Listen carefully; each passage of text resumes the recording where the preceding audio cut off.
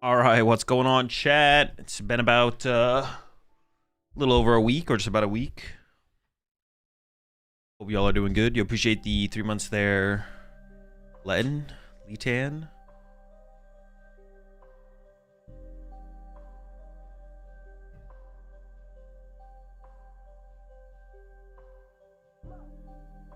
How did quad pivot up do? It was pretty well. It went pretty well.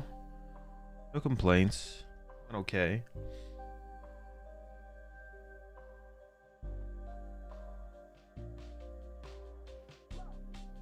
All right.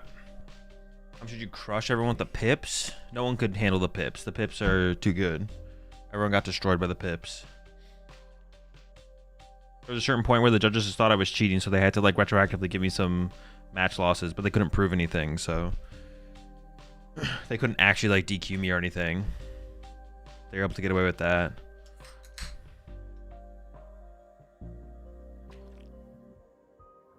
Yo, appreciate 3 months there. Pokezak, appreciate the 24 months there. Charles? System is against you, man. Against me, against the Piplups. What's in the bowl tonight? Probably, I made like a bean salad. Ground turkey and kind of like a... What would you even call it? Like a... I guess kind of like a Mexican black bean salad. Taco salad. Out the chips.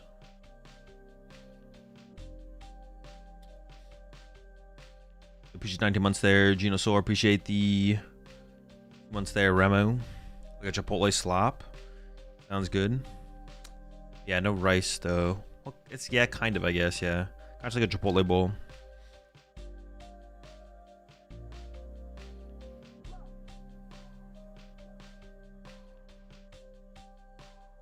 I was going through bulk recently and found a card that sounds good in theory.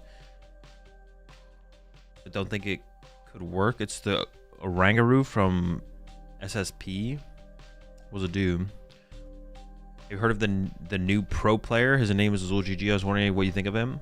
I have not, no. Have you looked at the 22nd place Kangless at Milwaukee? It fixes Nanga. I did look at it, yeah.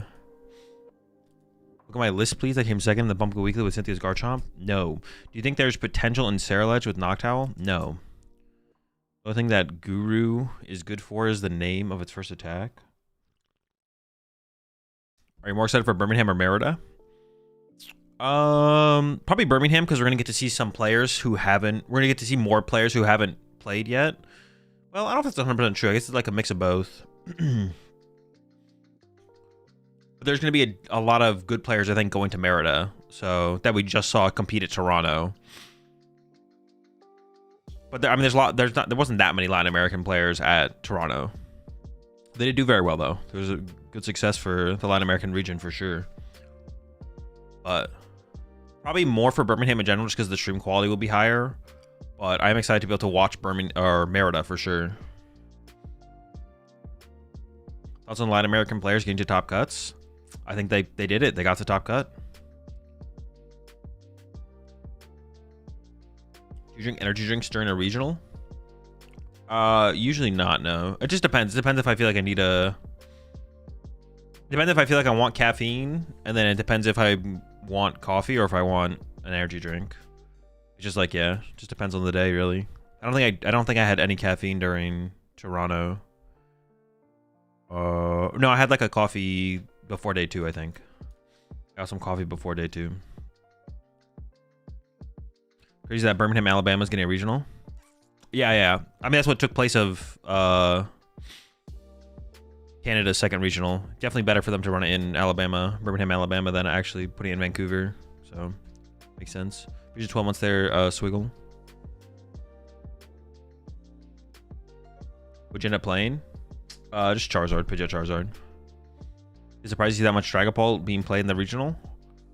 Well, the amount that was played didn't surprise me. The success it had, maybe a little bit, but we'll talk about it. I think there's like a reasonable explanation for it. Yeah, I think there's like a reasonable explanation for it. Wasn't your flavor text a little easy this week? What do you mean? Skrelp? Who even knows that Skrelp was a Pokemon? What do you mean?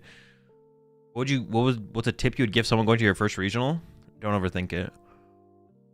As well, I had my best performance at Toronto, but I also came in 33rd. Help me cope. Do better next time. Sounds like you choked. If it could work in a Kang deck, it would be crazy. Oh, you guys are talking about the Orangutan. I still don't know what the card does. The moment at the end of our game, round 7, made my whole weekend Azul. Never will forget that. Game round 7s. Oh, yeah. I had to read the name there for a second. I'm trying to remember. Yeah, GG's. It was definitely a good match. You drop off on Terraboxard? Not really. The decks was just outside of top cut. There was a lot of them like close. There was a lot in top there too, though. Skrelp who? That's what I'm saying. Yeah, well, who even knows what Skrelp is? Do you have any comments or thoughts on the Newdorf pace of play DPL? We could watch it. I haven't watched it at all, so yeah, I've literally not looked into it at all. Which honestly is something I'll probably start doing more. Like whenever some kind of controversy comes up, I'll probably just ignore it until the stream, so I can like go into it like with a fresh take. While streaming for maximum content. I heard they had open deck lists. What are your thoughts on that? I think it's optimal to have open deck lists for cut because like half the players have been on stream, half of them haven't. So they're just an advantage for the players not off stream. So I think open deck lists going into cut is like a good thing. The only thing I think they need to add to top cut, like I think top cut is like basically, I think our tournament structure, like they keep making changes like reasonably aggressively, which is like really cool to see. I think the only thing we're missing right now is, well, there's like two things. You could argue that asymmetrical cut isn't... I think asymmetrical cut is better than one more round of Swiss. Ideally, we'd get another round of Swiss and asymmetrical cut. But I think if we had to choose between another round of Swiss and asymmetrical cut, I like asymmetrical cut more, I think, personally. Although I think you can make the argument that an extra round of Swiss is better for the better players. But I think the tournament structure is in a pretty good spot. X2-1 can make top cut. X2-1 is the record you need from phase 1 to get to phase 2. X2-1, basically every tournament, X2-1 should basically be able to make top cut. So when you make phase 2, everyone has a chance to make the top cut. Asymmetrical cut means you know the record you have to get to be able to make top cut. You could have another round of Swiss instead, but I kind of like asymmetrical cut a little bit more. It's a little bit cooler. The only thing they need to change is higher seed should get to choose who goes first or second in the first game. There is already like potential for higher seed advantage because of dodging asym, but it's not that big of a deal. And also that would kind of fix the problem of, it's like, let's say 8th seed has 30 points and then 9th seed and 10th seed have 30 points, but 7th seed has 31 points. It's like, bro, I have more points. I'm still getting screwed here and have to play asym. That would kind of like solve that a little bit, where it's like, okay, now like being the higher seed in asym, it doesn't feel as bad because you get to choose first or second going into that first round. So I think that's the only thing they need to solve. That's like the next thing on the tournament structure thing to solve is higher seed should get to pick first or second going into game number 1. But otherwise the tournament structure is like evolving very nicely, like year over year. Appreciate the 7 months, OMG. It was a pleasure to meet you at my hometown regional. Proud to bounce back from the 302 to day 2 with you. Unfortunately, I got some crazy 24-hour flu and had to drop. Oof, that's rough. That's unfortunate. Hope you're feeling better. Appreciate the 10 months there as well, Cryuga. Grant couldn't talk you into playing the Moltres and the Chiyu? No, the Moltres seemed a little overkill. I don't hate it, though.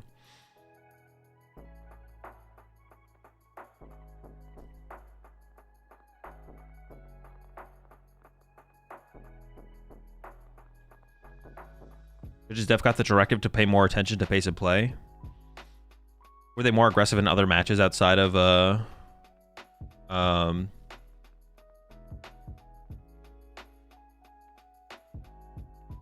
it called? What was I saying? Oh yeah, were they more aggressive in other games besides Justin's game?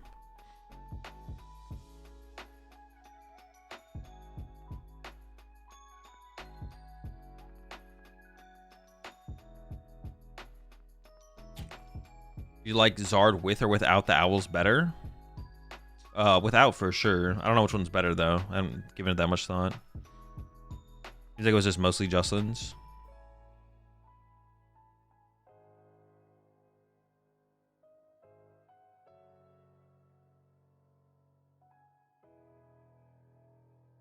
Yeah, we were more aggro on pace of play whenever we could be.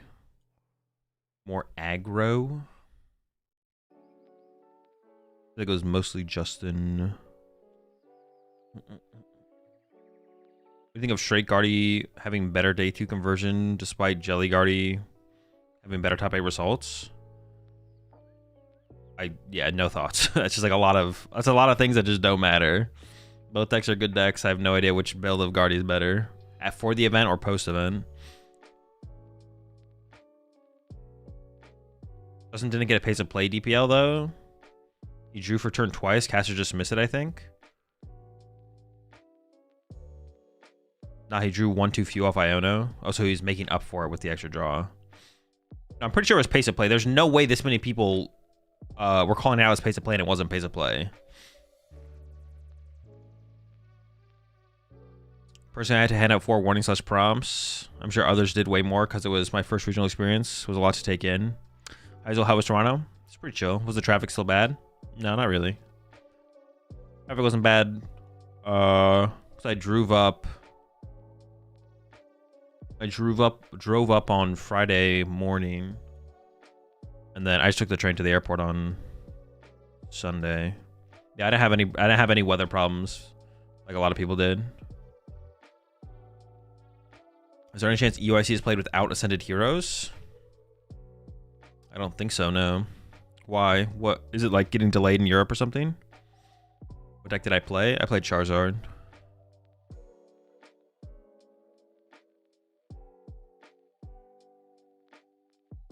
It's crazy how Justin got a time penalty, but not for the state of his cards. Those were bent like crazy. Something being bent isn't the doesn't matter. It's about your deck. It's about your deck being uniform. It's about if a card is marked or not.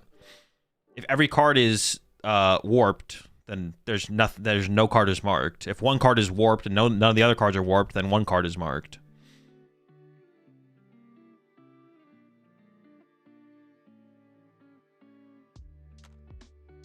Only the blisters come out before UIC. Oh, dude, we're back on this discussion, bro. No, it's not being. No, we're gonna play with the set at UIC. You'll be easy to get the cards. Like, you need 4 Pokepad from this set. Like, why is this even a discussion? Are we back on the, oh, there's only blisters coming out before the set, Pokepads are gonna be $20? Dude, what are we on, bro? Why are we back on this discussion?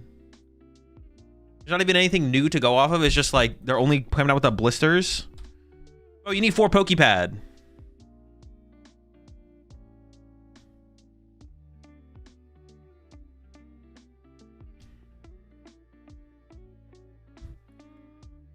Supposedly the blisters are getting delayed now too. Okay. If there's actually a delay, then I could see them not. Supposedly. Okay, we don't know for sure. If there is a delay, maybe. Why is it so hard to buy singles? It's not. That's why we've had this discussion before where people are like, dude, Pokepads are going to be $6 million. No, they're not. You'll be able to get 4 Pokepads for probably at the max like $10. At the max, it'll be like $2.50 a piece. If that. Would you buy Penorize if roughly half your cards have been warping and the other half don't? Probably not. You probably get a warning, but probably not because like nothing would like stand out. Nothing would be like considered marked because there'd be like so many cards of the same. What's it called? But they're talking about full art Pokepads. Well, that's on them. No one's making them play full art Pokepads. Yeah, that's not what's it called? What's stopping someone from buying 4 beyond damage Pokepads for 2 pennies? Nothing. If there is an actual product delay, then I could see them banning Ascended Heroes. Or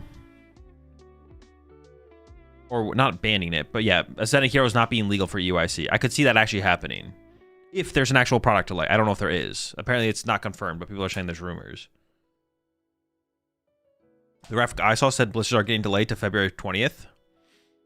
Well, then I definitely wouldn't be allowed for EUIC because that'd be past EUIC. You think Shintaro Ito will bring Mega Audino back with Ascended Heroes? Probably not. The card's not very good.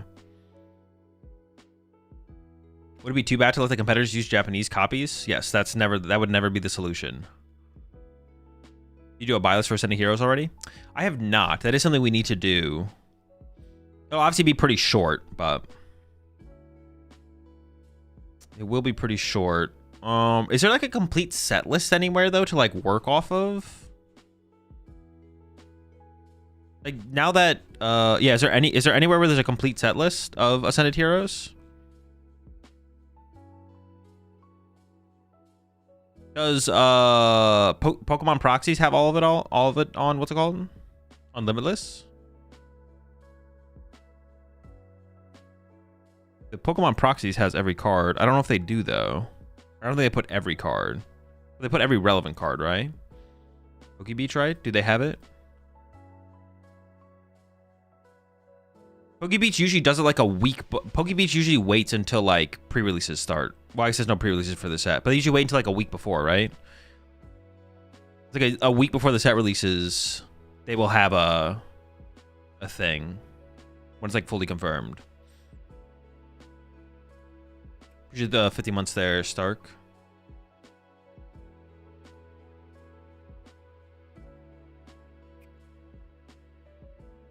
Isn't that today? Oh, that is true. It is actually like coming out like super soon. I definitely need to put together the buy list then for that. We'll have to do that today or tomorrow. Where can you see a full set list of everything?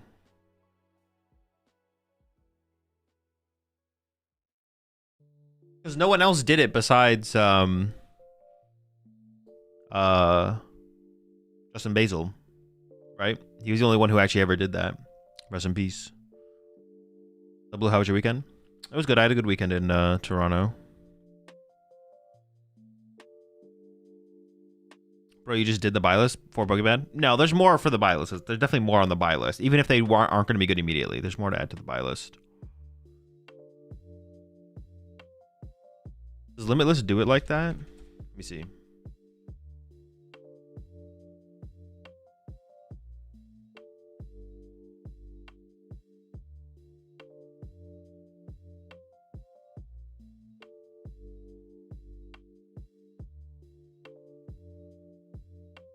Cards.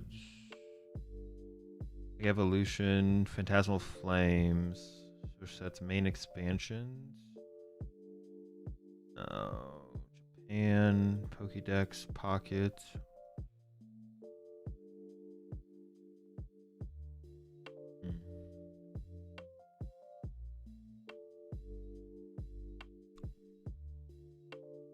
You get to see any Piper's commentary? No. It's true you can't anymore compete with the best players. Sure.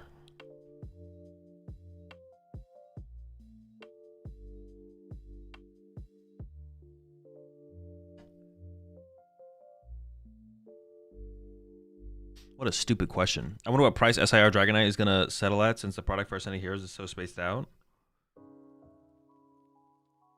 I mean, it'll just be high early and then go down as more product is available.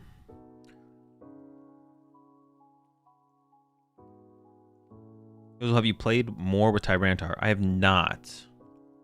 I have not. What do you feel about the neutralization zone? Seems mid. Hilda, 06 Machinations. Those all seem bad. Hilda's the only thing that seems maybe okay, actually, to be honest. Hilda's the only okay card out of those.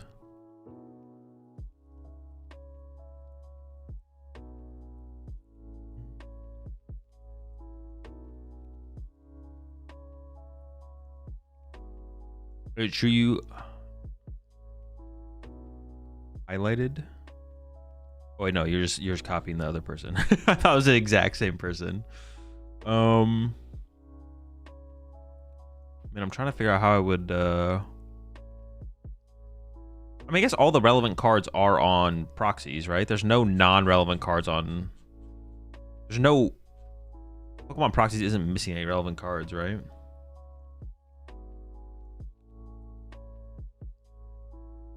Like every relevant card is here, I'm pretty sure.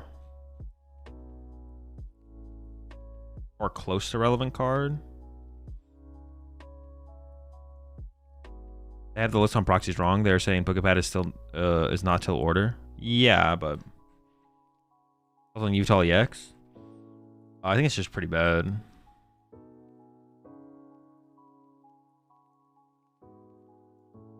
Watch almost no Mega Evo in Toronto Regionals. Because they're just not very good in comparison to the other cards. Yeah, Yveltal EX kind of sucks.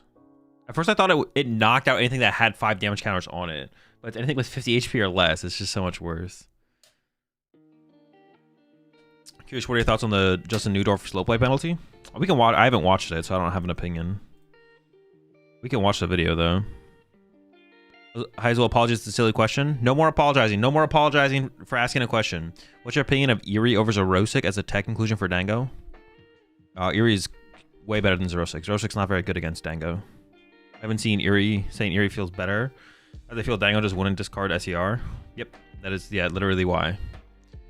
Xerosic is not good against Golden Go. It's like very situationally good. It's not that good though.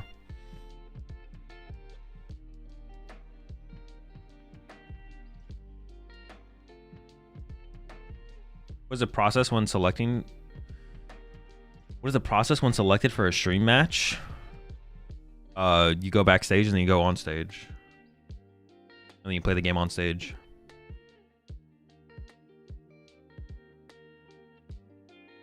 Yveltal seems insane, holy. What? Dude, how is this thing insane? 50 HP or less, that means you have to do, like, to KO a Dragapult EX, you have to do 270 damage. And then you'd KO one Pokemon. So you have to get multiple Pokemon in range. And it costs dark colorless. How are you ever setting this thing up? Ledger Grim for Birmingham. Pretty limited options there. I have no idea. Neither.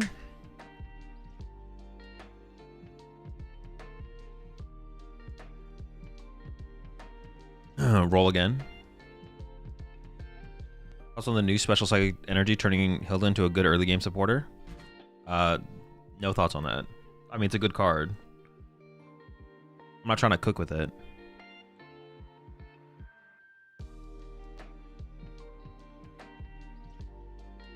Think about, bro. Play this in Monkey last. Power it up for 10 turns. Hope they don't play that boss's orders cards that then we dunk on them. Yeah, we just have to sit there for a million turns.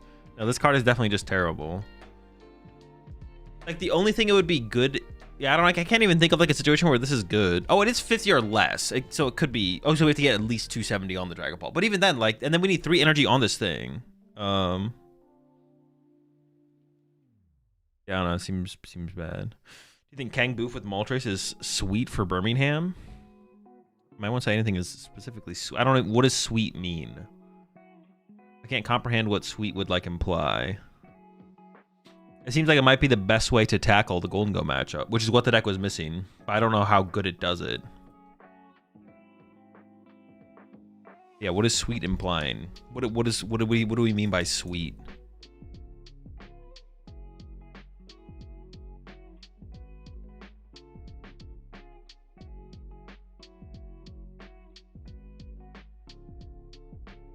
Might be the best way to handle Golden Go. Were you Erica's invitation for Badoo's? Oh wait, does this just auto kill Badoo? It's just KO's Badoo, right? A solid choice. No clue. I'd have to test the deck to see if it actually beats how often it actually beats Golden Go. Each time once there, trash bro. Wouldn't Yveltal EX donk your quad Piplup deck? Fuck? Whose Piplups have 50 HP? What Piplups are you playing? KO's Applin too. Think about it. True, this cooks the apples. This dude, this is the Badoo Applin killer that we've been waiting for. Just board wipes the whole squad. It's pretty good. It's pretty good.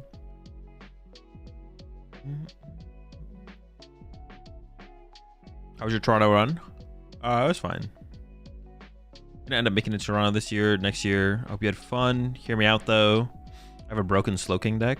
Nah. My wife is trying to add Latias to Sarah List because she says you uploaded a Sarah Legends with Latias. Can you please tell her you were trolling? Well, I wasn't trolling. I initially thought like it could be good because attacking turn 1 with Soul Rock is like kind of good. I could see it still being correct eventually, to be honest, or possibly depending on the metagame. Well, I guess like does Sarah Ledge rotate actually? Actually, don't know. Maybe no. Does Sarah Ledge it doesn't rotate? Does Latias rotate? I don't even know if Latias doesn't rotate either, right?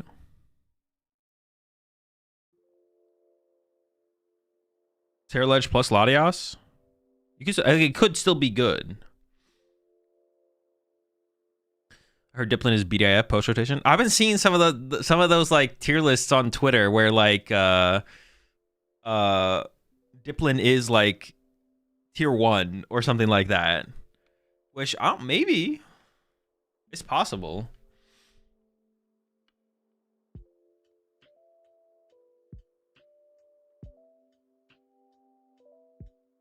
All right, well, that's something else we can do today as well, to be honest, is put together the Ascended Heroes buy list. I just wish there was somewhere to see the full set list. All together, but no, I guess Poke Beach eventually does that, right? But they haven't done it yet.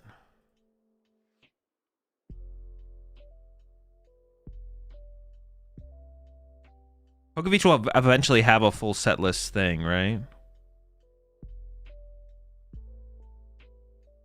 I don't think they have it yet, unless I'm missing it. But they usually have it like a week beforehand. I can make it work off of the other thing as well. It's fine. There's no ETB checklist at release, so the whole list hasn't leaked yet. Doesn't Bulbapedia aggregate the sets? Maybe they do.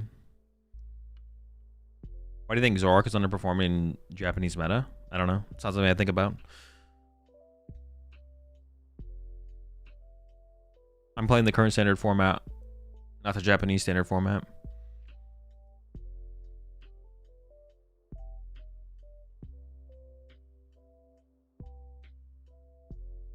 And let me check Bulbapedia real fast. Have I tried Riftbound? I have not, no.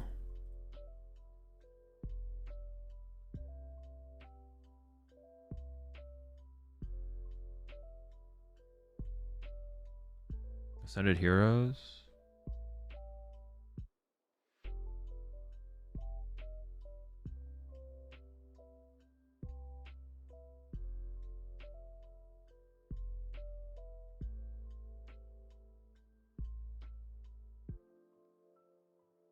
Dude, this is like nothing though. This is like they do it eventually, I'm sure, but they do not have it.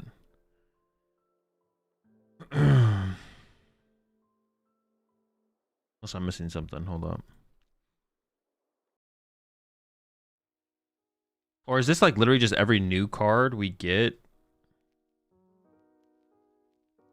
Is this literally every new card we get in Ascended Heroes? Is that what they did here? Ghastly.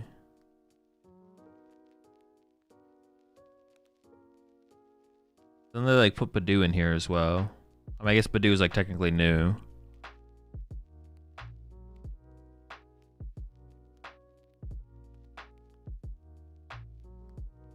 It's officially English revealed cards. Oh, so it's just like all the official reveals so far.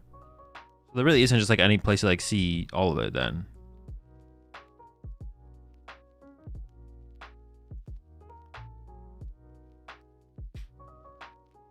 Hey, what's up, Sims?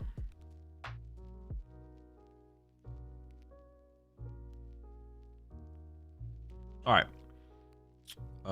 Let me pull up this real fast. Let's start today's stream with like Toronto recap.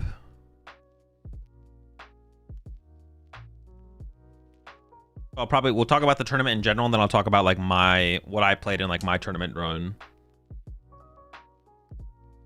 to start off today, and then we'll play some of the decks that did well at the tournament, or that I just kind of want to play from the tournament, to be honest.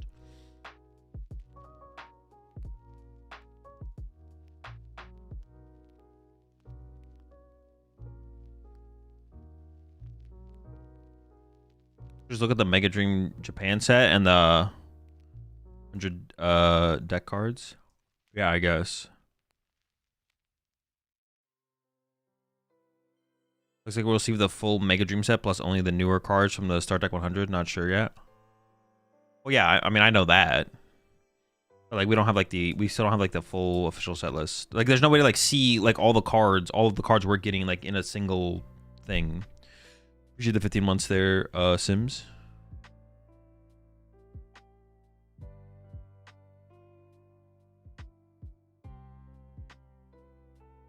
Well, I just got 5th in an online tournament. Can you review? No. Can we look at and speak extensively about the second place list? Oh, Raging Bolt. I literally forgot what it was. I was like, wait, what was it?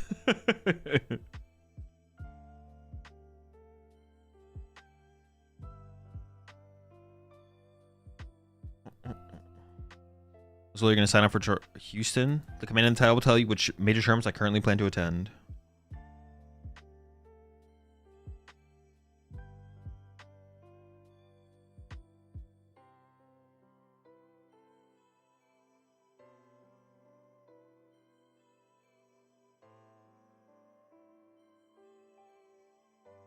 All right.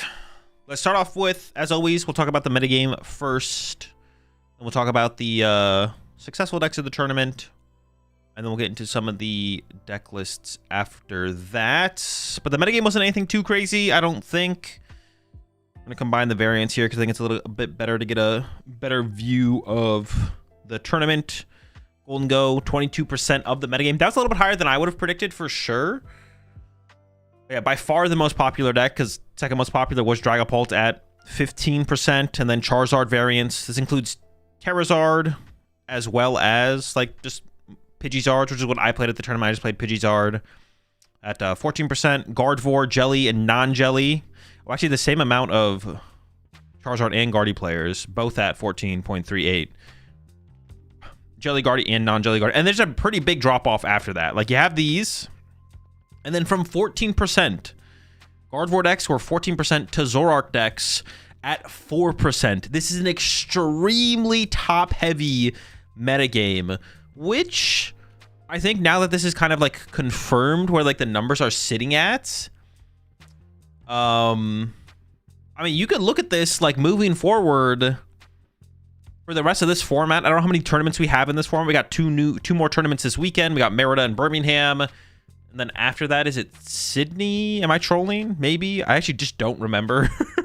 But you could kind of ignore every deck outside of the top. Like, you don't have to have a good Zoroark matchup. You don't have to have a good Grimmsnarl matchup. You don't have to have a... Well, obviously, you don't have to have a good Alakazam matchup. You don't have to worry about Mega Box. Like, this is what is it? We got 65% of the metagame is in the top 4 decks. Am I doing my math right?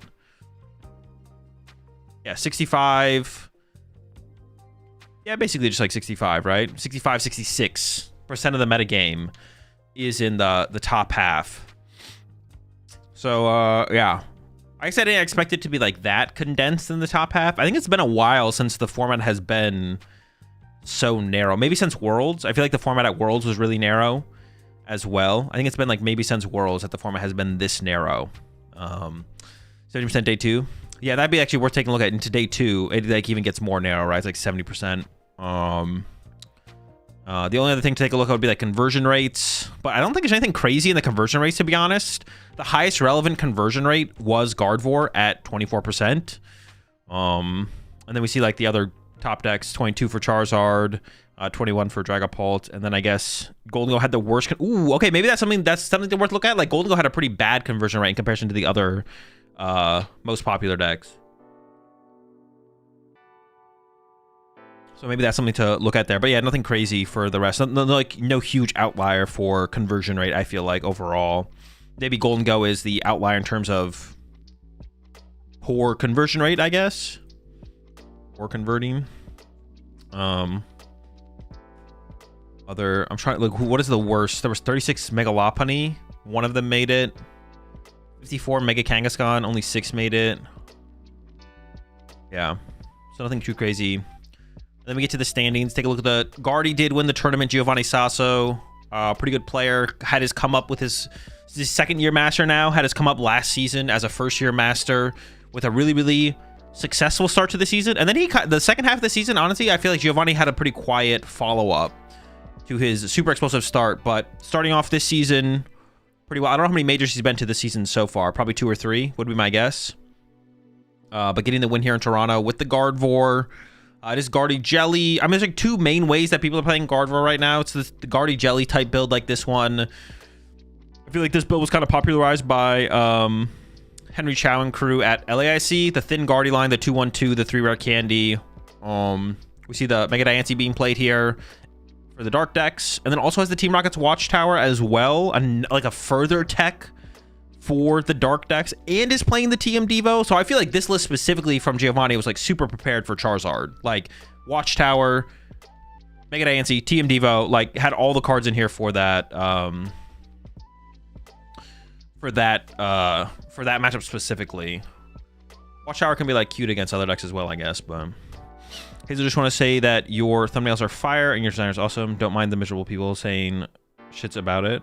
Oh yeah, of course, appreciate it. Appreciate tier 1 sub there. I have no idea how to pronounce your name, but I appreciate tier 1 sub. I appreciate tier 1 sub. Welcome to the Rat Pack. And he faced Nozard. Oh, did he really face Nozard? That's kind of funny. Yeah, Giovanni, obviously great player, getting the dub with Jelly Guardy, but like, there's nothing crazy I feel like that stands out in the list. It's just like these are all like relevant cards we knew could be played in Gardevoir. People would play in Gardevoir. Mega Diancie. Like, we identify the Guardy line, right? The 2-1-2-3 candy. It's like, played the Mega Diancie, played the TM Devo, played the Watchtower. Those are the tech cards of choice here for Giovanni. No TM Evo, anything like that. I was going to say something else on that as well. Someone said something in chat. Oh, yeah, he faced no Charizard. I really like that we can, like, go back and look at this. I mentioned this on the podcast as well when me and Chip took a look at it. But yeah, first round ties against the Alakazam. It's just kind of funny. He also had, ooh, honestly, that's kind of a bad tie. Because Giovanni was running Triple Stadium to deal with the Battle Cage. And also had a Watchtower. That's actually a really bad tie, to be honest, based on Giovanni's list. I think like a Guardy list that has like 2 stadiums and no Watchtower, you're like, okay, I tied it Alakazam, whatever. But actually for Giovanni's list, that's like a pretty bad tie to take. That should be like a pretty favorable matchup with the list that he was playing, I feel like. I feel like it's got to be pretty favorable for sure. But yeah, didn't actually end up playing against any Charizards. Despite his list, I would assume, is like pretty good against Charizard. Like you got the 3 cards that you could play in there to have against it. Went against Zoro and Grim, though. Yeah, did beat Zoro Grim, beat an Absol. So I'm sure the Mega Diancie was doing some work for him in those matchups for sure.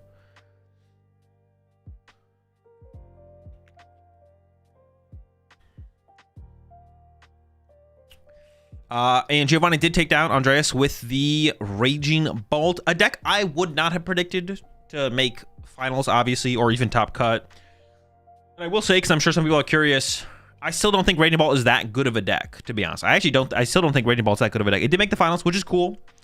And hey, listen, I want Raging Bolt to succeed. All these decks that I don't think are that good, I want them to be good and succeed. Because this is a pretty boring, stale format / metagame. There's like the top 4 decks that we just took a look at in the meta breakdown. They're by far the superior decks above most of the other decks. I think the only deck that I would argue is maybe on par with them is Zoroark, personally. I think Zoroark is maybe the one deck that is on par with the top 4 in terms of power level. But it is like a deck that like, it's never a popular deck. Like people don't gravitate towards the Zoroark deck. So yeah, cool to see Raging Bolt get second place here, make it to the finals. And definitely like a fairly innovative list, I guess I would say. I mean, the Water Pawn isn't anything crazy. We've been seeing that in Raging Bolt a decent amount. Usually you see it alongside the Crystal, though, I feel like. What we see in this build here, heavy on the Crispin, is playing the E-Switch, plays the Vitality Man as well, so the Water Pawn can actually take like a 2-prize turn into a Soul Rock or Lunatone active, which is pretty cool. They have to make a Kangaskhan in here as well. That's the card I'm most curious about from this build, is where does the Mega Kangaskhan come into play? Where does that happen? The Mega Kangaskhan, where does that come into play overall? Notable Fez. I mean, you kind of have to play Baby Raging Bolt right now because of how popular Charizard is. Like, you can't be out there sniping with Fez as your initial attacker. If the Water Pond doesn't line up, you have to be using Baby Raging Bolt for sure. Gotta be doing that. Monkeys too. Yeah, also gives you the KO on the Monkey Dory for sure.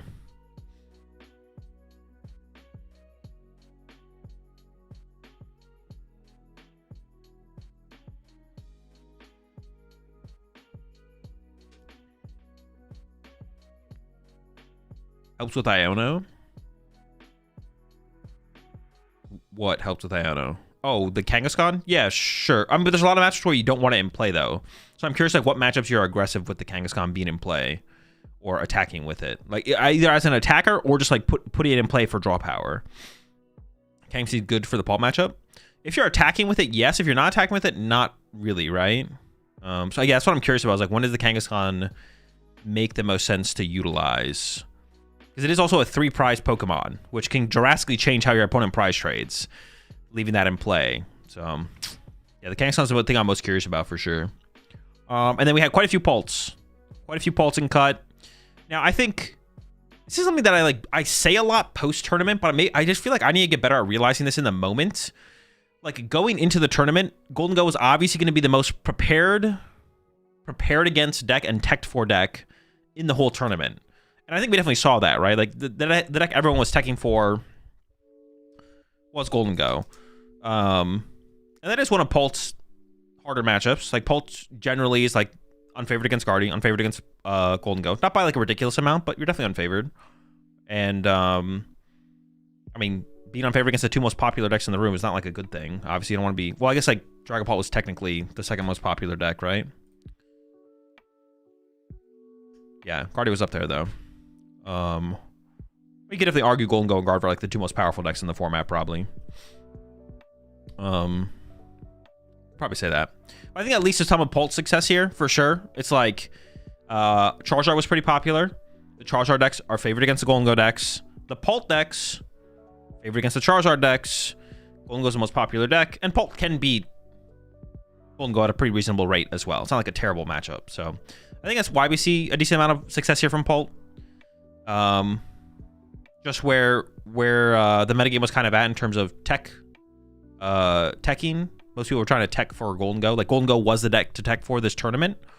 And that might carry over into this next weekend as well, to be honest, where we see, like, similar potential for Pult to succeed. I think we could see that again for Pult having maybe a pretty successful weekend next weekend as well, because I don't know if that's much is going to change between the Toronto results and the way what people are gonna play for, like, Birmingham and Merida. It'll be interesting. So I can see Pult being reasonably more or still reasonably successful, especially at Birmingham. I feel like more top players in Europe play Pult than any other region, probably. So there might be something there. But we can go through all the Pult lists real fast here in the top cut. Jones here playing the Moltres. So was, as far as teching for Golden Go goes, Jones here was playing the Moltres in the deck. And actually, the energy split is a little bit interesting, too. I mean, something crazy. But decided to cut a Luminous over cutting the Psychic to include the second fire to have more access to the Moltres as well. Let's hear from Jack. Played the Maractus. We haven't seen the Maractus in there for a while. Actually, did Jones play the Monkey Dory? No Monkey Dory from Jones as well. I guess if you're cutting the Luminous, that makes more sense to cut the Luminous then, I guess, right? Jack here. Played the Maractus. We haven't seen the Maractus in a while, I feel like.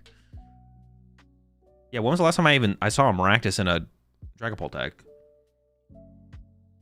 Which can be used as a win condition against Golden Go, but is also just good against other matchups as well. Maractus is an interesting inclusion. I have to imagine the Maractus actually can line up decently well into Golden Go, because you can Maractus the Soul Rock or Lunatone. And then if Golden Go wants to attack for turn, they have to Turo, or I guess if they have Prime Catcher, they get out of it, right? But if they have to Turo, then they're not bossing. They KO the Maractus, they take 6. That's up for like a knockout for the turn or something like that. Yeah. Draw play to NAIC, only time I can think of. Well, yeah, but usually straight Pult played. This is like Pult Nor. I'm speaking in terms of Pult Nor, not just Pult in general, I guess. Pult Nor, I feel like rarely has ever played a corner Pokemon.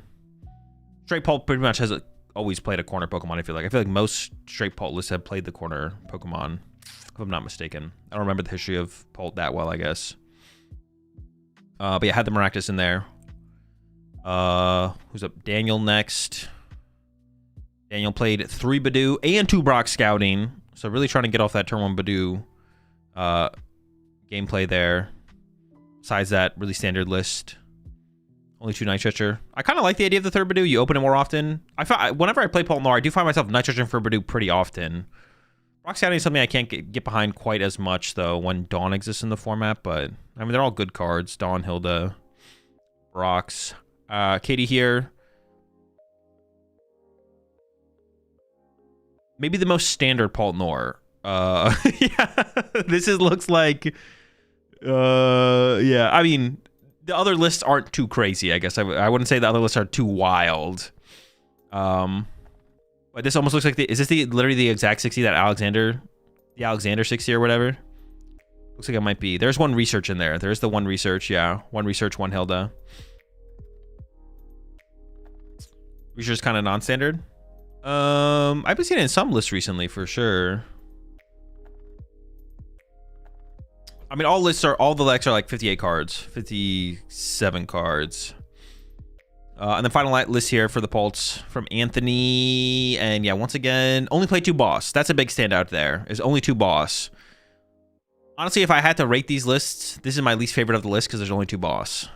You could be playing more boss and you're playing less boss. What are we doing? All right. There was another Jelly Guardian cut. Brent Tonneson, a pretty similar list as well. Just kind of, I guess, just kind of missing the watch. Is that the only difference between this list and the Giovanni list? Is just like minus a counter catcher plus a watchtower? It might be the only difference. Oh no, had 2 Bravery Charm as well, right? Giovanni had the TM Devo, 1 Bravery Charm. So it's like a two card difference here between Brent and Giovanni. Oh, plus a 3rd Ralts as well. Okay, so there's 3. Oh, minus 1 Nest Ball. Okay. So it's like counter catcher, Nest Ball, Bravery Charm for Devo, watchtower. Or it's Ralts, Bravery Charm, counter catcher for Devo, Nest Ball, watchtower. Whatever. Those 3 cards are the difference. Same difference. Oh yeah, also a research over an Arvin. Giovanni played the 1 Arvin. And we see the 1 research there from Brent. So like 4 card difference. Only 1 Golden Go and cut. And that's not even just it though. There's only 1 Golden Go and top cut, which top cut is like, that doesn't tell the whole story. Like if somebody doesn't make top cut doesn't mean the deck did poorly. Like the Terrazards, right? The Terrazards are like right here outside of cut. No Terrazards in cut, which kind of makes sense for how many Palter in cut, I guess. But the thing with Golden Go, it's the most popular deck day 1, most popular deck day 2. Only 1 in cut, sure, that's fine. But the next highest placing Golden Go is Armand here at 58th place. So Golden Go, that's pretty bad. I think that kind of shows like how teched for Golden Go was. When the next highest placing one is 58th place. Like that's quite a ways down. And even if these tech cards don't like, we look at this list here from Samuel real fast. Play double Moltres plus play Brave Bangle in Kangaskhan. We saw like the Moltres in the inclusion here in Jones's list. Like these inclusions, like they don't make you just like auto win Golden Go, right? Like I doubt Jones' list here like auto wins Golden Go. I doubt Samuel's list here auto wins Golden Go, right? But like, all right, now you have like a matchup against Golden Go. Now you can play the game against Golden Go, right? But all these like tech inclusions that don't exactly beat Golden Go, they chip away at like Golden Go's potential in the tournament. So even if I don't know what Sanjay have here for the Golden Go matchup. I would say Sanjay just did not tech for Golden Go at all. Yeah, for Sanjay here, it's actually the opposite. Sanjay just gave up on the Golden Go matchup, it looks like. This is like, yeah, it looks like Sanjay actually just gave up on the Golden Go matchup. Did Sanjay beat any Golden Go's? Did not play against a single Golden Go. Got away with it too. He got away with it. Didn't tech for Golden Go and just completely dodged Golden Go the whole tournament. Just like, you know what? Fuck it. I'm not going to tech for the deck. I'm not going to hit it either. Box on with double Evital. Double Evital only beats Golden Go players if they misplay. Like, double Evital doesn't actually beat... If double Evital beat Golden Go, then this deck wouldn't even have to play Cornerstone. Double Evital is, like, not relevant against Golden Go at all.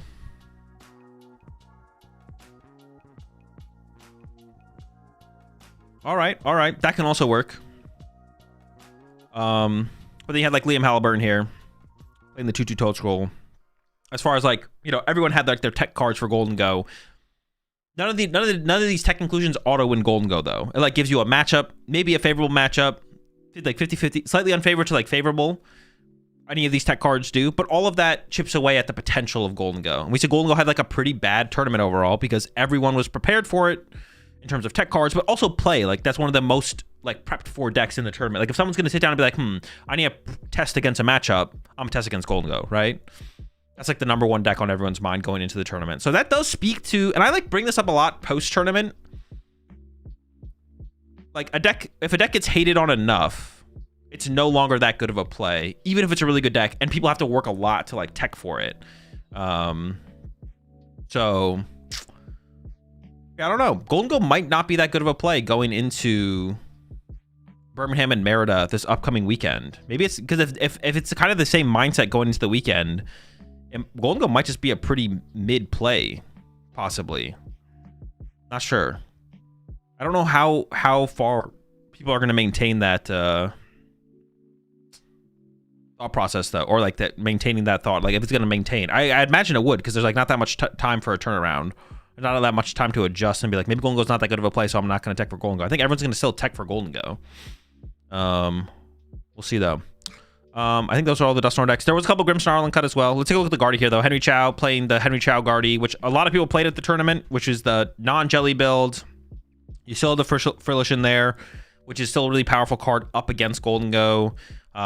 Did the tool split here, Brave Charm, Lux Cape, and was probably the list that is like most prepared for Dragapult as well. 2 Arven, 2 TM Evo, 2 Curlia, 3 Ralts. So setting up into your Gardevoir under item lock is like no problem. No problem at all. Yeah, this is the other build of Guardy that people were playing at the tournament. I have no clue which build of Guardy is better, to be honest. This build is good. Jelly build is good. It's all good.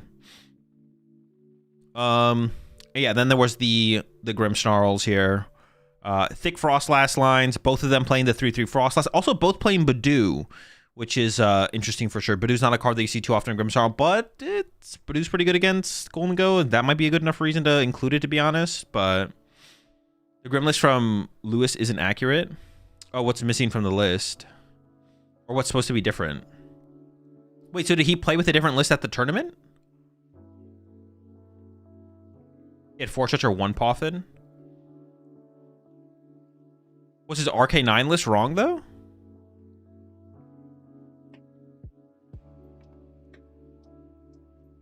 No Diancie from Chow is weird.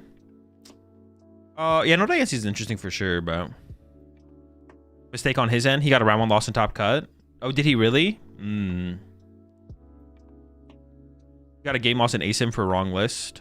Oh, okay. Makes sense. So the whole tournament he was playing with the 4 Stretcher and then had to convert back to unlucky.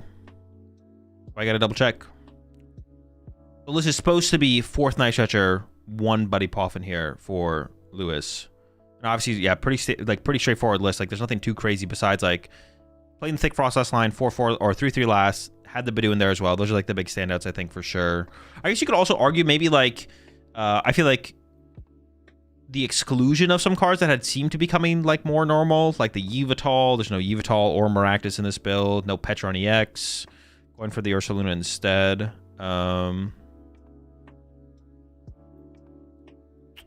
Yeah, I guess like those would be like potential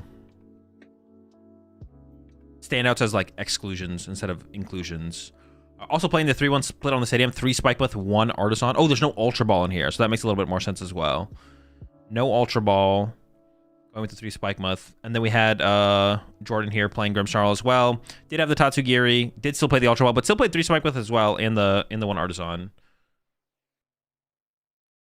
I feel like we've seen like a lot of lists. Also, neither player played Super Odd, which was also a standout to me. No Super Odd in either list.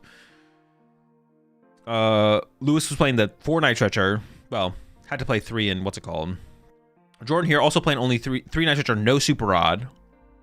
And then did actually play 2 Buddy Poffin.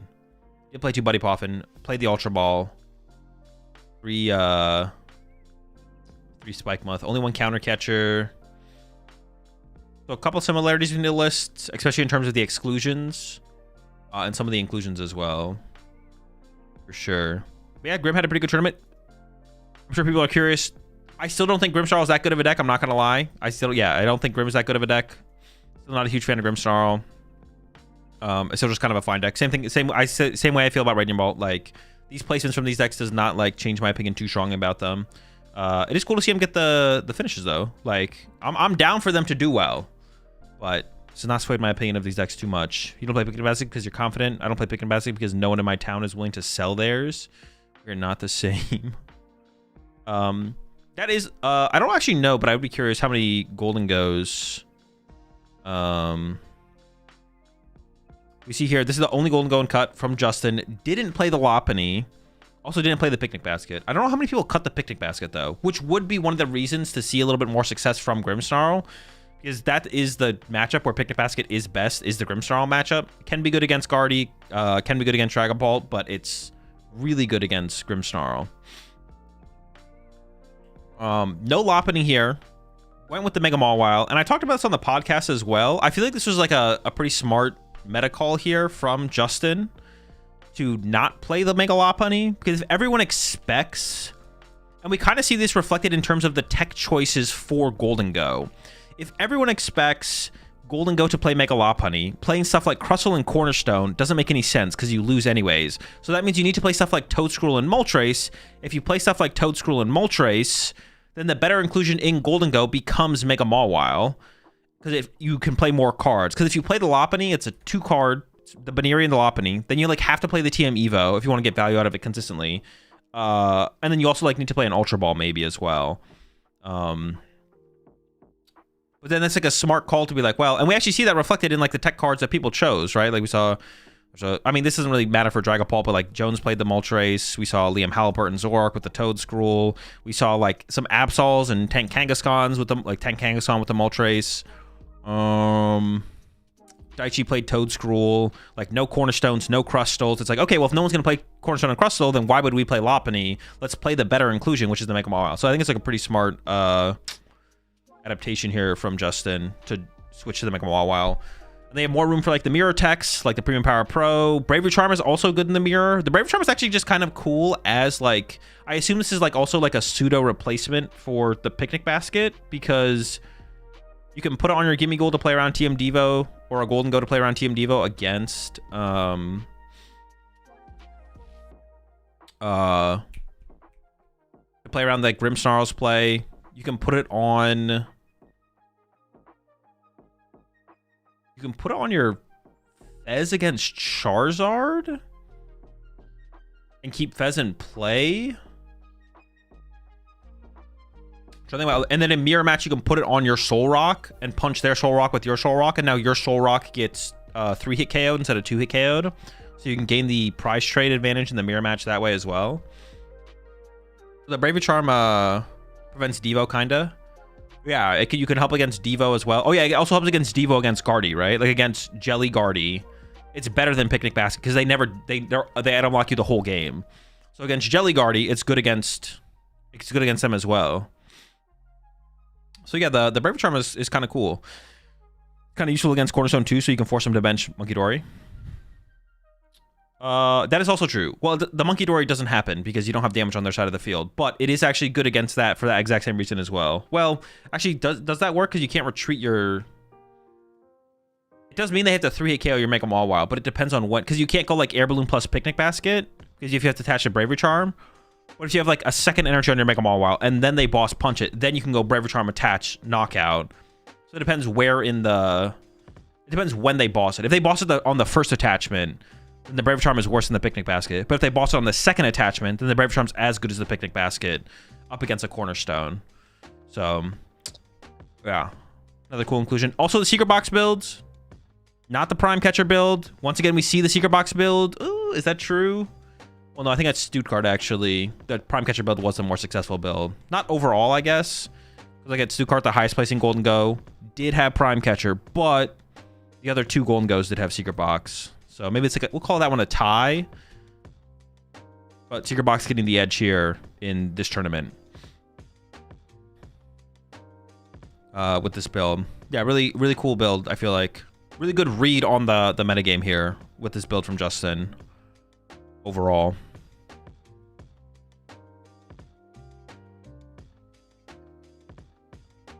Watchtower jumped from 3 uses at Stuttgart to 72 at Toronto. What the fuck happened? Terrazard became a deck between one tournament and the other. All right, so that was all the decks in Top Cut. And now we can take a look at the... I'm going to take a look at all the other lists. We're going to look down to top 32, because it probably gets a little repetitive after that. Yeah, we're going to take a look at all the way down to top 32. And then if anyone in chat has any lists they want me to go look at, we'll take a look at those. Emma playing her Flareon deck, of course. Didn't actually end up playing the Dusknoir. I know that she was playing like Dusknoir for a while in the deck. Didn't actually end up committing to it for this tournament overall, though. And I think pretty similar list to what we had seen her playing. I guess there's some more Hildas in here, more Jet Energy. Heavy on the Jets, heavy on the Hildas. Only one Crispin. Let me know what you think of third jamming in my Paul to 33. That sounds like a wasted deck spot, I'm not gonna lie. 3 jamming seems way overkill. No Dawn brought Leafeon back. There's a Leafeon in there. A Flareon with 4 Jet. Bro, don't talk about that. Played a third EV as well in here. Cut Terra Orb for second EV. Got third EV in here. Or second Terra EV. Yeah. More EVs. You look at Jesse Parker's. Yeah, we'll take a look at Jesse Parker's list for sure. A couple Guardies here, but like none of them are crazy. I think they're all similar to the Henry Chow build. Oh no, this build is actually kind of crazy. These two are like the Henry Chow style build, but then the one here from Alex Mullen. Oh, no, it's pretty similar as well. It just has a Badoo. That's right. It's the only real standout difference is there's a Badoo in here, which I can't remember the last time I saw a Badoo in a Guardy deck, to be honest. I cannot remember the last time I saw a Badoo in a Guardy deck. What is that even good against? Basic item lock early and then you have Frillish to item lock later. She told me she was trying to build to prevent Dango's first KO. That makes sense. So should I be worried about Pikachu? Will it be the next meta? I don't know. I play the current standard format. That's it. I think can play the current standard format. Yeah, when was the last time we saw the Badoos as like a standard in the Guardy? Had some Terrazards here. See if there's anything crazy in any of these lists. This was a water build with the Psyduck and the Monkey Dory. The Monkey Dory is a little weird in here. That's like a lot going on in here. You got the Water Energy for the Water Pond. You got the Crispin. Defiance Band. Okay. Psyduck to prep against the opponent's Dusknoirs. Not playing your own Dusknoirs. You got the Chi-Yu in here to give yourself a little bit better time against Golden Go. I feel like you're playing the Monkey Dory. I feel like if you're playing the Monkey Dory, you should be playing the Pidgeotto, actually. Like, if we're... Like, the Monkey Dory feels like its best matchup is, like, Polt, right? Maybe it's, like, okay against Grimmsnarl, but you're probably getting cooked by Grimm with a deck like this anyways, right? Like, if we're gonna play the Monkey Dory, I feel like we should be playing a Pidgeotto. It feels, like, counterintuitive to play the Monkey Dory but not play a Pidgeotto. I don't know. That feels a little off. Yeah.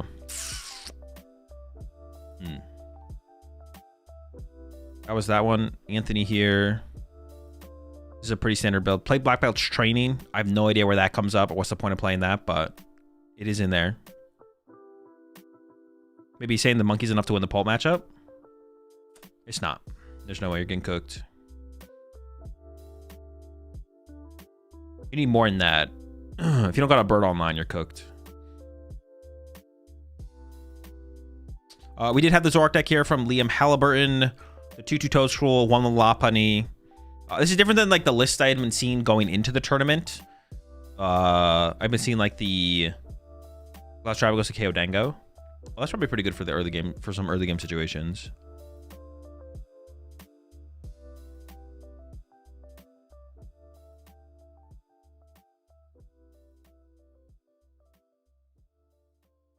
You appreciate the 5 months there, Legend Killer. Also appreciate the 76 months there, Horchie. And the 9 months there, Saint. As well as the 36 months there, Bali. Sanjay claimed that Erica cooked Dango, but we all think he's capping. I guess maybe we have to like find the Erica before the game ends, but Erica plus Yveltal, maybe. I guess I don't hate that as a win condition. I don't think you're beating any Prime Catcher builds of the deck. You're not beating Prime Catcher Dango, but you could. But see, the Prime Catcher is like the more popular build. You could maybe beat. Yeah, you're definitely not beating Prime Catcher Dango. I guess it's maybe enough to beat Secret Box Dango.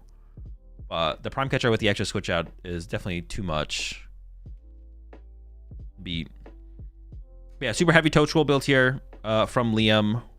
The only thing that like stands out to me that like seems like it could be iffy up against Gardevoir is the 1 ends PP up. Like it feels like it'd be possible for Gardevoir to like overwhelm you and like lock you out of Zoroarks. But I guess being maybe able to attack with the Lopunny with 1 energy plus ends PP up plus E-switch. Like if you just establish an energy somewhere and then get access to it later through the E-switch, that might be enough to like get enough Zoroarks online to get through or to be able to chase Gardevoirs and stuff like that. Has the Watchtowers, of course. Still Secret Box build. 3 TM evolution, but it is like a Lily's Determination TM Evo build. And you want heavy TM Evos as well, just so you can like recycle. So you can recycle your Toedscrolls against Golden Go, obviously. You need to be able to aggressively recycle your Toedscrolls, keep them in play, especially if you like prize a piece or two or something like that. So I did actually play some games with this deck leading up to the tournament. And the Golden Go matchup did feel pretty good. The Golden Go matchup did feel pretty good with this deck for sure. Appreciate 85 months there, Tyrant. I played Liam's of Zora, and I really liked having the second ends PP. I'm not going to lie. It feels like for the Guardian matchup, that would be where it's best to have. I could see 1 ends PP up plus E-switch being enough to pull it out against Gardevoir, but... Oh, yeah. I mean, as far as ways to play Zoroark, this is probably just the way to go with, unless you like predict people to cut Lopunny and they can go back to like a... Well, no, that probably never works, does it? I'd say like an Ogre Pond build, but that just feels like it's bad right now. Highest placing, yeah, Sanjay. We took a look at this a little bit earlier. We can take a look at it again. Yeah, someone in chat said, what did someone in chat say? You appreciate 2 months there, Travis. Is there going to be a major in Indianapolis? There is, yes. Sanjay said that Erica was cooking the Golden Goes, which, like I said, non-prime builds, I could see it being enough. Liam said Turbo Guardy was pretty unfavored. Okay, that's, yeah, like looking at it, I would be like, yeah, Turbo Guardy seems like it could be tough for sure. Invitation plus Clutch.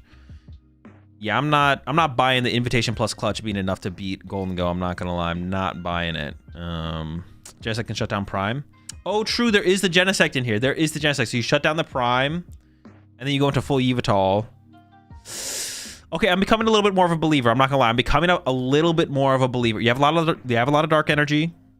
Chain the Yveltals, despite only having the 2 Night Stretchers.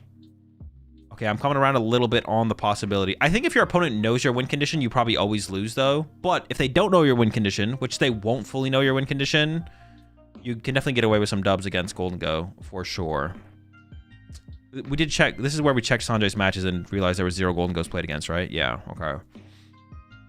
And a lot of Golden Go players won't know your win condition. So you do have that going for you. So I can see it. Yeah, you got the Genesect, you shut down the Prime Catcher. And then as long as they go wide with rocks and Genesect or Fez hits the bench, you know, start bringing them up, trapping them in the active. Sure, I could see it. Well, I guess, but Genesect and Fez can attack. All right, I'm not sold still. Maybe. Samuel here. We did take a look at this one, but we'll take a look at it again. Tank Kangaskhan maybe solved the Golden Go matchup here with the double Moltres plus Brave Bangle. I would want to hope so, because I'm a huge fan of Tank Kangaskhan. This seems like it might be the best way to handle Golden Go until they like drop the Lopunny, which who knows, maybe we're not that far from Lopunny not being the inclusion in Golden Go, and then you have a wide array of options for Tank Kangaskhan to combat against Golden Go. But as long as they're playing the Lopunny, Moltres might be the only route to go, to be honest. Moltres plus the Brave Bangle might be your only option if you want to play Tank Kangaskhan. Also has the Ursaluna in here, which I think actually makes sense. I generally don't like Ursaluna in this deck, but I think if like you want to be able to go Moltres into Ursaluna to win games, so you can like use Ursaluna late game to like KO Fez or something like that. So Moltres early game, use that to get through the Golden Goes, maybe a Genesect, and then you go into like Ursaluna to maybe close out on a Fez or something like that. Not just in the Golden Go matchup, but it feels like it might be essential for the Golden Go matchup. I'm actually curious to see how Samuel did up against Golden Goes. Got a dub, a tie, a dub. Beat Joltik Golden Go. That's pretty good. No L's to Golden Go. It worked out pretty well for Samuel. Another Guardy here from Neo. It's Guardy. Some more Terrazards here. James with the Terrazard. It's Terrazard. Hunter with a Terrazard here. It's Terrazard. There's a Jamming Tower in this list, actually. Jamming Tower is an interesting inclusion. We usually don't see a secondary stadium in the Terrazard builds. Some more Guardies here. Makani played a Guardy list. Jelly Guardy here from Calvin Connor. 3-1-2 Guardy line. 3 Rare Candy. Did play the TM Devo as well. That's a Guardy deck right there. Riley McKay, of course, played Gardevoir. And that's a Guardy deck right there. Daichi here did play the Mega Absol box, which has just kind of been his deck for a while, I feel like now. Did choose the Toedscruel. That was his choice of answers for the Golden Go matchup. Went with the Toedscruel. Appreciate 65 months there, Slap. And yeah, I have no idea how the Toedscruel goes up against that matchup, to be honest. Did play the Jumbo Ice Cream. I'm personally a big fan of the Jumbo Ice Cream in this deck. Only 3 boss, but did play with the double counter catcher, which it seems like there's always like 5 Gust in this deck. The question is it 4 boss, 1 counter catcher, or do you go up to 6? You can play 2 counter catcher plus 4 boss, which we also sometimes see. Did he beat any Golden Go? Good question. Also, the Watchtower in here for the Charizard matchups. I'd have to imagine that's the main reason to include the Watchtower late game Charizard comeback. Let's see. Golden Ghost did beat 1 Golden Go. Did beat 2 Golden Go. Okay. Was able to take down 2 of them with the Toedscruel inclusion, which does seem like it could be decent. It could seem like it could maybe be enough. I could see it. I could see it. I actually am curious. That does make me curious now. Actually, I kind of want to do... Maybe we'll do a tier list today as well. I don't know. There's a lot of things to do today, to be honest. All right, that was Daichi's build. Another thing cool about this tournament is just the level of international competition at this tournament in general. Was it 6 different countries represented in Top Cut alone? And then like right outside of that, you had Emma as well. So, and then there was no Japanese players in Cut, but we had Daichi and Yoshiyuki here not too far away in top 32. So yeah, the level of international competition also just really, really cool to see. Bro, how are we finding the Watchtower? We need a Cypher. Against Charizard, I think you have time. Against Charizard, you have time to cycle your deck to find it. You don't need like it's not like an aggressive. It's like a late game Iono combo. Yoshiki here with a Paltnor. Yep, that's definitely double candy. There's 2 candies in here. Oh, actually, one of the lists up here did play candy as well, right? Anthony did play 2 candy in the Paltnor list. Consistently, we see the non-candy builds be more successful overall. But there's way less people playing candy, obviously. It's not a bad card in the deck, but definitely not 100% conclusive on whether it's correct or incorrect to play red candies, I would say. Because way less people play candies, but we still see them getting up there, having some success. So just because there's more listed like in Cut without candy, it's hard to say for sure based on just results that not candy is better. What deck did I end up going with? Charizard. Yeah, we'll take a look at my list here in a second and I'll talk about it. Another Guardy here. That's Guardy. And that's the top 32. Okay, is there any list? We'll take a look at. This is one of the decks I'm going to play with today as well. Jesse Parker with the Miraidon lost the win and in, said he threw. We could have seen Miraidon in Top Cut. That would have been pretty sick. And honestly, this list here from Jesse is pretty, like, this is like pretty standard as far as like the way people have been playing Miraidon, right? Like this isn't anything crazy. I feel like this is like pretty standard Miraidon. Now, no one like plays Miraidon, but the last time I looked at Miraidon list or played with Miraidon, it was like this, like, you know, Carmine, go first, bench Magnemite, turn 2 Magneton, pop Magneton, attack with Iron Hands, then you attack with, like, in this build specifically from Jesse, not double Zekrom, but Zekrom into Ursaluna. I guess you could double Zekrom, though, because you have, like, Nitrate and Super Rod. But this is definitely one of the decks I'm going to be playing with today is Jesse Parker's Miraidon list. So close to the cut. He almost got there.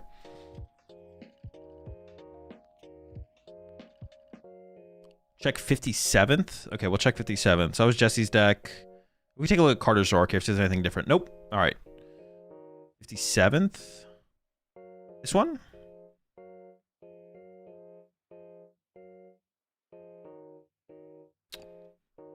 Bruh. There is so much.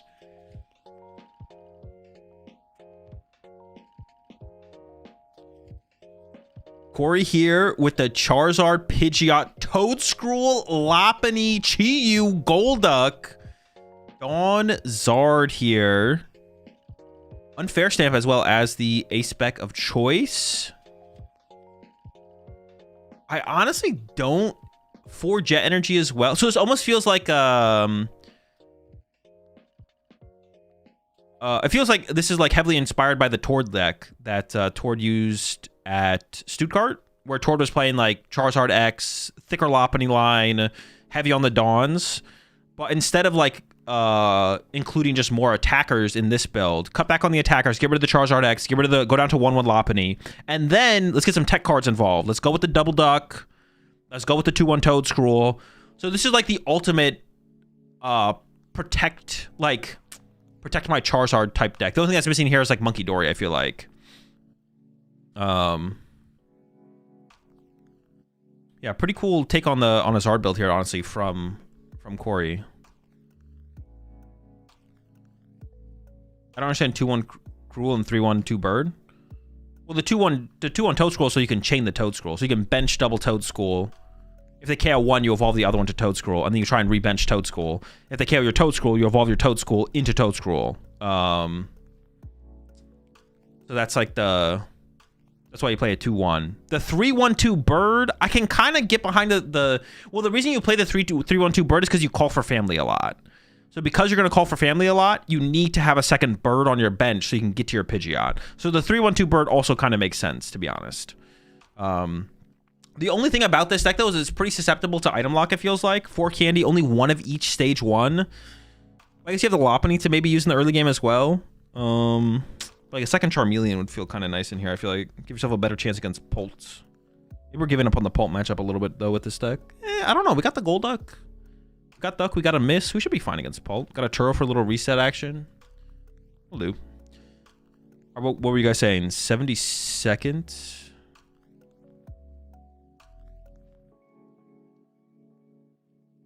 Oh my goodness. Well, isn't this just literally like Worlds? This is literally just like Worlds Golden Go, but updated for this format. The Revavroom, 3 Superior Energy Retrieval, the Fan Rotom. Wouldn't Team Evo be good in that deck? No, because you have no way to find it. You're trying to play through Dawn as much as possible. Dawn is fairly strong to item lock. That is true. Dawn is very good. Dawn is very good to item lock. Dawn is good to item lock, but what's it called? You only have 2 stage 1s to work with as well. Amazing how little Revavroom saw play, considering how strong of a card it is in the vacuum. True. Does it still have time, or does it rotate? Oh, it rotates. That's it. It's over for Revavroom. All right, any other lists that I should check out before I go take a look at my list? 131st. Garchomp. Garchomp with a Scroll. Force Vitality. 141. 68th. 141. All right, I'll check 141. Towards list? No, I'm not checking towards list. There's nothing to check in towards list. Low Scroll Chomp.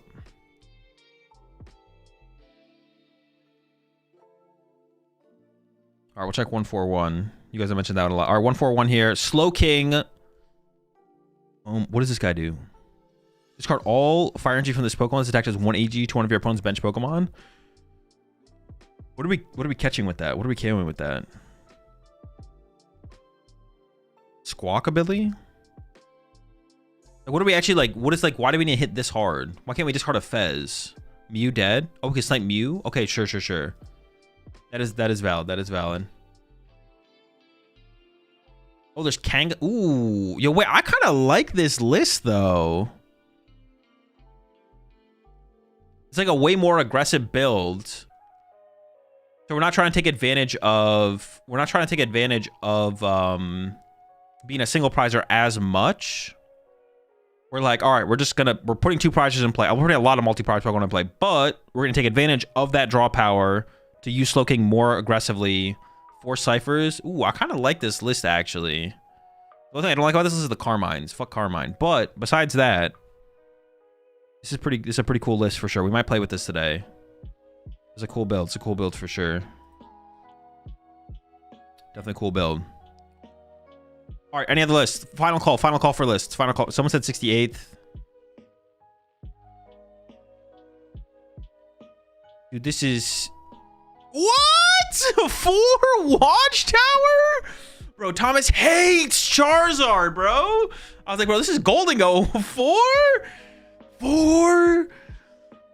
That's just not even good, right? What? We're giving up on like every other matchup? 4 Watchtowers, insane. That is absurd.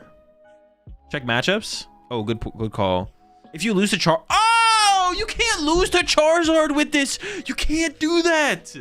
Lost to Charizard? No. How? You can't. You have 4 and 2 ciphers. There's no excuse. You have Watchtower. Lost to Kang too? No, you also lost to Kang? Wait, but hang on, what were the techs in this build? Oh, this was Samuel with the Moltres?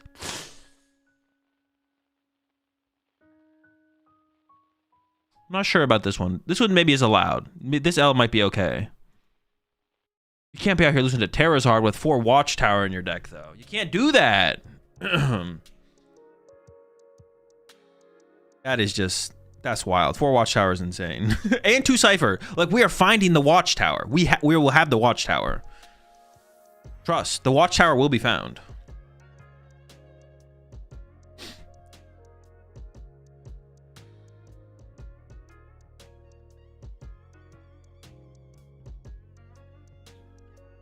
You think Blowtorch could be good if you have a Moltres package in Tank Kang? Could be, yeah. It's a good card. 100th? Didn't I already check the 100th play? Oh, that's mine. We'll look at my list last. That's where we'll talk about 103. Isn't this just... Ooh, okay. Grimshaw, 1-1. This literally has all the tech cards. We got Iron Bundle, Yveltal, Shaman, Duck, 2-2 Frostlass, 1-1 Toadscroll. This is the Everything Grim deck. The Everything Grim deck. Is it missing anything? We're not missing anything. We have it all. 133rd. Oh, the Diplin. All right. Well, how many Diplins made day 2?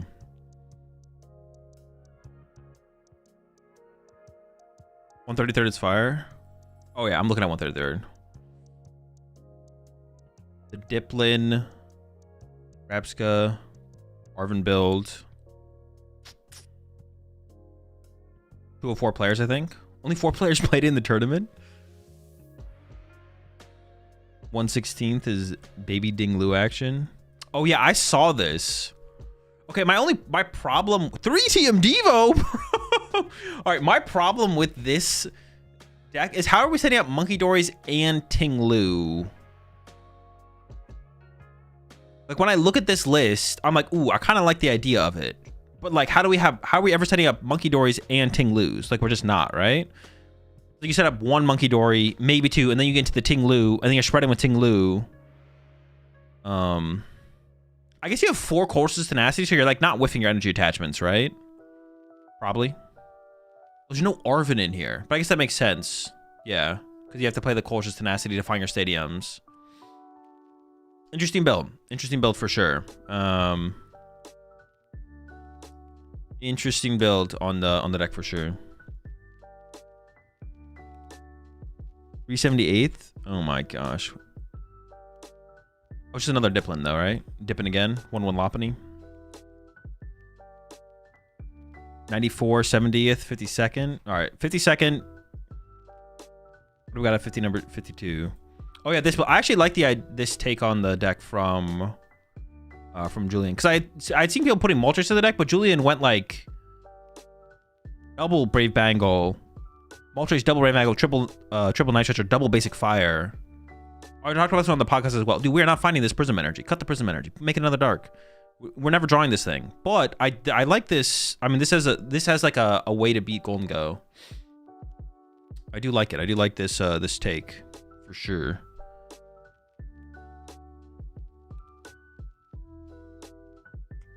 Yeah. Another Moltres has the answer to the Golden Go. The Absol Box with Sandy Shocks. Oh, we didn't take a look at that. We should take a look at that list real fast. There's the one under this one, right? Yeah. From Cifuentes. Like the Sandy Shocks in here, which is like an interesting way to like deal with the Lopunny. So like you can have Cornerstone in the active with a Bravery Charm. The Lopunny comes up, punches it for 230, and then you can go like Sandy Shocks, maybe 2 prize cards have been drawn, Attach, Retreat, E-Switch, maybe 1 prize has been drawn, Counter Gain gets involved, and then you go Sandy Shocks, knock out the Lopunny, draw 3. And then it's also just like Energy Acceleration in the mid-late game in any matchup. So it's a really cool take, actually, from Marco. Really creative take as a solution for the Golden Go matchup. With the way people were playing it, for sure. And then I opted for a Sudowoodo over just like the double Evital, because you have triple basic fighting in here to help out with your Sandy Shocks plays. So may as well get the Sudowoodo involved as your second retreat lock Pokemon as well. I like that. I like that inclusion for sure. 67. Guardy. Oh, that's cool. It's sick. A Guardy deck. 70th bird list. I mean, it's just gonna be bird. I don't really have a take on bird control. Like, that is bird control. Yeah, that is a bird control. I don't play the deck at all, so I have no take. 96th. Grant Manley. No. 94. Wait, did I already take a look at 94? No, another Zork build. It's the same thing though, basically, right? Very similar to what the Liam Halburton was running. Yeah, double Toad Scroll, 1/1 Lopunny. I already saw the 4 Watchtower build. Yeah, we took a look at the 4 Watchtower build. 101. It's Boltnor. All right. Now we'll take a look at the list that I played. I'll talk about the list I played, and then we'll go through my matchups. So I ended up just playing Charizard. I did say on the podcast, going into the tournament, I didn't really know what I wanted to play at all, basically, to be honest. Well, I was probably going to play... going into the tournament, I was like, I'm probably going to play Golden Go or Zoroark. I think I said as much on the podcast. I did put Zard Pidgeot as a tier 2 deck, if I remember correctly, on my tier list. And then, like, leading up to the tournament, I flew out to Caleb's house early to the tournament, so we were grinding some games of Pokemon. I wasn't like taking it overly seriously. Like I was trying in the games, obviously, but like I wasn't like super locked in. The format, honestly, and I get what people are saying. I've said this a couple times now. Like, I enjoy the format. I enjoy streaming and playing the Pokemon TCG. I like playing PTCG live, playing weird decks, wacky decks, whatever. But as Toronto started to get closer, and I started to try and think about like a deck to play, I was like, dude, competitively, I understand what I've seen some people say on Twitter where it's like, this format competitively just kind of sucks. And now like leading up to Toronto and actually playing Toronto, I kind of agree. Like, this format's pretty fun because bad decks don't feel terrible and they're just like fun to play. But like the competitive metagame is kind of miserable. Like, leading up to the tournament, I was like, what do you play, Golden Go or Guardy? Like, you don't have a choice. If you want to win the tournament, you're like, you don't really have a choice of decks to play, like a depth of choice to play, right? Oh, we do see stuff succeeding, like the Grimmsnarls and the Raging Balls, of course, but like, I was never going to roll up with a Grimmsnarl or a Raging Ball. I have zero confidence in those decks on that level, so. Like the night before the tournament, Grant was like, I'm going to play Charizard. So I was like, I'll play Charizard, that's fine. So I took a look at Grant's list. I took a look at, I had some of my own thoughts on Charizard. And then I also took a look at Gabriel Fernandez's list from LAIC. So I was like looking at, I had my own thoughts, Grant's list, Gabriel's list. And I was like, I want to play Unfair Stamp because Unfair Stamp's cool. Although I think Maximum Belt was like pretty high value at this tournament overall because it's good into Pult and it's good into Mirror Match. Unfair Stamp, though, is the better card, I think, into Golden Go. Over Maximum Belt. And I was like, I kind of just want to beat Golden Go more than I want to beat Mirror or other Charizard decks or Dragapult. So I played the Unfair Stamp. And then for the rest of the list, I mean, there's nothing special here, right? There's 3/2/2 Charizard, 2/1/2 Pidgeot. I almost played 2 Pidgeotto, ended up with 1, and that was fine. That's the correct call. Played the Duck, played the Shaman. Shaman was pretty useless the whole tournament, to be honest. But I think I would still, if I played the tournament again, I would still play the Shaman because it's good against Guardy. But play the Chi-Yu, of course. Tatsugiri Fez. Ended up with a 1/1 Monkey Dory inclusion, the 1 basic Dark Energy, 1 Monkey Dory. I prized my Dark Energy over half of the games against the deck said it was good. Like, I had the Monkey Dory in the deck the whole time, but I just like prized the Dark Energy so often. So that was kind of unfortunate, but it's whatever. For the supporter lineup, 4 Lily, 3 Arven. Grant went with like 4 Arven. I like Lily more than the Arvens in the deck. I mean, you need to play some Arvens, obviously, to find your team Evos. But yeah, 4 Lily, 3 Arven, 3 Boss, 1 Counter Catcher. I wish there was room for second Counter Catcher, but there kind of isn't. And you have to kind of pick what you want to play. If you didn't play the Briar, you could play second Counter Catcher maybe. Went with 2 Iono and the Unfair Stamp. And honestly, I'm glad I did this just because I wanted a higher count of supporters. Like, I'm glad I did it simply because the higher count of supporters just felt really good. That was like it. So I was like, I'm not convinced that you need 2 Iono in the deck, but you can't play 5 Lily. So if I could play 5 Lily, I would probably do that over the second Iono, because like 1 Iono, 1 Unfair Stamp is probably enough. But the amount of games where I was like barely chaining together my supporters was like pretty high. And I went through double Iono in a lot of my matches as well, simply because it's the only supporter I had in the opening hand or off the Tatsugiri, or like the only supporter I drew into as like a follow-up supporter. So the double Iono kind of like worked out as far as that goes. I would probably play 5 Lily if I could, but you can't do that. So yeah. Thoughts on Tool Scrapper in this deck as an optional meta tech? Was this like the Tool Scrapper meme? I think it's a Tool Scrapper meme. Did you use Briar once? I did. The Briar was actually pretty good. The Briar was actually pretty good. It's just, and I'm so glad I did it. I almost didn't play the Briar, but then I was like, you know what? Every time I play with Charizard, I'm always like, man, the Briar's just good. And like whenever I look at anyone's Charizard lists and they're not playing Briar, I'm like, why would you not play such a powerful card like Briar?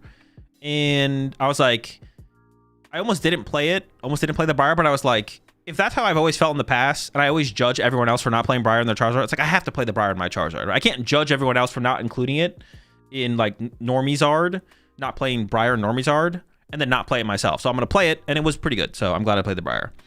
Turo was good. You have to play Turo kind of. 4 Puffin, 4 Ultra Ball, nothing crazy there. 2 Artisan. Only 3 Candy, but like 3 Candy is like more than enough, to be honest. Double Rod. Only 1 Counter Catcher. I talked about the Unfair Stamp. I played the Energy Search. Me and Grant talked about the Energy Search a lot the night before the tournament. And I'm glad I played it because it's one of the cards that he said he wished he played in the deck. And I actually used the Energy Search a lot throughout the tournament run. It's really nice to have the flexibility to find your Dark or Fire energy in the mid game. It's nice to be able to turn Arven into an energy. Now, Grant did play a Night Stretcher, but double Super Rod is like way more than enough recovery. Like, you just don't need more recovery than double Super Rod. So I wanted like and I used Energy Search turn 1. Arven had the Poffin in hand, or Artisan plus enough basics. Arven, Energy Search plus TM Evo my board set up. Good to go. So yeah, Energy Search was good. 5 I wish, dude, a 6th Fire would be so good. I wish I could find room for a 6th Fire. I was trying so hard the night before the tournament to put a 6th Fire energy in this deck. The amount of game, like every single game, was like, man, if I had a 6th Fire in my deck, there's no way I lose. But instead, every game turned into, okay, can I find Super Rod at the right time to play that, to get my Fire energy back, to be able to actually set up another Charizard, or to use my Chi-Yu, or I prize 2 Fire, or 1 Fire, or like Shaman out, Fire in. I don't know, the Shaman's like a pretty big deal against Guardy, though. Guardy can kind of like overrun you pretty quickly if you don't play Shaman, so Guardy can do like weird stuff where they like overdamage your active Charizard and they Screamtail snipe your bench Charmeleon and then KO your Charizard on the next turn, or they KO your Pidgeotto. Like, the Shaman's like probably just too important for the Guardy matchup. But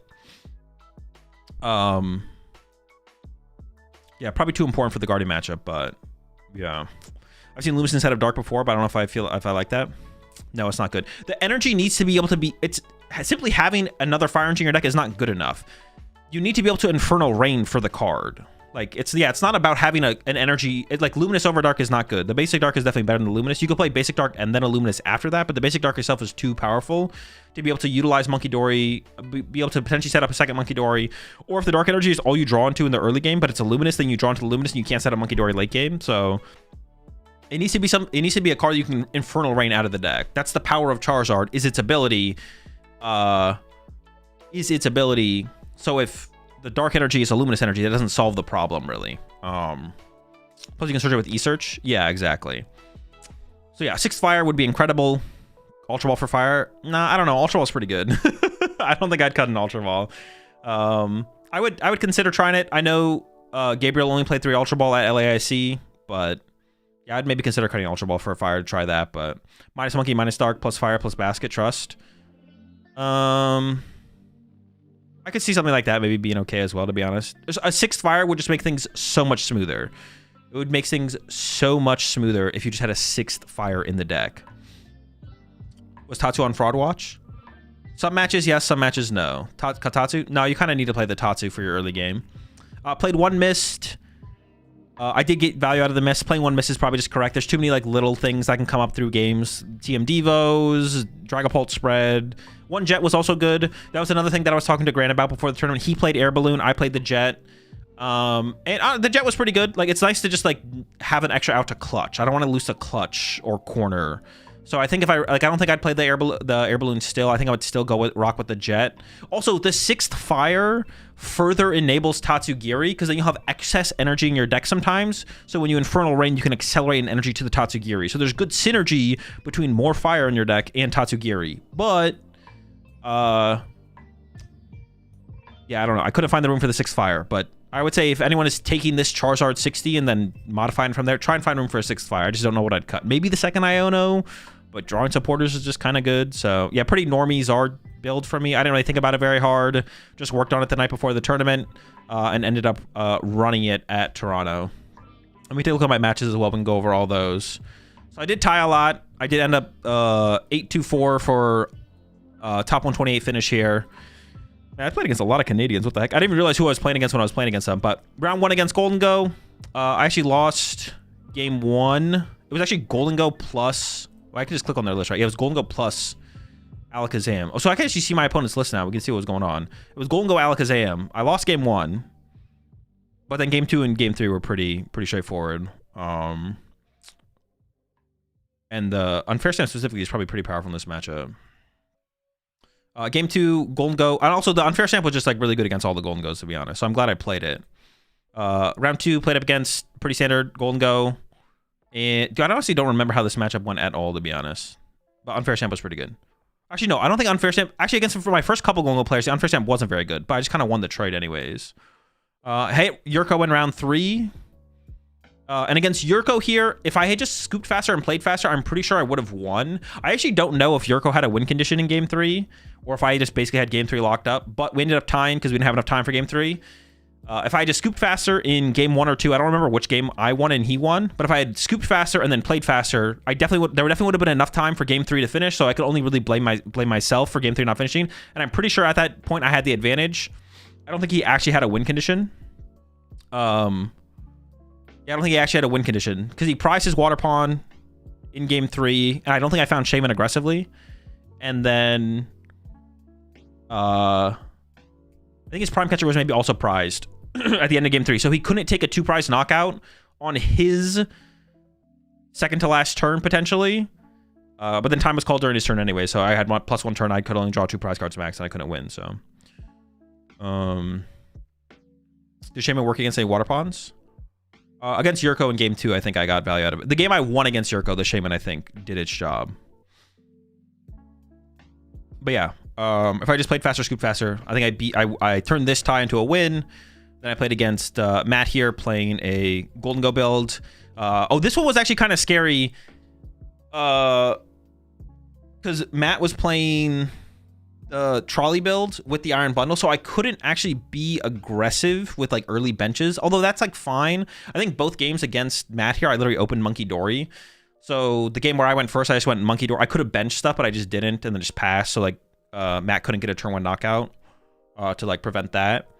But Matt played Iono, Counter Catcher. Like Matt had a lot of weird stuff in here. So like it makes it a lot harder to win when you're like not super confident in what they're playing. Once I saw the trolley, I knew there was an Iron Bundle probably. I wrote off the, obviously, Prime Catcher, but there was still Item Gust in the Counter Catcher. I don't think Matt was ever actually able to play the Iono, so the Iono actually never became like anything I was like super scared of, because it never happened where Matt could actually play the Iono on a turn. So, was a pretty close. I had a pretty close set against Matt there. And then I played against Andrew here with the Pult Zard. I definitely made a mistake in this one. Oh, Andrew was actually playing 2 Watchtower. I thought it was 1. Game 1, I should have realized. I should have realized that Watchtower was a pretty high possibility in this deck. And turn 1, I think I put an Artisan in play in the game I lost where I didn't need to. Like, the Artisan got me my second Charmander, but it wasn't necessary to set up a second Charmander. I was just like, I believe Andrew already had like a full bench at that point. So I was like, well, giving Andrew access to my Artisan doesn't matter. And if I'm assuming Jamming Tower, then I don't care if Jamming Tower bumps my Artisan later. If I can get like 2 uses out of Artisan over the next 2 turns, I'm like really set up. So like, all right, sure, whatever, I'll go for it. But then mid-late game, Andrew throws a Watchtower in play. I maybe prized my second Artisan, I think, in the first game. So I never even had a possibility to bump it. And then, yeah. So I just should never put the first Artisan in play to begin with. Because I should have like assumed that there was a high possibility of Watchtower. Which I didn't. And then I lost game 1, and I won game 2. And then no time for... This matchup is so miserable. This deck is so miserably slow. Like... yeah, no time for game 3 at all. Like, not even remotely close. So lost game 1. Could have like made the assumption of Watchtower and played better. Blazing Destruction angle. I think that would have been too slow as well. I would have just lost by Blazing Destruction for sure. But yeah. After that, played against a Grimmsnarl, Takashi Yoneda. Game one, Takashi basically dead drew. It was like filching turn after turn of filching. I was sitting there spawn trapping more Grims. And then game 2 was pretty close, but Takashi was just not playing very fast. Like I was prompting Takashi. I was like, hey, you need to make an action. You need to make an action, right? Like Takashi was playing really slow and we ran out of time and I won 1-0. But I was sitting there, like Takashi was playing too slow in the mid early game, so I was prompting him to make actions, but his own pace of play caught up with him eventually, and he got 1-0'd. So, game 2, I actually don't even know who was going to win game 2, to be honest. Like, I won game 1 because he just basically effectively dead drew. Game 2, he was taking forever. Telling him to play faster, prompting him to make actions. Still wasn't playing fast enough. And at the end game, it was definitely close. The end game was definitely close there for sure. I ended up just beating him 1-0 with the Grim. I actually beat both the Grims I played against. Played against Xavier Kerr. Xavier's actually in the chat right now. I think Xavier won game 1. I won game 2. I don't remember. One game 2. And then game 3 came down to... came down to the wire. And I just told Xavier, I was like, if you play for the win this turn and I don't win on my next turn, I'll concede to you. And Xavier played it out, tried to win, couldn't win, and then on my turn I whiffed winning the game. So I conceded to Xavier in game number 3. But we had a good set. It was good back and forth. Yeah, it was a good back and forth with Xavier with the Zard Noctowl. And then hit Hamza Khan in the last round with Golden Goat Joltik. This was actually a funny match because Hamza opened Latias, and I was like, I mean, it's probably Pram Judge Shuffle. Yeah, Xavier also had Pram do the Judge Shuffle before I tried to dig for an energy. So I needed to get boss energy so I could boss up a 2-prizer and then retreat into Charizard to take the knockout. And I bossed, used Fez to draw 3, because Xavier pushed Klefki, and then I whiffed the energy off the draw. Hit Hamza on the win and in. Hamza opened Latias, and I was like, oh, it's probably Pult, right? Because that's like the most popular deck that plays Latias. So on turn 1, I had like, in my opening hand, I had 2 options. I had Candy Pidgeot in hand. I had like Monkey Dory in the active, I think, and then like Charmander Pidgey on my bench. I could get down Charmander and Pidgey. And I was like, well, if I'm playing around Pult, though, I have to Ultra Ball away my Pidgeot to get Pidgeotto, to hope my second Pidgeotto's not prized, or my second Pidgeot's not prized. And then I had a TM Evo in hand next turn. So there's like, next turn I go Monkey Dory TM Evo to Pidgeot. But it turns out Hamza was playing Joltik Golden Go, which is not what I thought I was playing. So I could have had turn 2 Candy Pidgeot, potentially into turn 2 Candy Charizard. Almost every deck plays Latias. What do you mean? Well, no, that's not true. The most popular deck that plays Latias is Pult by far. Golden Go doesn't play Latias. Guardy doesn't play Latias. Charizard doesn't play Latias. Raging Ball plays Latias, but like that's not a very popular deck. So it turned out it was Joltik Golden Go. So I could have had an insane turn 2, KO the Joltik, set myself up to just go like 1, 2, 3 with Briar. But instead I had to take a turn off, which is still fine because the matchup is still in my favor overall. And then Hamza made a play on after. So Hamza uses Joltik, I use Team Evo setup. And then Hamza chooses to go with Arm Press as the first attack. And then from there, it's easy for me to just go. I had just like, my hand was, I think I played Lily as my second supporter, as my first supporter plus Team Evo. So I just had Boss KO Latias off the bench for the first 2. Then he pushes up hands draws 2. Then I go knockout with back-to-back charges or whatever, close out the game pretty handily in that one. And then we get into game, I think I won 2-0 in this one against Hamza. Game 2, actually came down to the wire at the end of game 2. We had like a lot of back and forth in the mid game. He chooses second, of course, sets up the hands. And then this time he just plays for the amp. He just goes amp for 2. And then I forget if I ignore the hands or if he just gets another 2 with Golden Go. But he's able to pick apart my Pidgeot, I think. I think my Pidgeot dies. And then he actually plays Unfair Stamp, which made things awkward in the end game. Because I didn't see his ace spec in game 1. And then at the end of game 2, he Unfair Stamps me. And then all of a sudden I can't just go like Gust to win the game anymore. I don't have enough resources, so I have to like push, I think, Tatsugiri and pass because he puts Pikachu in his active and then sets up for the win on next turn. Oh no, he Unfair Stamps me, takes out my Pidgeot, I think, and then I Unfair Stamp him. It's something like that. Then I Unfair Stamp him, and then he whiffs knockout for game because he was up on the prize exchange. So he whiffs KO, and then I have to go, and he brings up my Fez and traps it. Then I have to Turo my Fez, push Tatsugiri past, and then he whiffs knockout off of my Unfair Stamp, and then he goes all in to try and win that turn. Assuming I have game next turn, which I did, and then he whiffs game, and then I have game and I win the game. But game 2 got interesting for sure. Game 1, he made like a questionable choice with the arm press. I think he did it assuming that I was playing. He did the arm press assuming I was playing Unfair Stamp, I assume. Would that even make sense? Yeah, because then, well, no. Yeah, he did arm press assuming I wasn't playing Maximum Belt. Because if I ever play Maximum Belt, then I KO is active no matter how many prize cards he draws. So he made the play assuming I played Unfair Stamp, I think. And then hoping I wouldn't have the KO on a 2-prizer that turn instead of just KOing the Iron Hands. But he probably should have just arm pressed or should have amped there for sure. Yeah, won my win in, made it to day 2. We played the first round of day 2, played against Cameron, and yeah, this matchup went pretty badly for me, to be honest. I think game 1, he just opens the Frillish, if I remember correctly. Maybe not, but he gets an early Frillish. And then just gets a prize lead and just wins the game based on the prize lead. And then game 2, he goes for an aggressive Mega Diancie play in the mid game. I whiff Monkey Dory to heal my Charizard out of range of a potential double Monkey Dory going to his turn. He whiffs a double Monkey Dory to effectively one-hit KO my Charizard, but he has Turo on his Diancie, which is just like good enough to just beat me there, to be honest. So yeah, this match wasn't very close. He also played Double Bravery Charm Drifloon, so like in game 1, he gets ahead on the prize exchange with Frillish, and then just like back-to-back Drifloon KOs me or something. And then game 2 gets the turn in the mid game with the Mega Diancie because I didn't have a boss to KO a Gardevoir off the bench and like stabilize my board, I think. So I wasn't able to chase around the Mega Diancie that turn and set up to still be able to win the game. So then he gets the prize lead off the Turo Mega Diancie play and then is able to just close it out from there.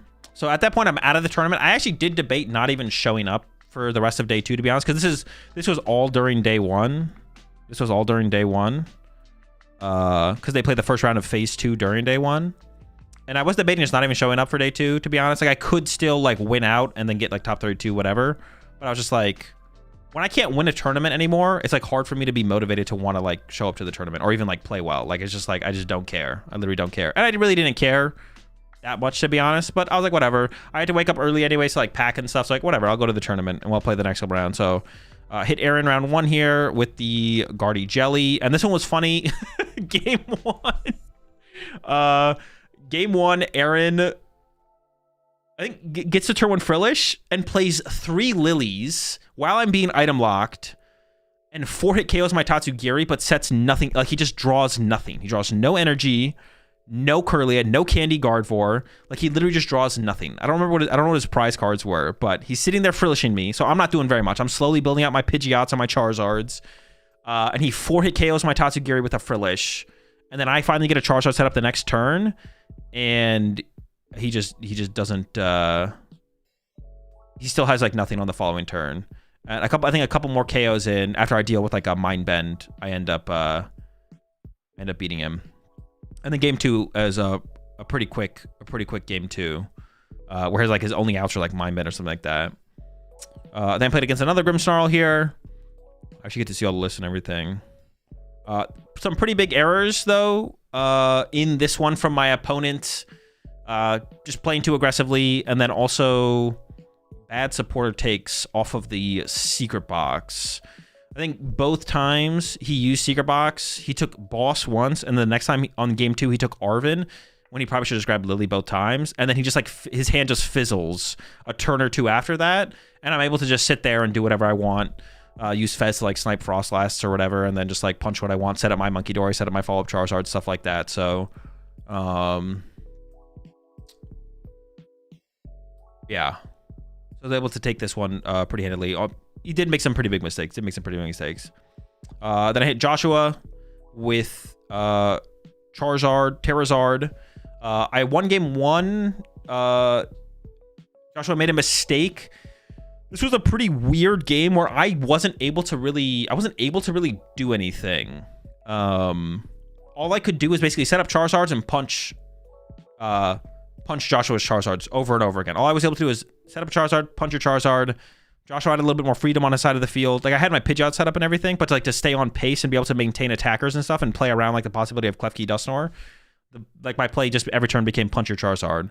So at the end game, after Joshua had drawn 3 prize cards, and I had gone KO 1 Charizard, punch your second Charizard. Joshua thought he had game based on the board state, but he miscalculated his damage, and he goes like Klefki Dusknoir Charizard combo to KO my Monkey Dory, and then go down to 2 prize cards. But I had only drawn 3. So that's my 3rd prize card, and then he goes Charizard punch my Pidgeot for 270. And then at that point, I basically just win the game. I had 2 plays I could do. One play is just Turo my Pidgeot out of play and I just win. Was it during our set when you won the coin flip you were thinking for a sec? Did you know what I was on? I thought I maybe did, yeah. But I didn't know for sure. So I ended up just going with the safer of the 2 options. Yeah, so he punches it for 270. The 2 plays I had was just like Turo my Pidgeot out of play, and I probably just win if I Turo my Pidgeot. But then I top decked Ultra Ball, so I was able to Super Rod back my Monkey Dory, set up Monkey Dory, move 30 over Briar, and then just draw my last 3 prize cards in this one. And then game 2, we actually did not have enough time. We barely had enough time to finish the set, and I misplayed. I could have made a play where I was debating what to do on what to KO to give myself the highest odds of Joshua not winning the game next turn.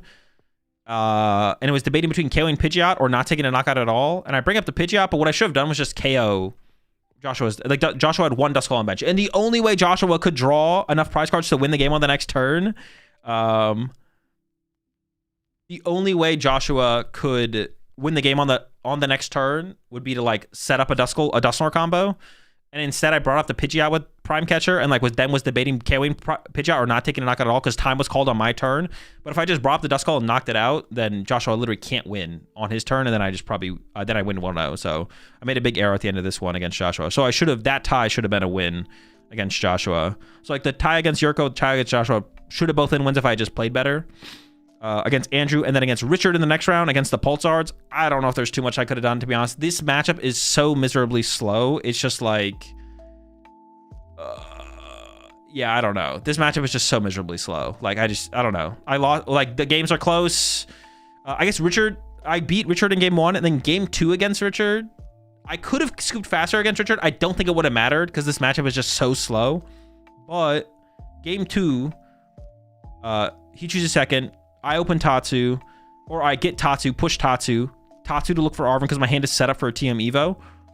With Richard plays out his turn, then on my turn, I go Tatsu again, with Arven, play Lily, with TM Evo, or Arven. Richard plays his turn. Next turn, use Tatsu, with Arven, play Lily, with TM Evo, with Arven.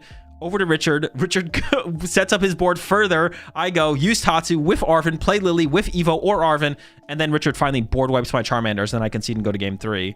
But up to that point, if I ever find an Evo or an Arven, I'm probably just fine. I don't find an Evo or an Arven, though, and then my squad gets board wiped. Yeah, that was kind of unfortunate. So my setup was pretty good in game 2 if I just found a TM Evo, but 4 Tatsus and 3 Lilies deep into my deck, I finally, like on the 3rd Lily, I found an Arven for the next turn. So I was like, okay, next turn. But then my Charmanders get board wiped and I lose anyway. So I was never able to use the team Evo. If I'd found it earlier, then we would have been fine. And then game 3 just didn't have enough time. Yeah, it didn't have enough time to, not even remotely enough time to win, for game 3 to finish. So that's unfortunate. And then last match here against Harry, Golden Go. I believe I lost game 1.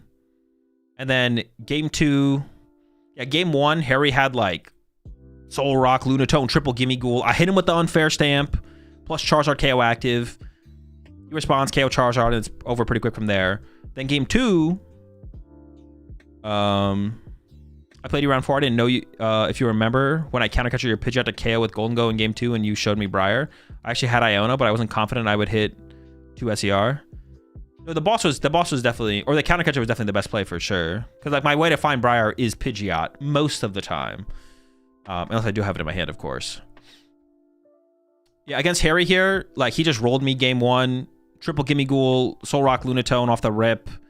Then game 2, he has a pretty good start as well, but the Unfair Stamp actually works this time, I believe, and he whiffs. And then game 3, I had an interesting decision where, he chooses second, of course. I believe I open... I think I open Shaman to make it harder for him to KO, obviously, with the Soul Rock KO. And then I have, like, Charmander... I have, like, double Charmander on my bench. He gets Gust KO Charmander, but he only has Soul Rock and Lunatone in play.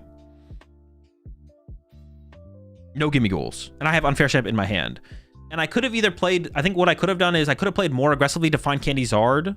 But instead, I decided to like take a half measure, and I like Ultra Ball for Fez, Arven for Unfair Stamp, I think. Play the Unfair Stamp with Shaman in my active with TM Evo. So if I hit Candy Zard, I knock out Soul Rock and leave him with just a Lunatone after getting Unfair Stamped, so I probably just win.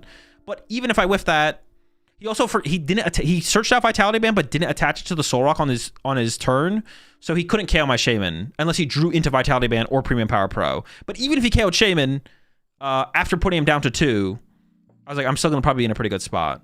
So hit him with the Unfair Stamp, with the Candy Zard, use Fez for 3, with the Candy Zard, then I just go into TM Evo, set up my Charmeleons and Pidgeotto, and I think he just passes. He doesn't even Soul Rock punch with Soul Rock to do 70, because then it gives me Monkey Dory damage, so it's probably a smart play on his part.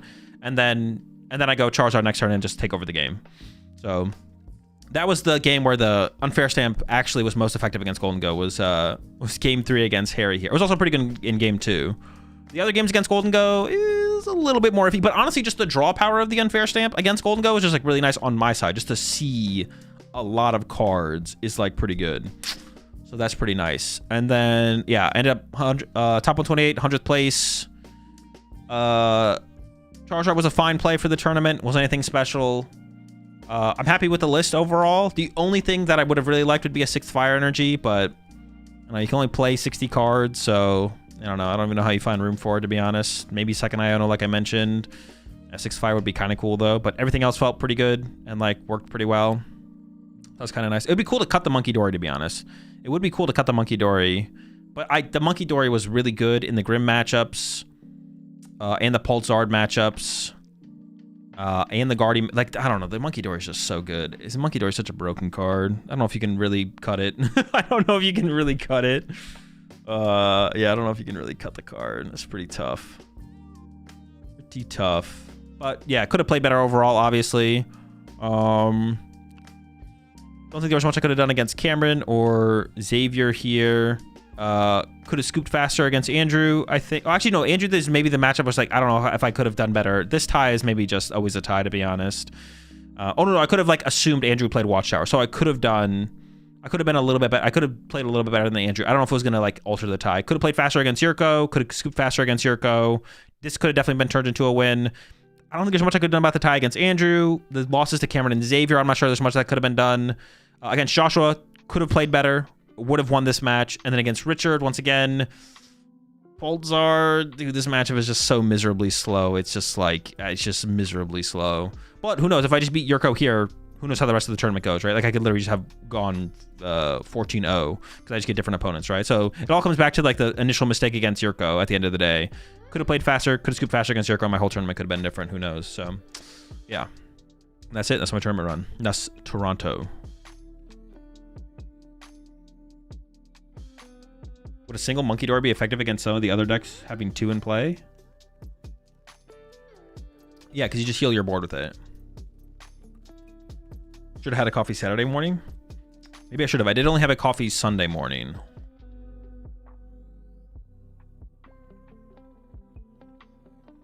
You want to expand it to come back to tournament play? No, it's a terrible format. Are you going to post your deck list on disc? Probably not, no.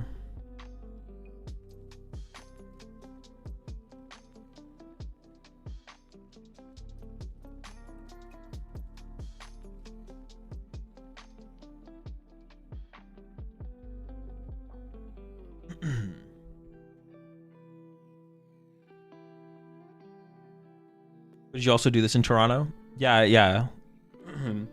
That's how I walked up to the tables for the matches. You like my Kangaskhan Moltres list? I do, yeah. I think that I like it. I like the inclusions. I like the Moltres inclusion. Seems like it might be the best way to handle Golden Go for sure. Not sure about the stadiums still, but I guess you can kind of play some stadiums for the Watchtower, so that might just be the best stadium to play. So have you heard about that DPL that Justin Newdorf had on stream? I did, yeah. Did you watch that game? I did not, no. I don't know if I want to go back and watch that, to be honest. I don't know if there's too much to get out of that.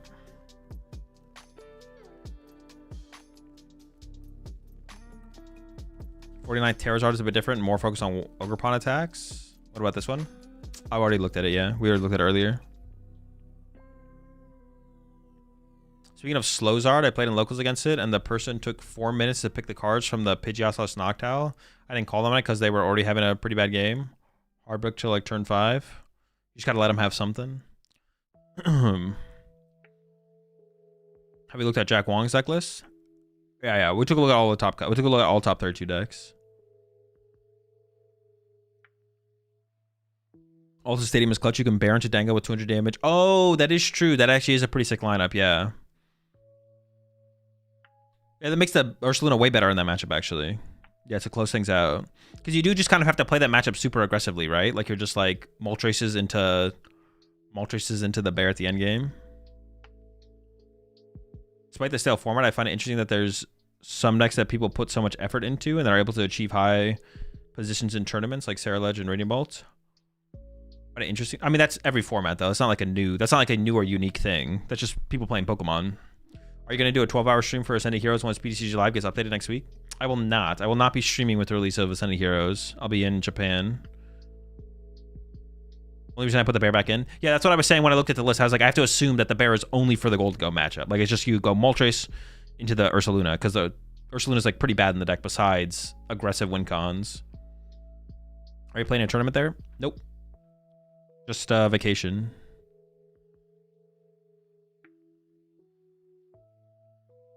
What are your thoughts on Friend's 10th place Bolt list? Is Candy good or not? I mean, it's not bad. I don't really have that strong of an opinion on Candy, to be honest, though. It's like fine.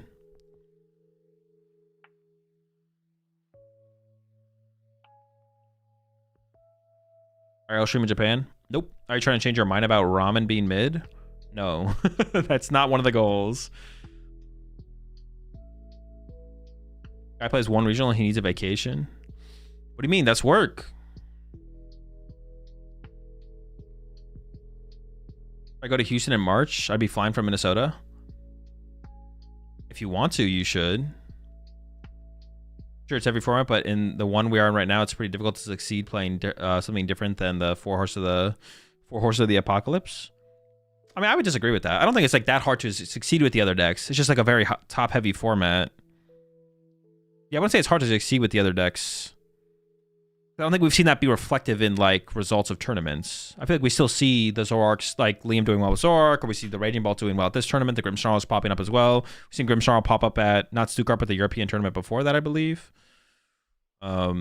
Yeah. I see USC is no longer on the Majors command. Did you not get a ticket, or did you just feel like playing the USC format? I was gonna go to USC, but then I was like, I really don't want to, because I'm gonna be in Japan for a week. Like, I'm leaving for Japan on the 28th, and then I get back on the 5th, I think. And then like, it'd be the weekend after that, I'd be going to Europe. Like, I'd have to leave for Europe on like the 11th. I just like, it's too much traveling. I just don't want to do that much traveling. Not for this format plus PokePad. Like, what the heck? What am I, cringe?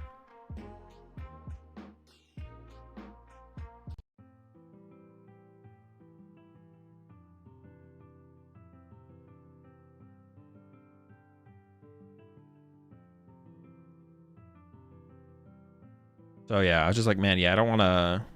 Yeah, it does not sound worth it. It does not sound worth the trip for the format that it would be. That's a lot of back-to-back traveling. So I'd rather just chill, stay at home, watch party USC instead, stuff like that. Is Ross's Sarah Ledge list interesting or pretty standard? It is the most standard. I would say it is. We go a step further. There's nothing more standard than Ross's Sarah Ledge 60. It's the most standard 60 TCG cards we've ever seen.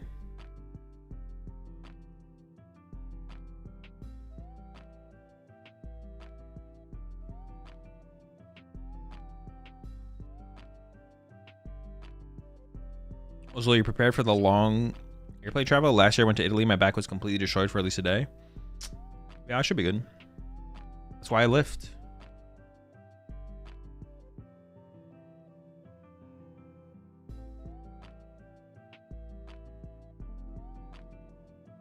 Faced Grant with the deck. The unluckiest player alive cut me into turn 1 trolley both games. I ended up using all 4 ice cream both games we played.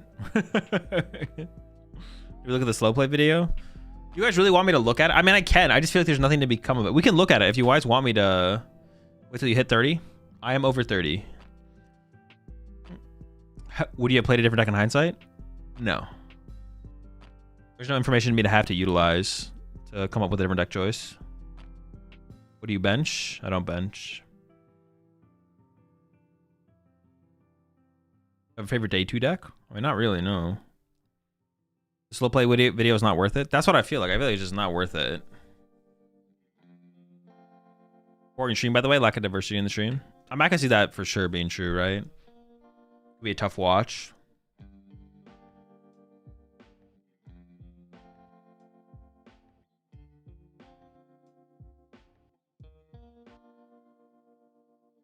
When you're choosing to play a deck, what is your consideration? A good deck I want to play. I just didn't see him slow playing.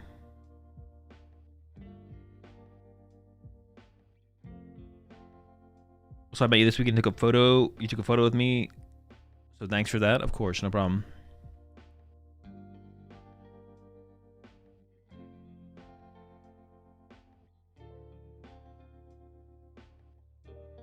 Not that necessary to watch. It's just crazy that what they penalized was penalized for what we've seen on stream.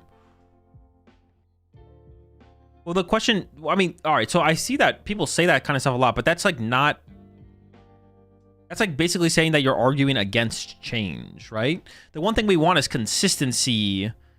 The one thing we want is consistency. But like, if yesterday they didn't penalize someone for something, and today they penalize something for someone for something, it doesn't mean we don't want them to penalize them for the thing today that they didn't penalize for yesterday. We just want to know, we just want consistency overall. I see that take so much where it's like, well, it's like they're doing it this way, but they didn't do it like this yesterday. It's like, yeah, that means they changed their opinion on what needs to be, on what the penalty should be. That's a good thing. It's a good thing that they're evolving and changing their opinion and are open to being wrong today to make a change for tomorrow. But we do want consistency, obviously. That's all we want is consistency to a point, like within a period where if they believe A, then they should consistently rule in the same way on it. They should consistently apply A. But if they believe A and then apply X, Y, and Z to A for A in different instances, that's bad. But if they apply X to A every time A happens, then it's like, okay, that's fine. And if they change their stance and they believe they should apply Y to A, but they consistently apply Y, then that's also fine.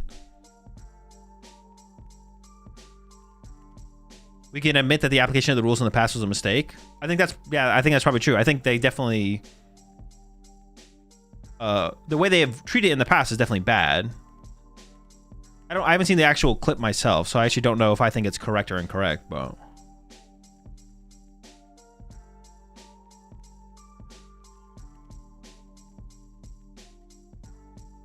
The reason I want you to watch it is because my novice take is that the judges did him dirty. Seemed like reasonable decision points. The wild part is that they enforcing it. They started enforcing it around 12. Well, did you go back to every other... did you look at every other stream match and see that there was similar delays of play to what Justin did? And did it seem like those players never received a warning? Because apparently Justin already had a warning. So he had a warning, so it became a bigger penalty. Not every single match, but a few of them, yes. Okay. See, that would be something to look at and be like within the same tournament, you'd hope for a consistency at the very least, right? But not only would I have to watch the Justin clip, I have to go back and watch like the whole tournament to do like a compare it. Because even if I look at the Justin thing, I'm like, okay, this is like reasonable. It doesn't seem unreasonable to give him a warning or whatever.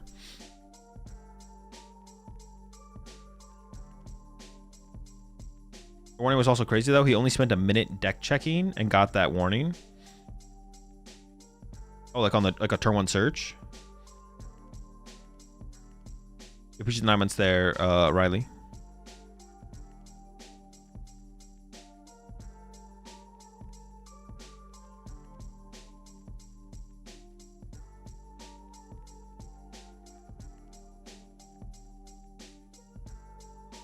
My experience take is that the judges have more context than we do, and we can't do anything about that.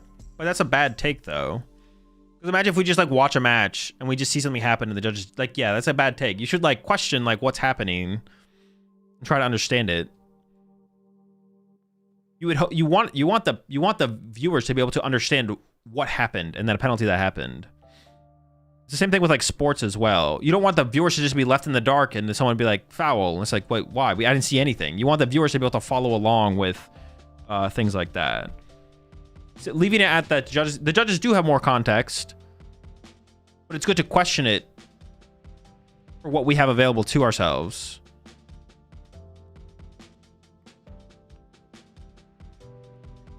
He asked for a de-escalation, and the head judge came and said the warning will stick. Yeah, there's no grace period for a turn 1 search. It still should be within a reasonable time. Well, there is... Well, up until this tournament, maybe, the unwritten rule was that there was a grace period for a turn 1 search. Now, if the judges at Toronto were applying the written rule that is not written in the book yet, that we know is coming, then that's a little silly for them to not just, like... That's something that should have been announced at the beginning of the tournament, because up until this tournament... If all of a sudden the judges are going to start enforcing and giving out warnings and penalties for something that was allowed in every other tournament up to this tournament, that's bad. That should not be how it is applied. Like, the player base should know that things are changing, because even though it's an unwritten rule, that's still how we played the game for the last, I don't know how many years. So you should tell us that we can't do this anymore. If we can't do it anymore, even though it's not an official rule that we could do it, you let us do it, and we are assuming we could do it.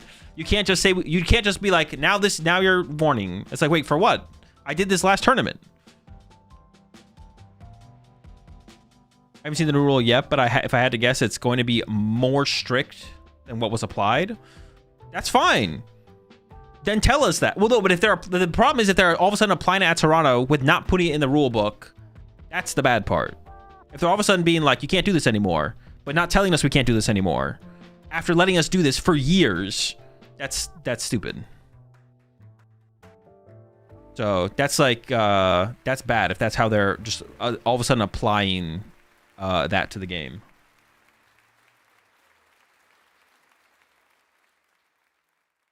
Turning out DPL, he drew twice for turn, but everyone seems to assume it's slow play. No, he didn't draw twice for turn. He drew one less off his Iono and was drawing to make up for that. It's not double drawing. He just drew less off the Iono than he should have.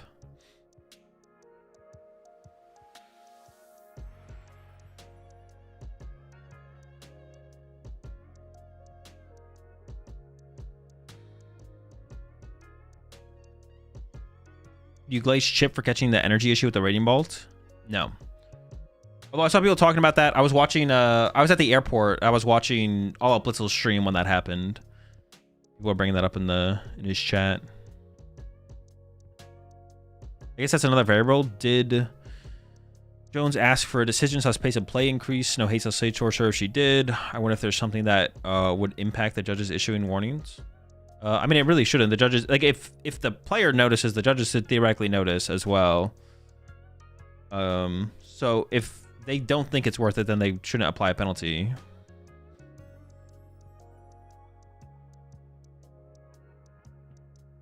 Funniest outcome is that the heads know what the new rule is and communicated that to the judges without telling the players, but surely Pops as TP aren't that incompetent?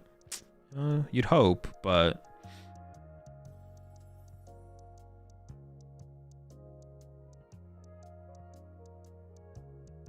I mean, a player bringing something to a judge's attention could change. All of a sudden, the judge might realize, wait, actually, I think you're right. That is maybe too slow.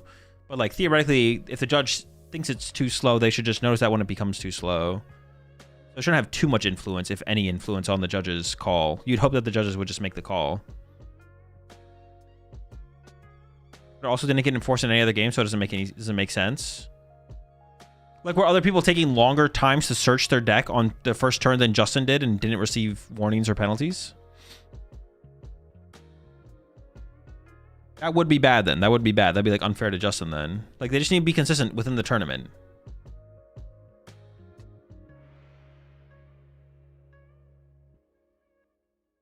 Other people on stream spent longer than Justin and nothing happened? Yeah, that is bad. That is bad. I didn't see anyone have that take about the his thing. Everyone was just saying that it didn't look that bad.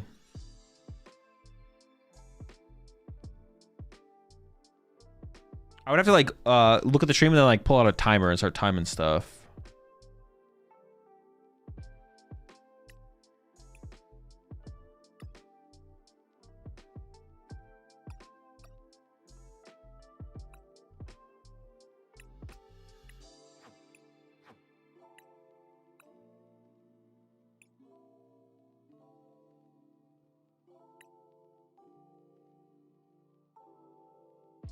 Maybe they just don't like Justin. True. Austin timed it. Justin took 61% of the play time in the match versus... How do you pronounce Jones's first name? Karis? Sirius? Karis is 36%, 39%. I mean, that's not relevant though. That's an irrelevant stat. That doesn't matter. Doesn't mean anything. Someone taking more time than another person in a Karis. Someone taking more time than another player in a match of the PokemonTCG is not relevant. That by itself is not relevant. That by itself is not relevant.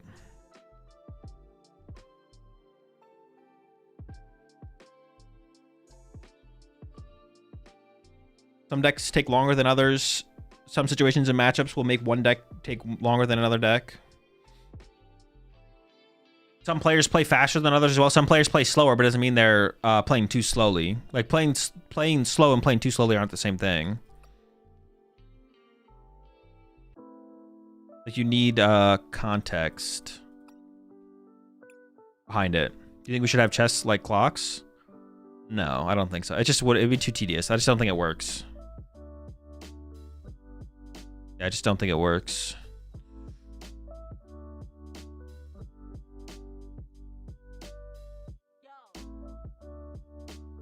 Justin's situation is mostly weird because he kept taking actions throughout his whole turn as what seemed to be a reasonable pace, so it did not look like slow play. Kind of wondering if they just thought his turns were taking too long in general. Yeah, but that should never be a result unless he's like just burning the clock by taking actions, and they think that he's being malicious with that. That should never result in a penalty. That should never be a result of anything. If there's money on the line, they should be able to take a decent amount of time. No, they should be able to take as much time as they're allowed to take. No. They should follow the rules. There's no like, yeah, that's just like that's a nothing statement. There's always money on the line. From round 1 of the tournament, there's money on the line. It doesn't mean you can take more time the later into the tournament you go. You should be able to you should play within the rules at all points in the tournament. Were you recording at Toronto? No.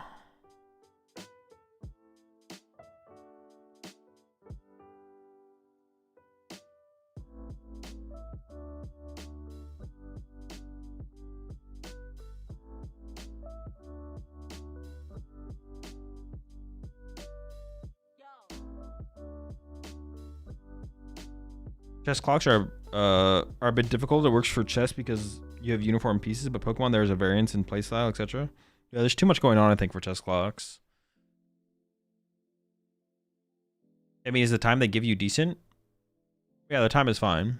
People have plenty of time to finish a match of Pokemon. If they're playing at a reasonable pace of play, and there's some like conceding that does need to happen. You have to concede in a sufficient amount of time, but I don't think that's like a bad thing. I think the PokemonTCG is better off in this tournament structure where you have to concede matches sometimes and be efficient with your concessions, as opposed to like playing best of 1. Still superior. What's your longest win streak in a tournament? I have no clue. IDs equal win? No clue. There's edge cases for chess clocks. Example, someone pops Iron Bundle or taking Frost Blast damage. Yeah, exactly. Like, how do you apply that to a chess clock? Like, I use Iron Bundle. So I hit the clock, and now it's on you. And now you hit the clock. Or if I play Iono, or I play Judge, I shuffle my hand in my deck, draw 4. I guess I could just continue to play my turn. We'll have to wait for you to cut my deck. So if you're shuffling your deck before you cut my deck, because you're going to finish shuffling your deck, then do I hit the clock to put it on you? Or is that just still all my time? And then, like, you can eat my clock by shuffling your deck super slow with Judge. I don't know. Seems like it's too tedious, but someone could prove it's not by trying it. Do you feel the pressure from the first tournament in a while? No.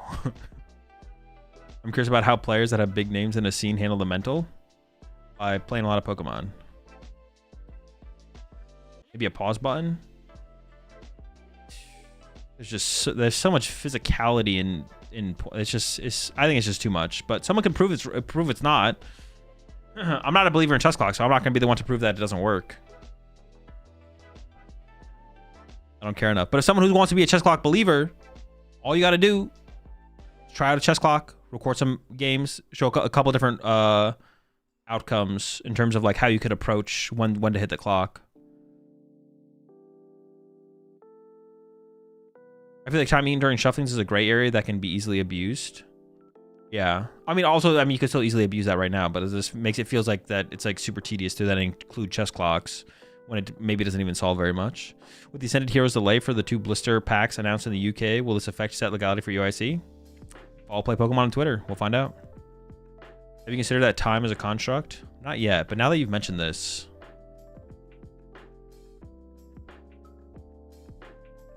Need auto shufflers to speed up shuffling? I'm pretty sure that actually wouldn't even speed up shuffling because you have to take your deck, put it in the auto shuffler, let it shuffle, then take it out. You could just mash your deck 7 times, you'd be good to go.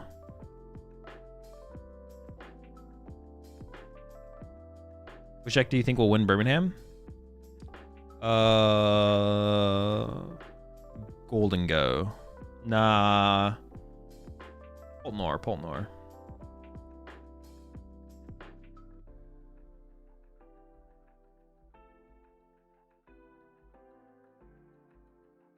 Was the gaming gen hate? Wait, this is also my first tournament that I've been to this season. I feel like the tournament was ran pretty well. I feel like the tournament was ran pretty well overall. I didn't really like, yeah, it seemed reasonable. I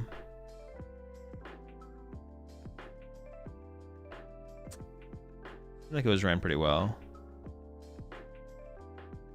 overall. Because I saw a lot of people hating on the fact that Gaming Gen is running NAIC and Worlds, right? Like, I don't know, it seemed fine. Like, they definitely had like a rough start to the season. They've had their hiccups, but it feels like they've, I don't know, Toronto seemed fine to me. I didn't have a problem with Toronto. Everything seemed to run pretty fine. It was snowing in Toronto, but obviously that's not their fault. And then I guess you could maybe say it's their fault for booking Toronto in. Why do you never commit to anything? What do you mean by that? Explain yourself. It's also their first season as a full-blown TO for Pokemon, if I recall correctly. I think it is, yeah, right? Is this their first season as this? You should have prime sub there, Pedro. I don't know, it seemed fine to me. It seemed like the tournament was ran well. I saw a bunch of people losing their shit over them running NAIC and Worlds, but I don't know. See how it goes. Probably not a huge deal. Did you visit the Rogers Center? What is the Rogers Center? Is it their stadium?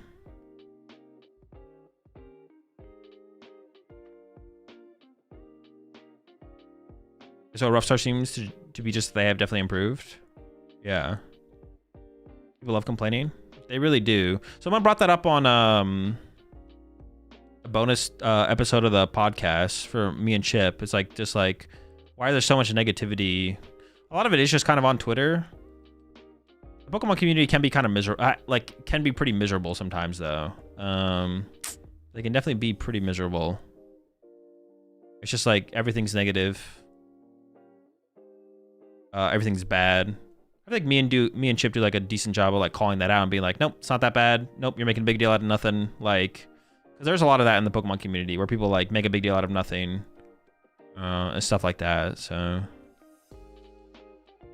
overly negative. No one wants to like slow down and think about it from the other's perspective, or apply like a thought of like how things are, or something like that. Negative draws far more engagement than neutrality or positivity, I guess. But that means you're just being dishonest if you're just being negative to be negative, right? Then we're just assuming everyone's just being dishonest and like making everything over negative just to engagement farm. And then everyone's just being dishonest because they don't actually feel that way, but they're just doing it to engagement farm. But who cares? And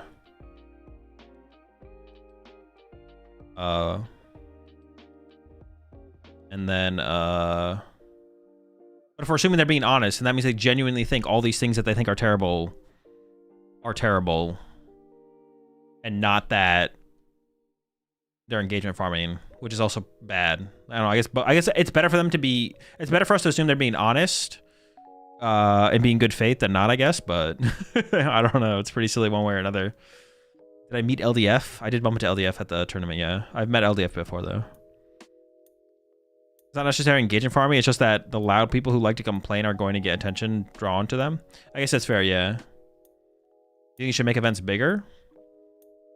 Yeah, of course. Feels like the game is growing but they are making events bigger. The game is growing so much, but event size gets increased by so little. That's just not true. It's increasing at a pretty reasonable rate.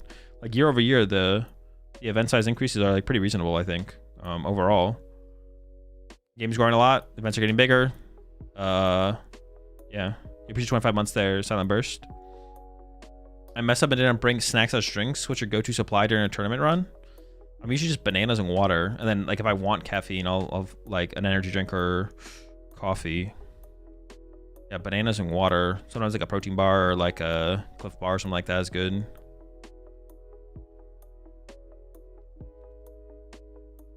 X leverages the hell out of that. I guess that's fair. Yeah, I guess like it's kind of just like X being the way X is, which is just like an amplification of negativity. It has been to 3 regionals now and said that this Toronto regional was run better than the past ones in his opinion. Yeah, it seemed pretty fine to me for like all the complaints I'd heard about the other regionals. I mean, a couple of the other ones are like, why is NA so free? The last couple of NA regionals have been farmed by out of region players.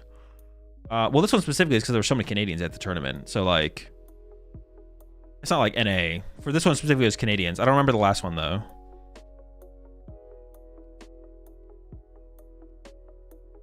almost half the players at the tournament were Canadian. So it's like, I mean, what do you expect? I mean, look at how many Americans were in cut, right? Like, what was the last one? Las Vegas? Oh, there's a lot of Americans in cut there too. They didn't win, which is fair. That's fair. I don't think there's any shame in losing to Tort or Giovanni, to be honest, so. Which rotation do you think Lucario would have a come up? I don't know. We'll have to wait and see. He definitely can't be good right now, so. Guardy rotating might be enough, though. Give it a chance. Also, Golden Gut. Well, I don't know. I don't think the Golden Gut matchup's that bad, though, to be honest, so I don't know if that makes a big difference. Appreciate 72 months. 72 tier 2, Little Will. I think the finals were between Americans, but from South. True. Not from the United States. Biggest problem was the implementation of online reporting at the biggest regional without testing it. Well, they did test it on smaller scales leading up to that, but eventually they have to try it at a big tournament, and it just didn't work out, right? Like eventually they have to be like, well, they tried it at day 2 at Milwaukee and it went fine. They tried to add like League Cups and challenges at EYC last year or something like that, and it worked. Every time they've tried it so far up to this point, besides the big tournament, it worked. So like, all right, now we have to try it at a big tournament. It didn't work. Yeah, so like Vegas was that, and then was it like Pittsburgh was specifically the entrances. Like there was like very few entrances to the venue or something. So like, I don't know. It doesn't seem like like once everyone's like, yeah, and they had to try that. They had to try the online porting eventually. But it seems like besides that, for the most part, the tournaments are being run fine. I don't know. Obviously they can do more, but it seems like they are getting better and doing more. So I don't know. The freaking out about them doing NAIC and World seems a little bit over dramatic for sure.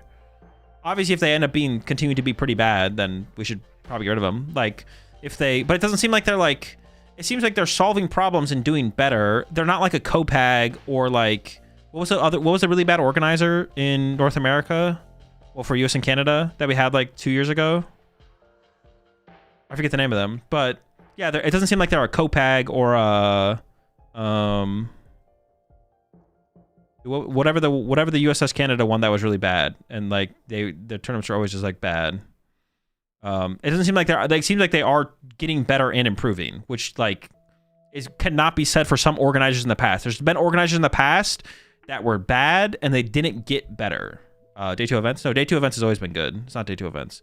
So, right? Like that's, yeah, it seems like they're getting better. So, 9 months there, Stefan.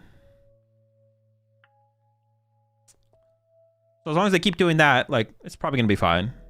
They're not just giving up. They're not just like doing whatever. It was always the West Coast TOs. Yeah, whoever the West Coast TOs were, they just like every event was just bad, and there was like no improvement. There was no improvement. The events were bad. It was like the last one that they did was like, okay, this was actually fine, but all the other ones it was just like bad. No sign of like improvement. Copag had a huge issue with scaling events. Yeah, Copag, like I've only ever heard like basically bad things about Copag. It seems like they never want to improve or try and do things like better. It was just bad and stayed bad. We're not playing a game and there's a loud wind effect and it sounds like you're talking in a wind tunnel, and I think that's cool. I have you in a terrarium or something. Should you trust your instincts in your deck choice for majors? I don't know. It depends how good your instincts are, I guess. If you have bad instincts, probably not. Pidgeysard or Noctowlzard for Miraidon? Whatever. Just pick a deck. Pick a good deck. Play a good deck. If you have burnout, just take a break for a bit. Oh, is that a response to someone in chat? Yeah, if you have burnout. Oh, how do you manage burnout with the PokemonTCG? Just stop playing. Use the prime sub there. EQ. Especially when you want to continue to increase skill and attend events. Any advice? Usually the answer is just like, take a break. If you just take a break for like 2 weeks, it's not that big of a deal. You're not that far behind or anything like that. It's not gonna be a huge difference. GG is all right. No, they did NAIC fine. I was there. They didn't do that NAIC, I don't think, Halfto. This is the first time they're doing NAIC, I'm pretty sure. I'm pretty sure NAIC last year was Day 2 events. So this is going to be Gaming Gen's first NAIC, first Worlds. What if I really can't stop playing? Well, it sounds like you really enjoy the game and you're probably not burnt out.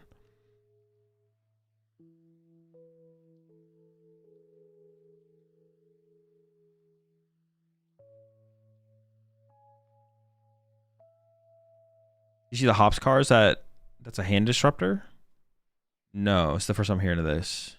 Do you have any other job than this? Nope, this is it. Telling people to stop complaining about the Pokemon TCG is my job. No, I hate it. It's making me miserable. Well, you just need to stop.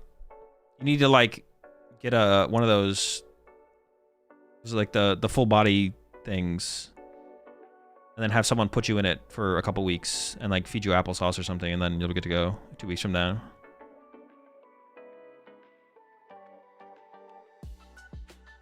And I see last year was Fire.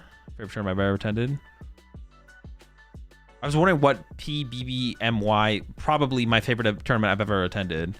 Yeah, it was good. Yeah, it wasn't Gaming Gen, I don't think, though. It was not Gaming Gen. It was not Gaming Gen. This will be their first one, so we'll see how they do. We'll see how they, Straight Jacket? Yeah, Straight Jacket.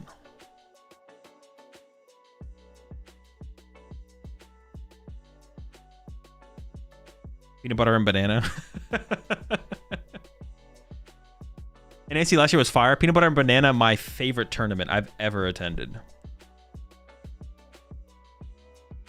Rotation is always a magical time to come back to a game as well. Nothing cures burnout like a huge influx and exit of cards. Yeah, you can also just take a break till then as well. Yeah, I don't know if there's any like the only other answer to like how to deal with burnout would just be to play different decks.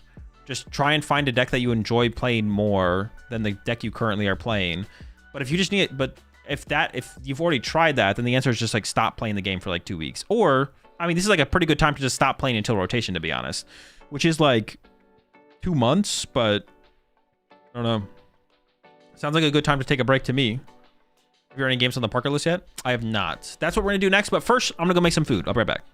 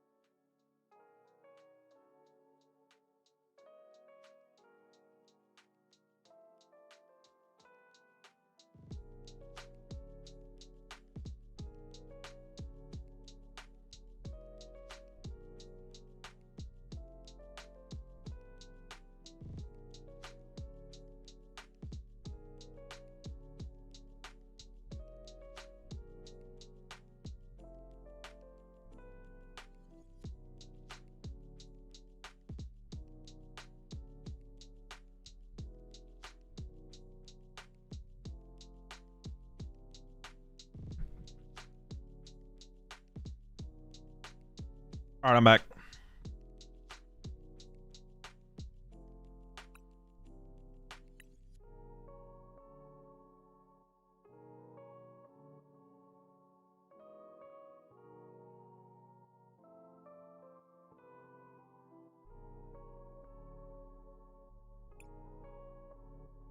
What the fuck? That's not the right deck.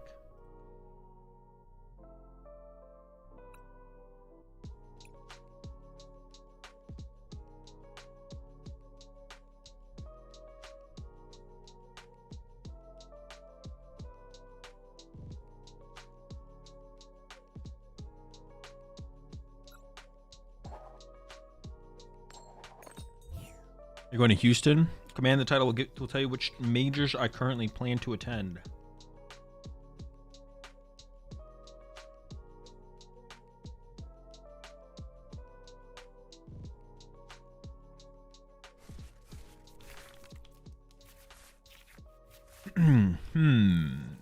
Bundle?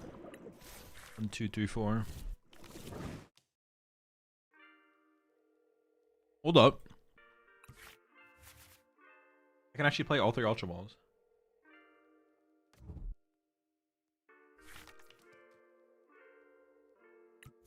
I don't know if I'll need to, but I can do it. Wait, did I choose? Oh, I'm going first.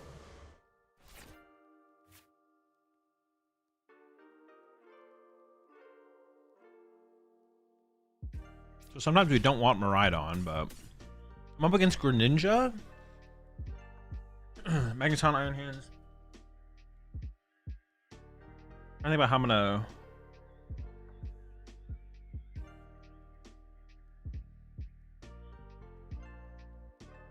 I don't think I need the Zekrom here. Actually, I want to grab like a dead card. Oh wait, did I mess up? No, it's fine.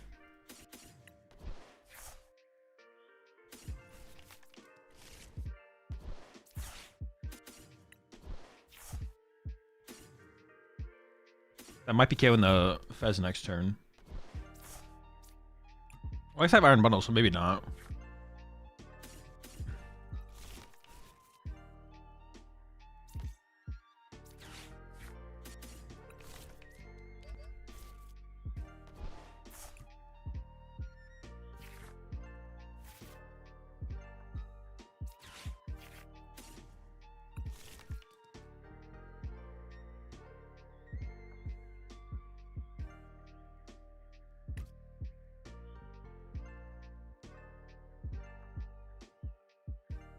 I know they're playing Greninja, so there's a good chance I get item locked. And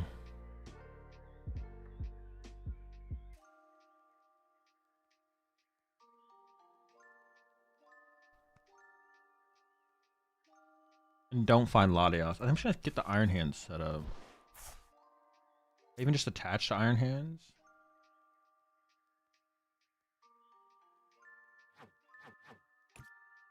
Attach Iron Hands fully set up, ready to go. I guess attach active retreat pop ton to use to use Miraidon next turn if I want. I don't have to.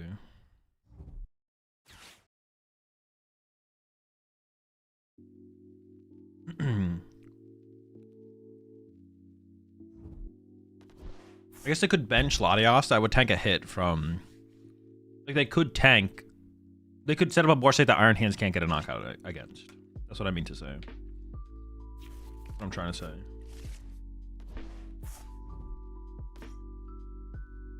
You think it's stronger at the moment? Greninja or Lucario? Greninja. There's a Latios. Yeah, maybe shouldn't I play? Well, I got boss now.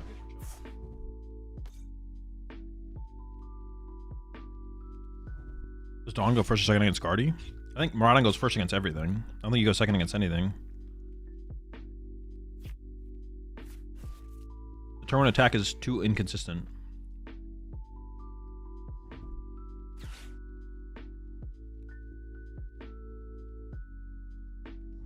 Also, no Shaman. In what deck? Some decks should play Shaman, some decks shouldn't.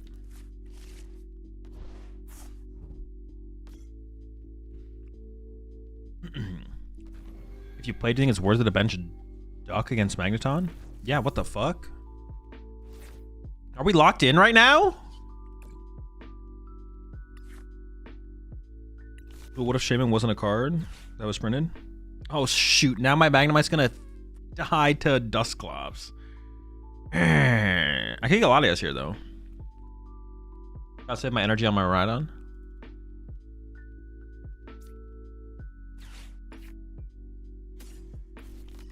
Which I kind of like, especially if my Magneton goes down to a thing. If I retreat the Iron Bundle and pop it, they would push Fez.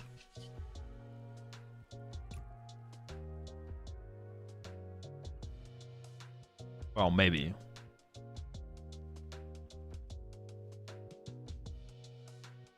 No, they'd pop Fez. Well, I always want to boss your lone frog anyways. I want to get this off my bench. And I can get it off my bench this turn because I want to boss anyways. So they're gonna push Fez. Maybe they'll push the Froakie.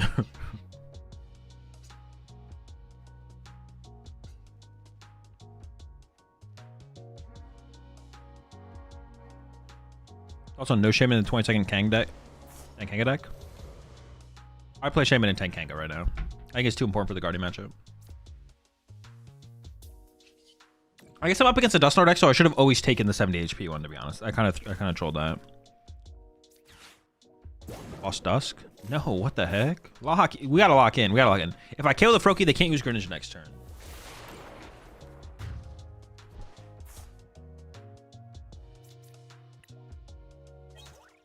Oh my gosh, chill out.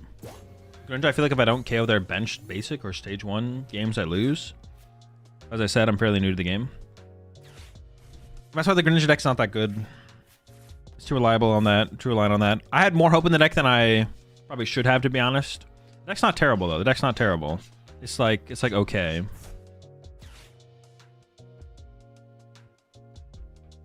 I had higher hopes for the deck than it is.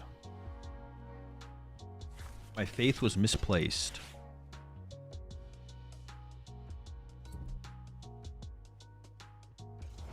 What? Wait, that's their turn? That's fake and bad.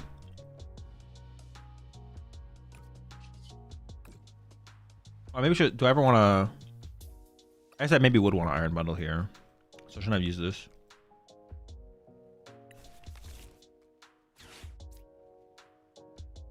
Did they really not draw into a way to find a basic Pokemon? Oh, they Arzon for Pidgey instead of the duck, the frog.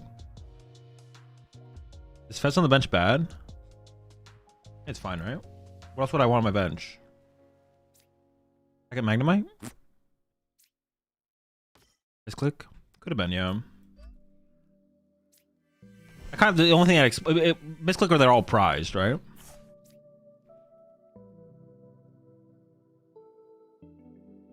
Maybe I shouldn't even have attached to the Miraidon because I knew I needed a Magneton anyways. I was playing for the Magneton. So I could have like attached to like Fez or something. I don't know.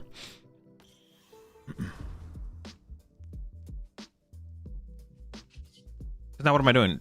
Putting 3 energy on a... I mean, I guess.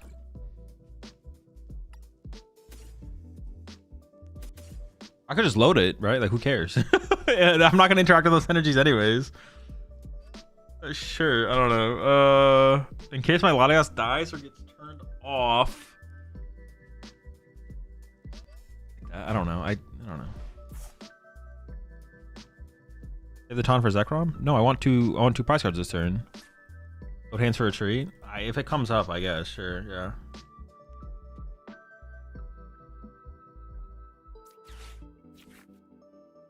I just Ultra Ball for Mew here. It feels like I can. I don't even care about this Ursaluna. This guy's kind of... Oh yeah, they conceded. That makes sense. Back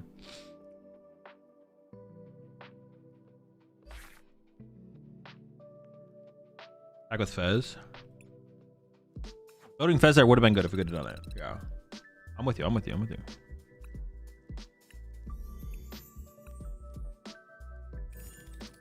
We ain't cheating out here.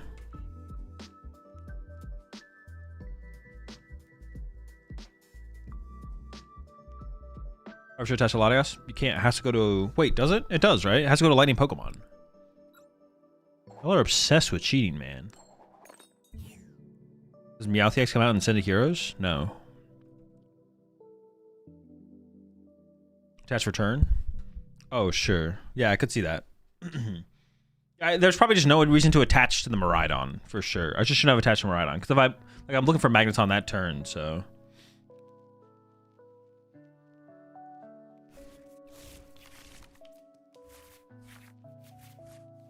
One thing, like, the one thing about ladder with this deck, though, is, like, we're going to get to go first against every single deck. Which, like, will definitely skew our perception of this, how powerful the deck is, to be honest. Hey, what's up, Michael?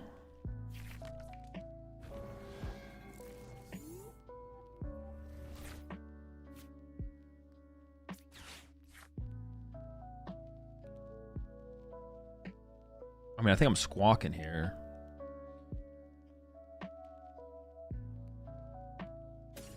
Miraidon is pretty good in this matchup, right?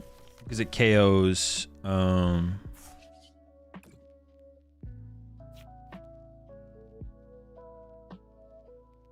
should probably go with this Magnemite. I don't want to get double Monkey Doried. I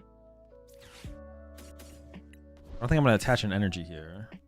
Let's go for Latios.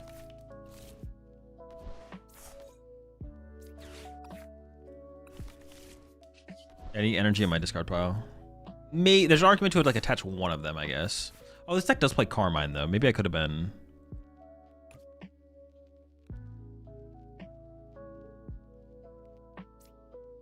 I mean, I have Ultra Ball for Magneton plus Boss. Do I, like, need... I feel like I can almost chill on this hand. Losing a Boss is kind of bad. I don't know if I'll be able to KO their active or if I'll need Gust next turn. Because they could, like, push up Monkey Dory plus Bravery Charm or something, right? And force a Gust to get 2. So I feel like almost sitting on this hand is just fine, to be honest. I could even go as far as doing this. Get Mew. And then this. To get Magneton. And then draw 1. So I'm like, up 1 card. Because I need to find the energy for next turn. Okay, we got it. And then do they ever... They don't play Retreat Lock anything, right? I'm just gonna retreat anyways, though, right? I don't know, incoming? Oh no, I get +3 cards. That's so unfortunate. Not like this. Oh no, +3. Ah!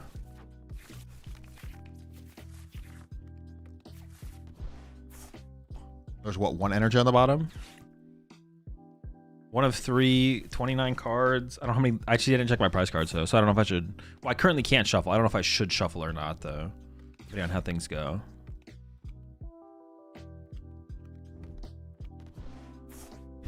I wonder, did Jesse choose first if against Polt? Almost assuredly, I would assume, yeah. I think he's still choosing first. You're choosing first against Polt as well, because what matters is the evolution, the tempo of evolution. Oh shoot, that is a thick. That's a thick lad right there. What the heck? Can I grab with this? Oh, energy, sick.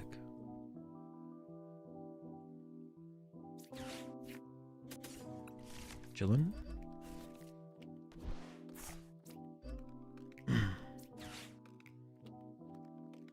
Good question, actually. Is it that good of a question? Maybe it's not that good of a question. I think it's always this thing. Terrible question. Should have never thought about asking it. I have 3 loaded up. I could load up this, but I could load up a second Iron Hands instead. We just chill and amp. Losing our... Well, this is actually kind of awkward, to be honest. If they have, like, Candy Guardy here, KO Iron Hands, I think we're just kind of in trouble. Even if they don't, what the heck am I doing next turn? I don't know what I'm actually going to do next turn. We'll see. Fucking Gardevoir? Probably not necessary. Okay, that's nice. That's good. That's very nice. That's also pretty nice. No complaints. No notes. Now I'll maybe chase the Curlia down. We'll see. I still kind of like... Nah, chasing Screamtail is probably not worth it, right? It's probably still the... Now it's the Curlia, yeah. Now it's the Curlia. Oh, hold on. They're cooking. Can Zekrom KO Diancie eventually? After they've drawn 5, maybe?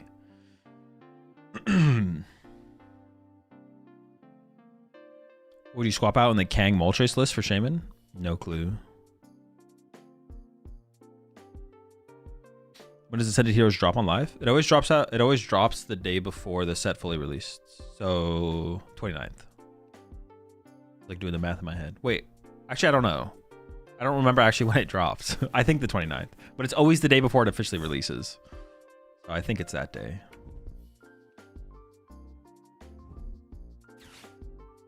They got a TM Evo going on. Okay, sure. Well, now I kind of want to chase... If the Ralt stays a Curly... Like, I want to chase the...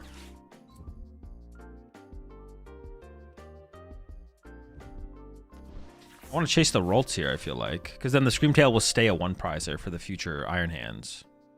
Like, they're going to get the Guardy, theoretically. If it's double Curly, I chase Curly to leave a 1-prizer and play to chase with my last Iron Hands.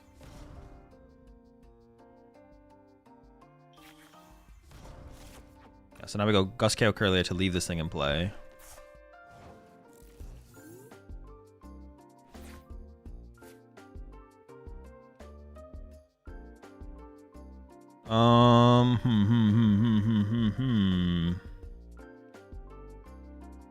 I don't remember if my second Iron Hands was in the deck.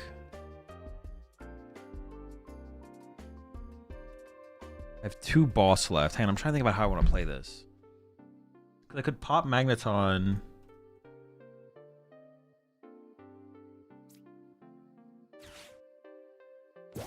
Could pop Magneton to Miraidon to then get Iron Hands. To then generate our Iron Hands plus attach was attached to Defiance Band. I could do that next turn, but then I get to draw with this thing this turn. You can use Mystery Garden. I guess I could, yeah.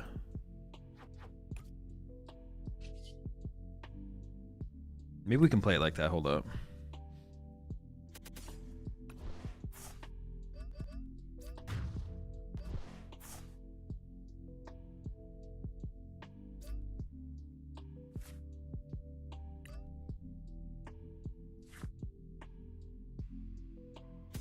Then I'm committed to a second Iron Hands. But I guess they have Screamtail in play, but they could Turo the Screamtail. Alright, I'm committed. Ooh.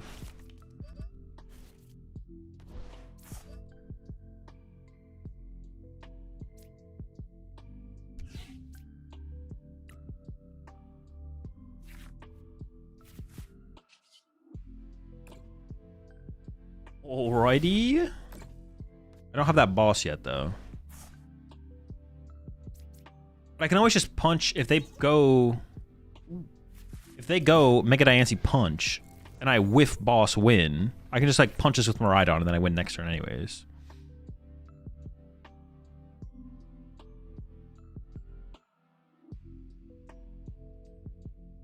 I actually might use Mystery Garden next turn. That's value right there. How about this fair against a Mega Box? I have no clue. No clue. Punch the Absol, probably. Or punch the Kangaskhan. Actually, we probably just lose. They set up a Kangaskhan and we lose. How that on feeling? Is it good? I mean, it seems like it could be good. Oh no, do they play like a Fluttermane or something? The matchup to like, well, I mean, their Golden Go matchup should be... I could see it. I could see it. I'm trying to think about the matchups that you'd probably struggle against. I mean, you could theoretically even beat Charizard, though. I don't know. I just have to play more games, to be honest. I have to play more games. The meta is so narrow. Like, you know the 4 decks you need to beat. It's like, how does it feel against those 4 decks?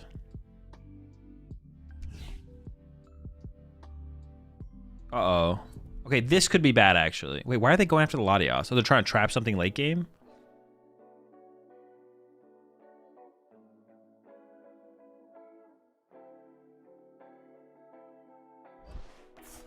I go Miraidon Punch.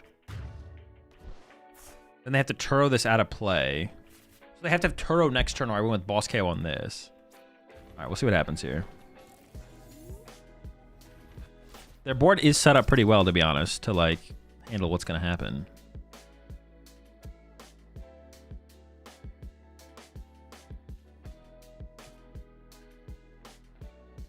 If I bench Fez, I actually then have one more Pokemon in play that because I can make it so this thing can retreat. I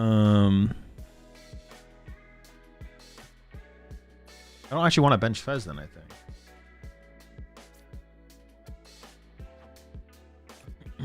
Like go like this.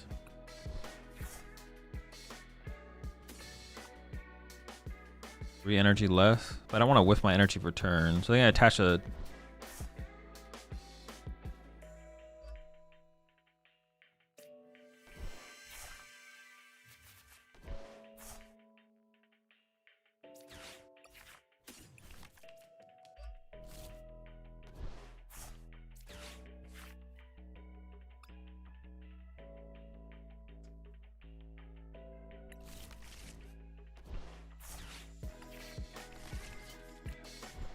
I don't know, something like this seems fine. And then hope they don't have Turo, I guess. Be VOD review Toronto Regionals? No. I don't like VOD reviewing. I don't like VOD reviewing, actually. Just, well, because it's obviously a VOD.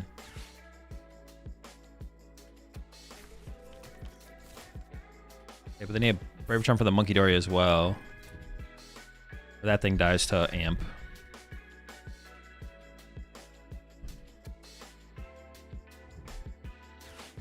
Okay. Boss goes to the bottom. I don't think I had a boss in the deck, right? Like that's my last boss. It's like my last boss. My other boss is prized. So I don't think I'm winning here.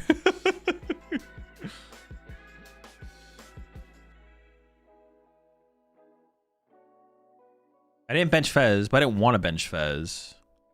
I didn't want him to go just go like, all right, bring up Gust up Fez, because that's what they did by KOing Latios. They tried to create a Gustable board state. I didn't draw. I wanted to draw Super Rod to put Fez back in the deck. I didn't draw that either. So now they could KO my active here, I guess.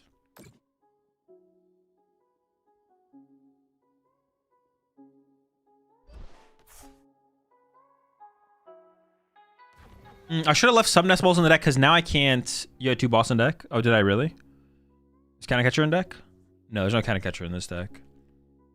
I should have left some Nest Balls in deck so I could actually. Well, them taking a knockout here is just a misplay, but. Now I can't bundle. Unless I top deck Super Rod and then play that to put bundle and Fez back.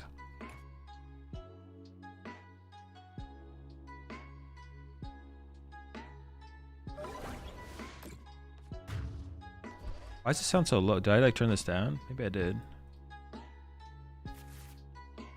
Alright, so now I need a top deck.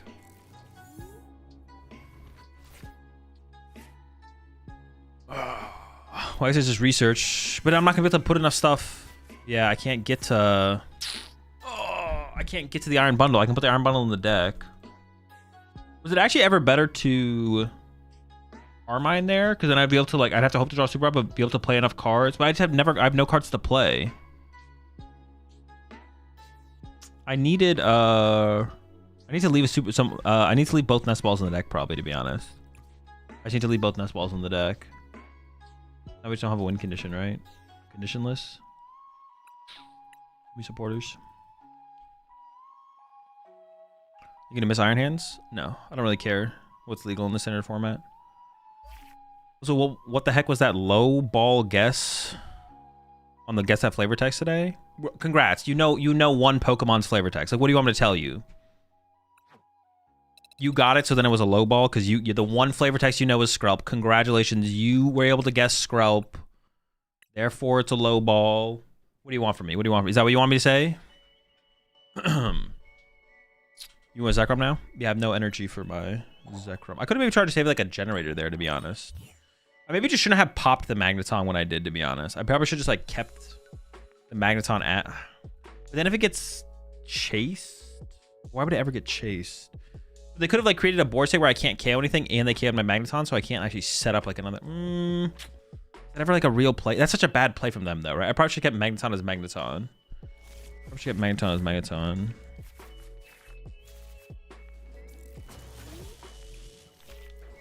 Scrub literally has kelp in his name. What other Pokemon is literally kelp? I don't know, to be honest. People only know Scrub because of Legend ZA recency bias? Probably. I wouldn't know though because I haven't played the game.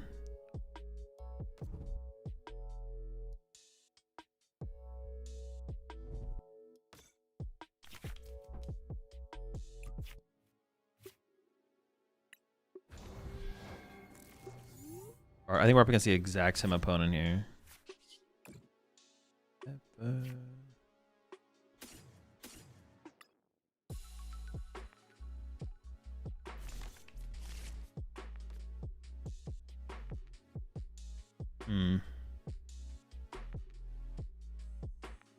I kind of just want to attach and pass, to be honest.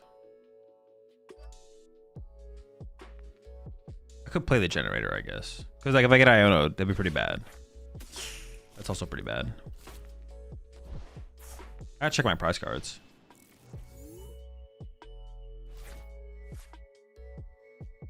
Dragalge is a cool mon though. It'd be so easy to know Skrelp as his pre-evolution. Is it though? Dragalge's not even that cool. Dragalge's not even that cool. That's like such a forgettable Pokemon. Now apparently there's a Mega though. Now there's a Mega Dragalge.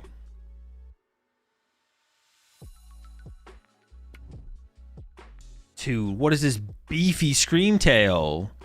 The Beef Tail. Cards you're gonna miss after rotation? None of them.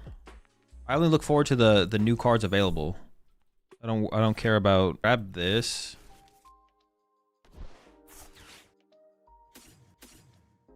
Am I missing something in this sequence? I don't think so. Just arm press knockout is like more than good enough this turn.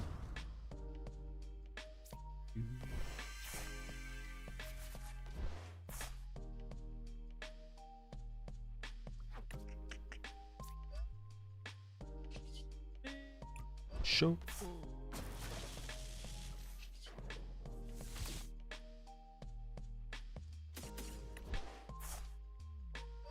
Actually, I don't want them to kind of catch my Miraidon, so I'm just gonna do that and then arm press here.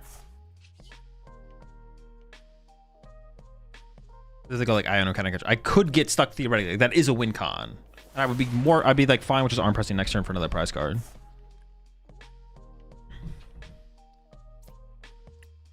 How's this rotation compared to past rotations? Have priors been as meta warping? Well, we haven't even played the. We don't know what the format's gonna look like. Are they gonna counter catcher though? Oh, true. They literally just can't. Good point. Defiance Band KO. Oh shoot, I could have. Yeah, I could have gone Amp Knockout. I didn't even realize we had that Defiance Amp. Oh no, I've trolled. Yeah, all right. There was definitely better stuff I've done. Yeah, I could have gone Pop, Defiance, Amp Active, KO. That's definitely what I should have done. I would like the extra prize card. Like, I would like it.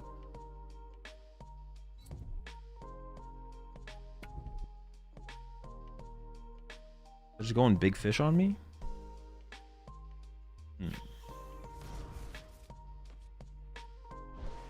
Interesting, interesting. Big fishing.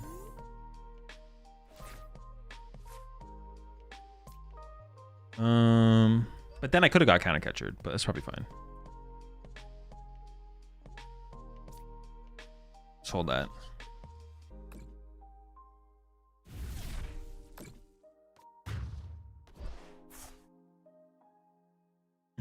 Yeah, we have no clue what the game looks like after rotation.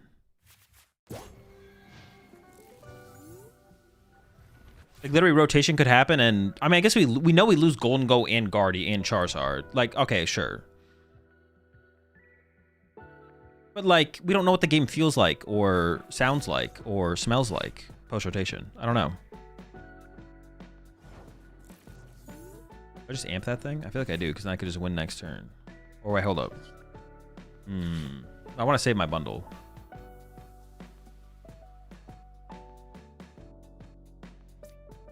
I want to save bundle. I want to save bundle.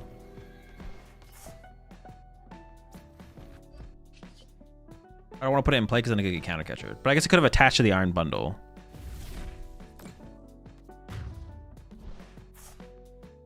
Seems kind of phantom.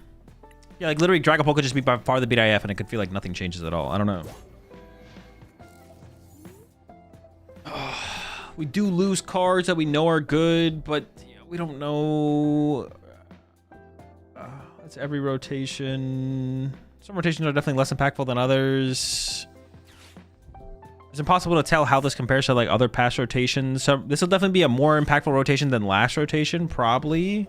I guess you could like pretty confidently say that, right?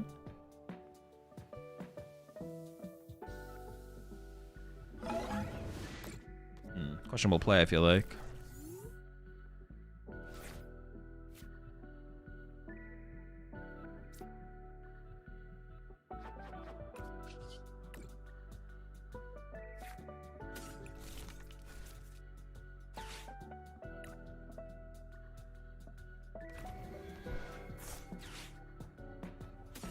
I don't even know if I need the Ursaluna, to be honest.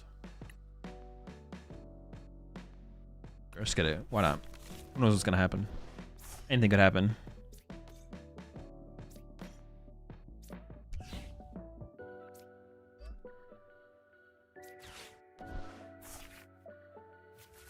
Anything is possible, man.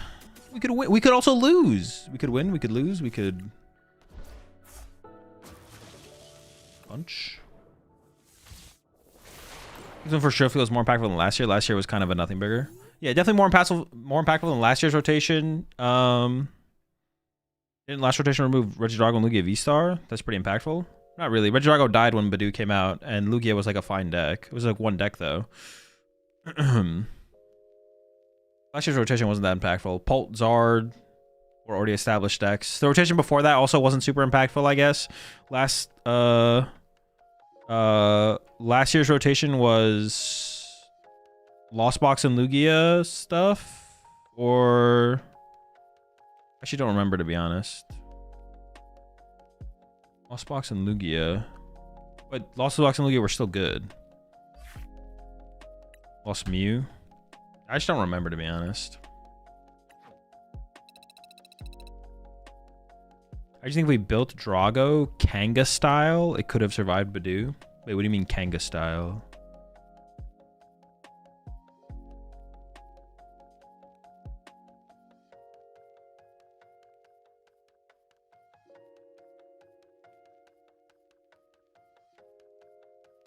You go Trolley, TM, Latias board. Oh. Sure. Yeah.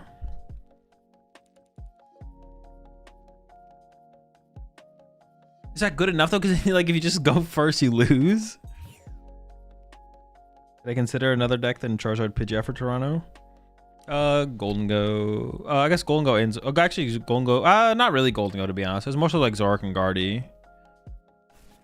Zoroark, Guardy.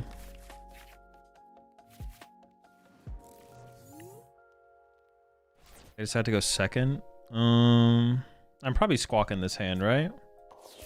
Most likely.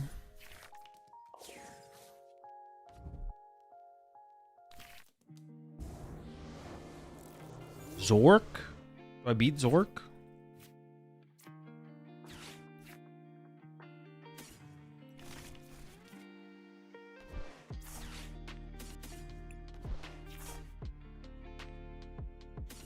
I don't know if I beat Zork. Do I beat Zork? I probably beat Zork.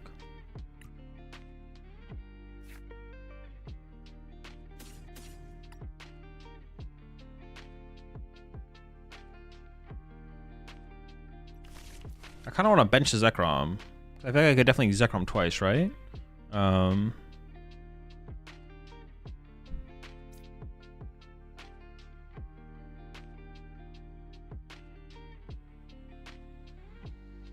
Yeah, that seems fine.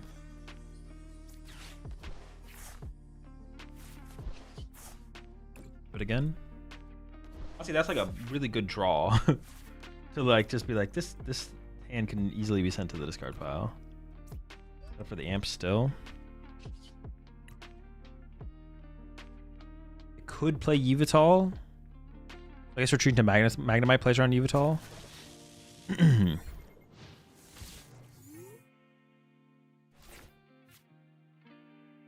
The meta surely gets shaken up with rotation, but what are your thoughts on no Devo Evos if they don't get a reprint? I mean, we already know they don't get a reprint. I mean, well, I don't think about those things. I literally, I don't, I don't care. And we're playing in a card pool that doesn't involve those cards. Yeah. These are things that I don't think about. We have a card pool. We make decks out of card pool. Repeat. Please don't reprint TM Evo. Terrible card. Pretty good card. I don't know. I kind of like TM Evo as like a... I think TM Evo is like a pretty healthy card in the game. What if they did get a reprint? Then I'd play with them in some of my decks. If they don't, I don't play with them. If they do, I do play with them. I feel sorry about... Sorry for asking the question. No, probably not. We kind of like have to find Magneton here. Optic Magneton? Nope. I think it could be worth it to have Ursaluna. I could recover 1 energy here.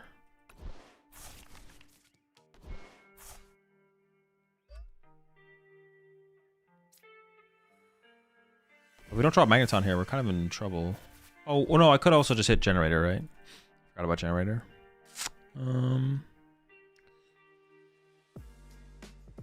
Oh, I have to get around. Oh no, I need to because I need Iron Bundle. Wait, what was I trying to do here? It's fine. We drew well enough. Do I need this? What does this thing? Oops. What does this thing do?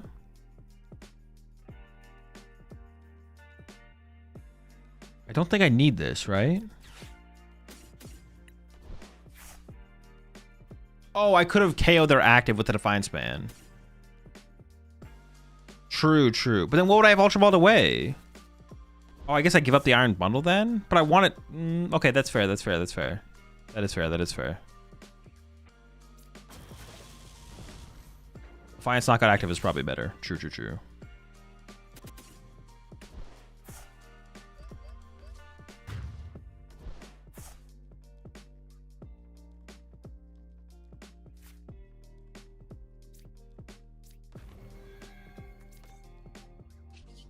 Like discard the Iron Bundle because I gotta keep Mew and Fez for sure for draw power. It's like the same thing, but I KO the Reshi instead, and that leaves the Toad School in play. Unless they're gonna actually like set up as a rule over a Toad School here, which makes no sense. Okay.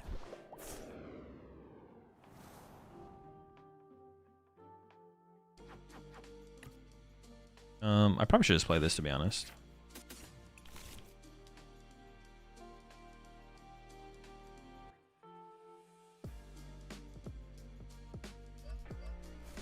Right? It's got to make the most sense there for sure. Because if they take a 2-prize knockout on Latias or Mew, Zekrom KO's back, right?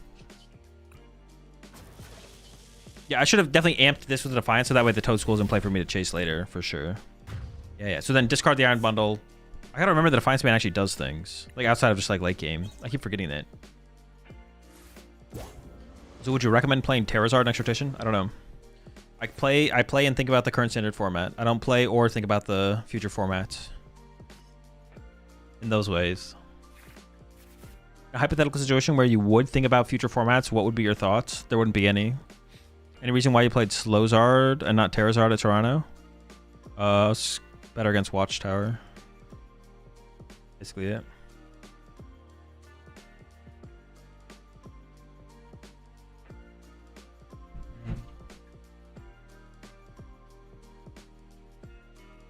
Now they got Fez in play. Bro, what? Why get rid of Band? That's a great question. I'm glad you were here listening to the discussion we just had on why it happened. This is a really good question that definitely has not been answered or talked about at all in the last 2 minutes. So this really brings some high quality discussion to the stream that we're missing. Thank you, Jake V08, for your contribution to keeping the stream informative. I get a boss here. I can KO 0 for 2. I didn't get triple Zork. That's what I was scared of. But also, arm pressing the active is also fine, right? Like that. Then I just like look for bosses on the next turns.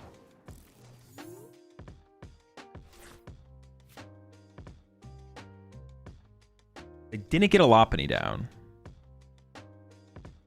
Losing my Fez kind of sucks. But what is going to be their play on the next turn? Losing my Fez and my only recovery card kind of sucks. But not having boss next turn also sucks. It all just kind of sucks. Do I ever just attach to Miraidon?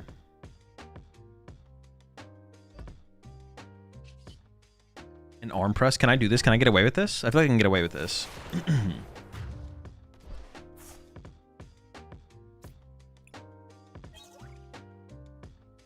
I gotta check my prize cards. Let's see what happens. Let's see what happens.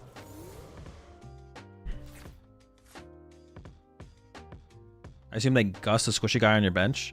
That's what I'm hoping for. I'm hoping they just go KO my Mew here. Like, I want them to just kill my Mew.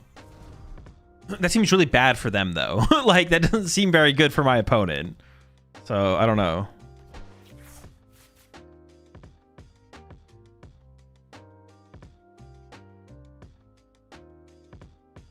Might go for Latias.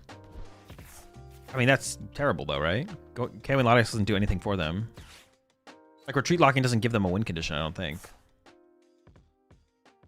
If they just punch the active as well, then I just get to go arm press. Oh, then they could turn. Well, they have so few energy. Like, if they're playing, I'm assuming they're playing the Liam Halburn list. They have such low amount of energy recovery.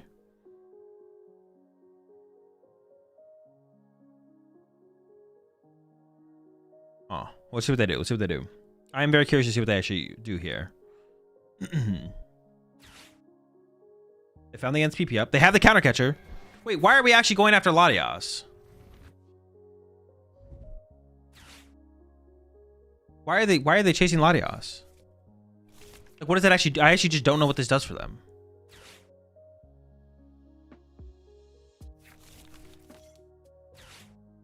Oh, dude, I'm confused.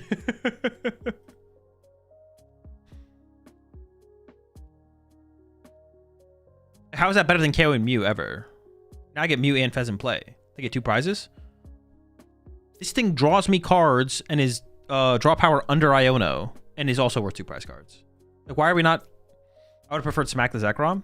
Even that seems better. Giving me bench space for Mew and Fez seems terrible. Yeah, now I have bench space for Mew and Fez. And they also turned my Zekrom on. Now my Zekrom one-shots them. Yeah, boss punch for Zekrom is way better. No, that's what this play is just never it. Oh, they didn't even get the energy. I don't think they had an out, though. It's fine. They didn't even have an out. It was cooked. I'd have Mew Fez on the bench with Ursaluna in deck, playing Carmine, setting up for a boss win. We had so many win conditions at that point. I definitely misplayed the early game, but with the non-defiance ban thing, but... All right, this game, I'll check my prize cards. Yeah, they definitely need to gust punch the Zekrom. You're right. You're right.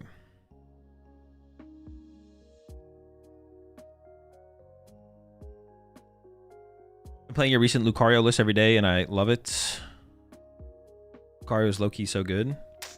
Yeah.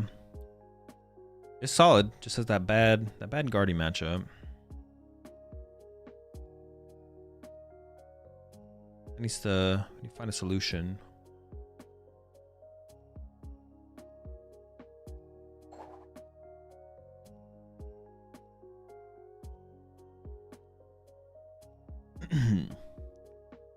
We just get to infinitely go first as well.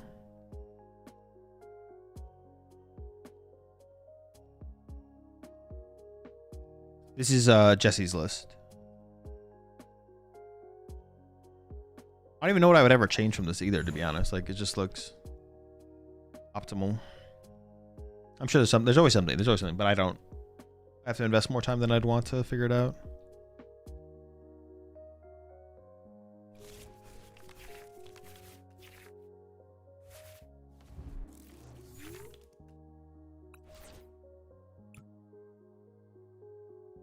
I just want to open the hands because I don't even know if I want the Miraidon, depending on the matchup, right?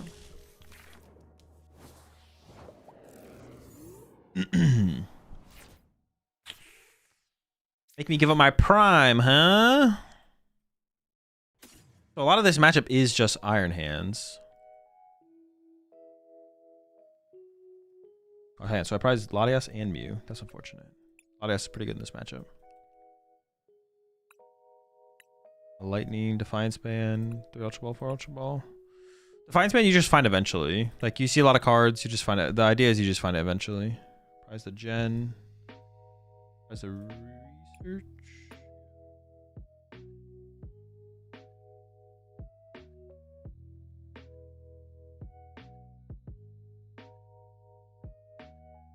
What's the prize? I don't know. It's something.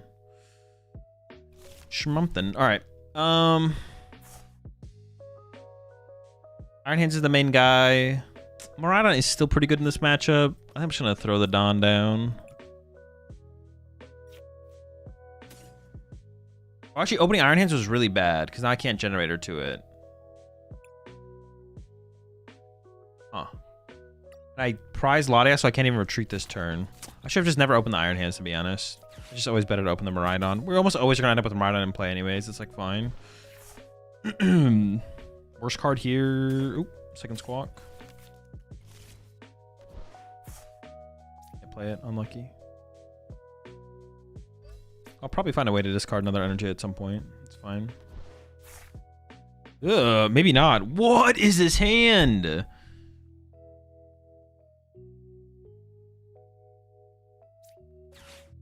Anything worth grabbing?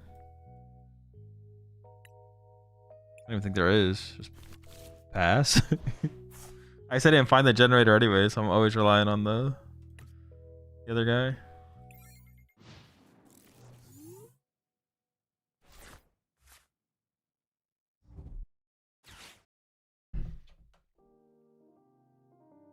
Pretty bad.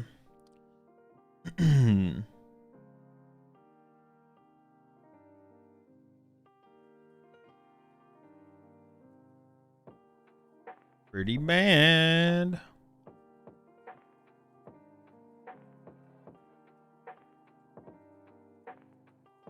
This deck only works for Jesse. Yeah, I would make that excuse too if I misplayed with every deck that I picked up for the first time. How's the deck feeling so far? And changes you'd make? I mean, I'm not really playing the deck with the idea of trying to make changes, to be honest.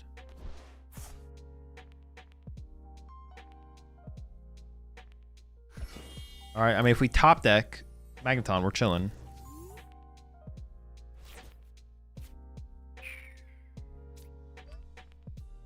I can arm press next turn. Got that going for us.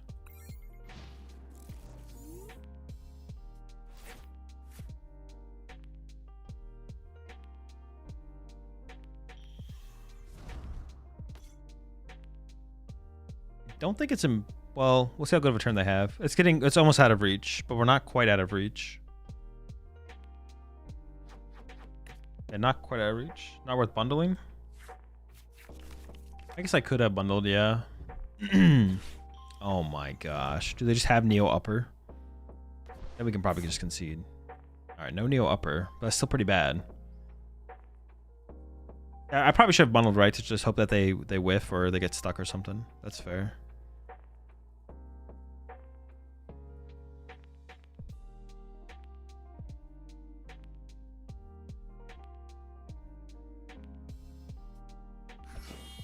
Okay, well, I guess we bundle this turn.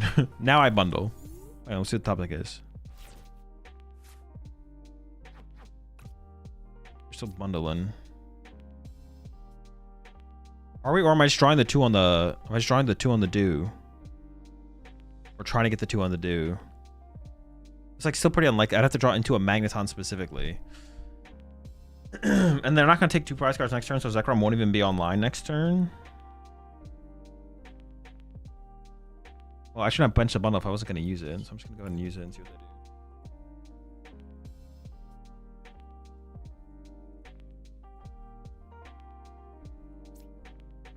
33.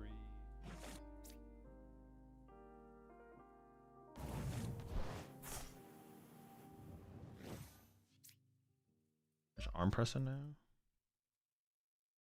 I don't like the Zekrom on my bench then.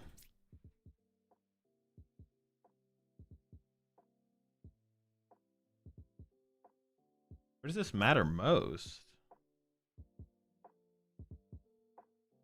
Does it just not matter in this matchup at all? Put it there, I guess.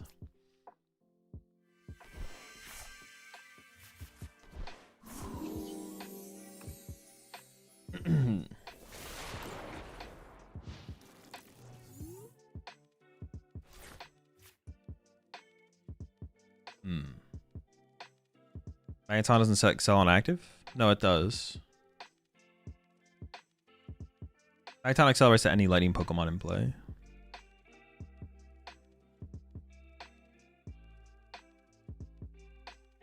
See what kind of turn they have here. It definitely is still winnable from here.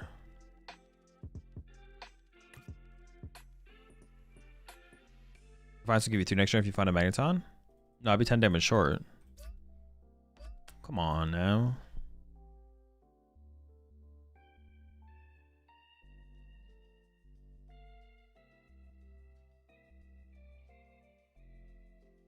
I would need a dude, just a Turo on that cringe. Well, it's only really cringe if they have Neo Upper to go with it. Let's see if they have Neo Upper.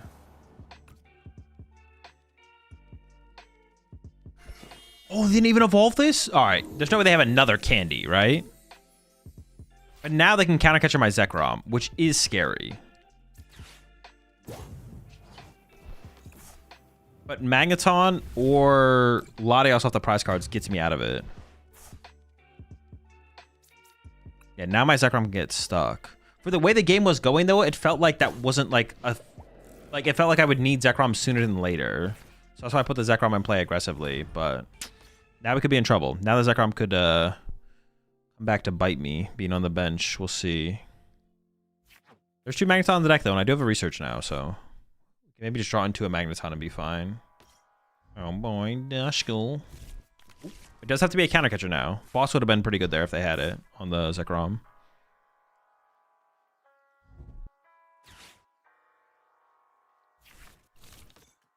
No counter catcher yet. Hold on. Uh-oh. Push the 4 months there. Vanillity. Also, we should the 3 months there, Lud. And the Prime sub Isteris. Oh, hold up, we chilling? Might be chilling, might be chilling. Oh, brother. Give me another one. There's no way they have the other candy combo. And Neo Upper Energy. I don't even know if that's like correct. Well, no, that probably is correct. It sets them back like a whole turn, right? They could like Ursaluna me, but I got Mew in play now to like protect against Iona Ursaluna. I could have researched there, but like, yeah, I don't know. Why put Mew down? Because I'm probably getting Iona this turn, so I want the draw power. I mean, if I don't get Iona this turn, I win anyway. So Latios or not, or no Latios off the prize cards. If I get to hold his hand and play research, the game's over.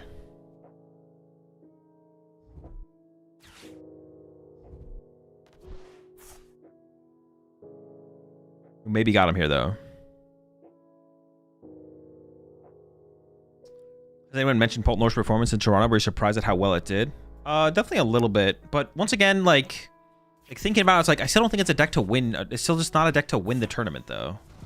Like, Pult's just not a winner. It's just not a winner.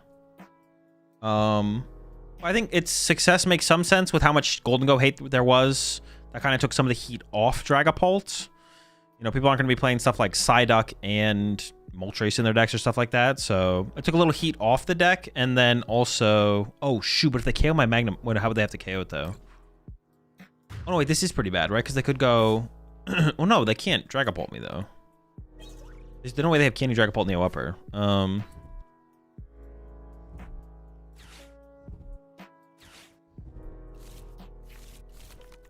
Yeah, just a lot of... There was just a lot of... All right, nice. There's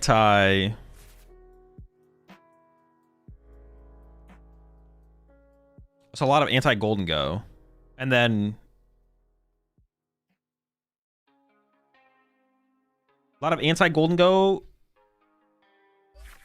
And not as much anti-Pult as there normally would be. So, like, some of the heat was taken off of Golden Go, or off of Pult, and one of Pult's bad matchups was, like, being targeted, so... Yeah, so, like, it kind of makes... It makes sense that Pult was probably more successful than I would have expected, personally. But even then, like, looking at it, even, like, now, like, looking back on that and, like, adding that information to, like, my meta-analysis, like, in hindsight, I would be like... Pult's still not winning the tournament, though. Like, you still just lose to Gardevoirs. Like, especially with, like, the hype behind Henry Chow's Gardevoir list, which was very good against Pult. So I was just like, yeah, the deck's still just cheeks. It's not cheeks. It just can't win. I still would like be like, even with that information of like, oh, Paul's gonna get hated on, less people are gonna be hating on, or Golden Glow's getting hated on, which is one of Paul's harder matchups, and Paul's getting less hated on. You're still not winning the tournament with. You're still not winning the tournament with Paul. You can't win. You can get top cut, which is that's okay. I mean, it's a good, but like, I'm trying to win a tournament, so I would never play it personally. But it having somebody in cut is like not as big of a surprise. Like when I like think about it like that, I'm like, okay, it's like not crazy that there was that many in cut, but I'm still trying to win the tournament personally. I don't think the deck can win the tournament. So I view it. Think about it. Look at it.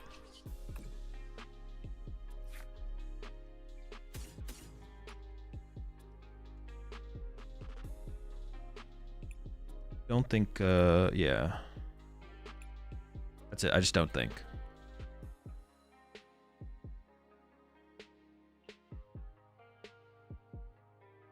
2-2-2. 1-1.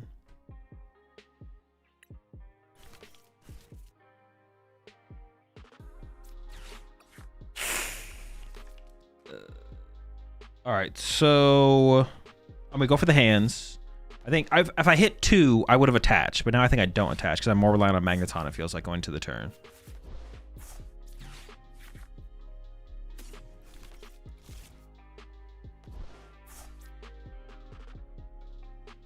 They could play a retreat lock Pokemon. I should just retreat to the... Oh. Okay, if they whiff item lock, I can definitely find a Magneton. I'm going to retreat to the Iron Hands. Because the only reason to not retreat to the Iron Hands is because if they whiff Badoo... If they whiff Badoo, then I'd want to be able to play Generator to Iron Hands. But I don't think that makes sense. In the big 4 decks, is Zard clearly the bottom one? Or does it compete on par with the other 3? I think it's on par with the other 3. Yeah, I think it's on par.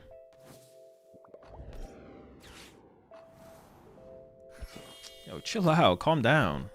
Not that serious. I don't think I bench Fez here. Oh. Another boss? Another one? Why are you doing this to me? 3 boss down. Have to find Magneton or Arm Press. All right, we're pressing. No candy, Dragon Ball.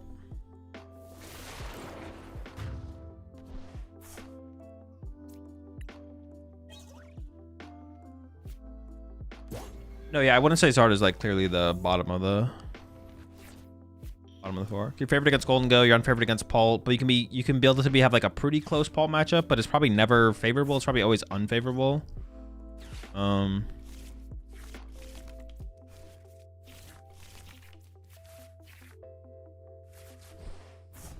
Yikes, the hand is still pretty mid. I mean, I get my 2 prize cards on the Badoo, I guess, but...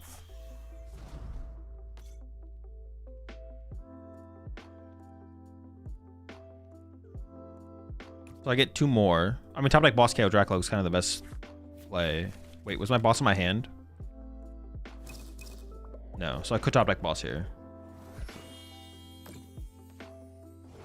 One time?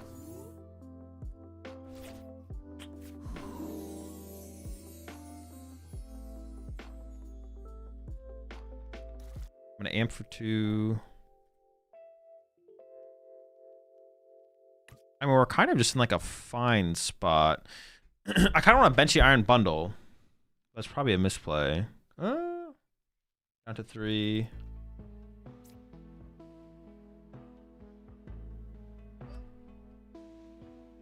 Benching Bundle is probably bad. Pop Bundle would be bad.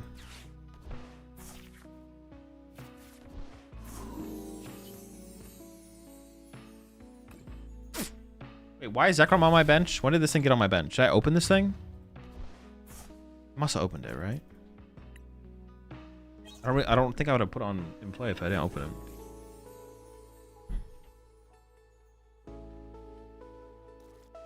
They could pop Dragapult on my or Dusclops on my active.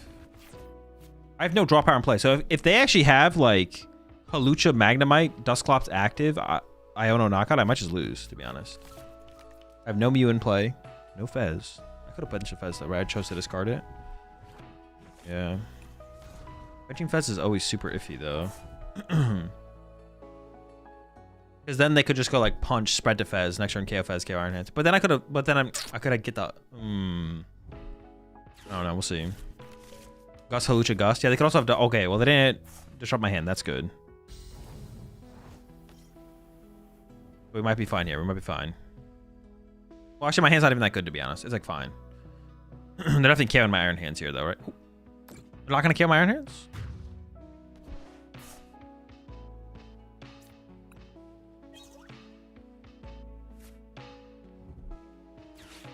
Oh, do they actually have the play? No way! They actually have it! Wait, then why'd they pop Dusclops?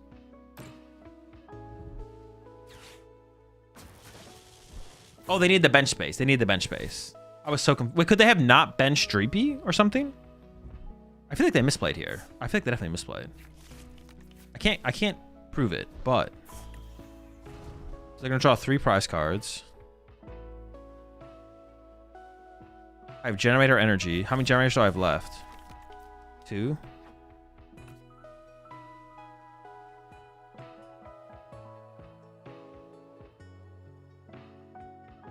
Could have not benched this. No, they bench on the previous turn. Oh, I guess they were like always. Wait, no, did they bench a Duskull this turn or something? I feel like they had a bench space open going into the turn.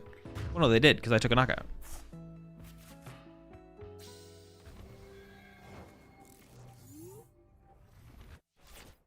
How much damage does this thing do? 50? What's on the bottom of the deck? I just got Iono'd, right? So they played Lily. And I've shuffled the deck since then, right?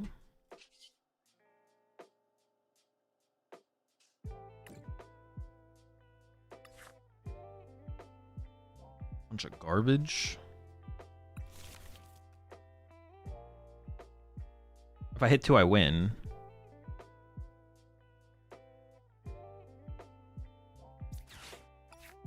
Oh! It's that simple. They were always cooked.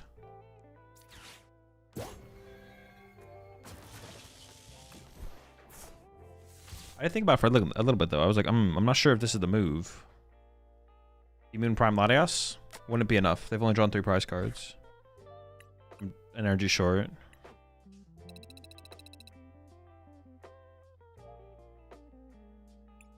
Oh my goodness, we've done it again.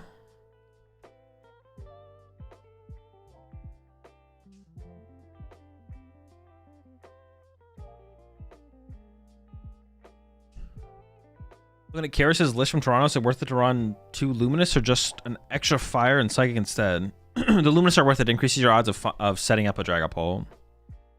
You have more energies that can be used with more energies to set up to attack with a Dragapult.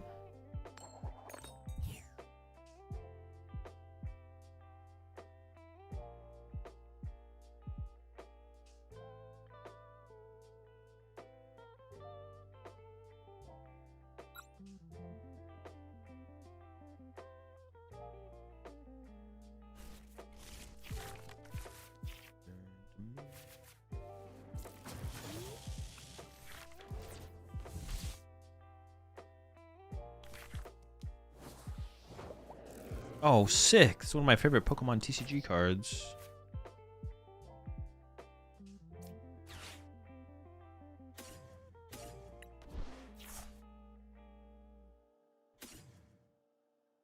Am I just doing this to just get an Iron Hands? But I want the Miraidon anyways. Miraidon's just a good attacker. Also lets me like shuffle the deck and stuff like that. It's probably just always worth a small prize. Generator in hand. As a research, I believe. As a squawk. You? No. Fez? No. Bundle? No. Necrom? I had a feeling it was a Pokemon. Sense it.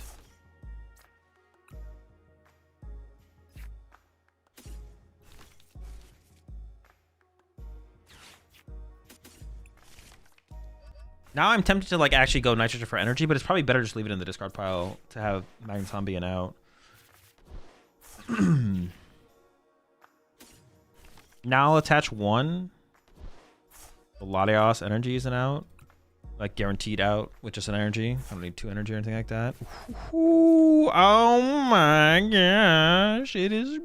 Where's the damage matter? Well, I should want to give him a Raktus or something stupid. So I think I always push the hands. It's got the nuts. Yeah, this one's cooked. Why am I only playing against Polt? I don't even think I'm playing against the same player over and over again. I think I'm literally hitting different players playing Polt. Is Polt just the most popular ladder deck? I think it is, right? So I had a quick question for you. I was planning on taking a high placing list from Toronto to Sydney, but now I have no clue what to run. Any suggestion deck-wise? Any good deck. Just pick a good deck, start playing with a good deck. Bring the good deck to the tournament. Repeat.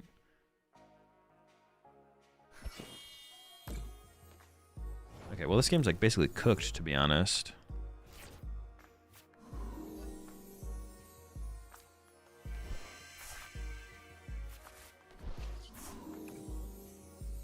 Pick a good deck, play a good deck simulator.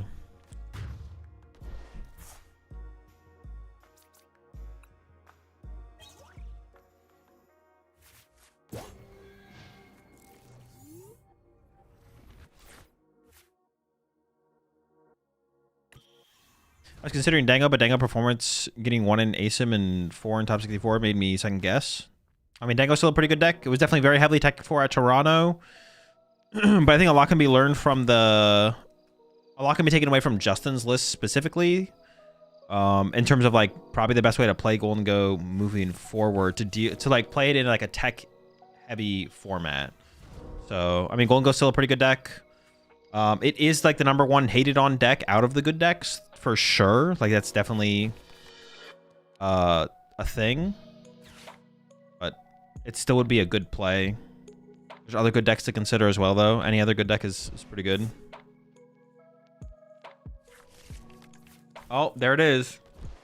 And I discarded my Switch already. And my Prime Catcher. I'm just out of Gust. Do I just lose? Or not Gust. I'm out of mobility cards. I literally have 0 mobility cards. Do I literally just lose? I feel like I literally just lose.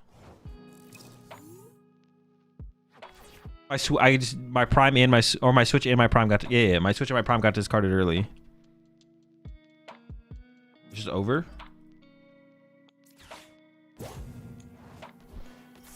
It's cooked. They're playing a weird list. They have Dark Energy in here, so it's like a control Dragapult. I feel like this isn't like Dragapult. It's like a control Dragapult style deck or something like that. I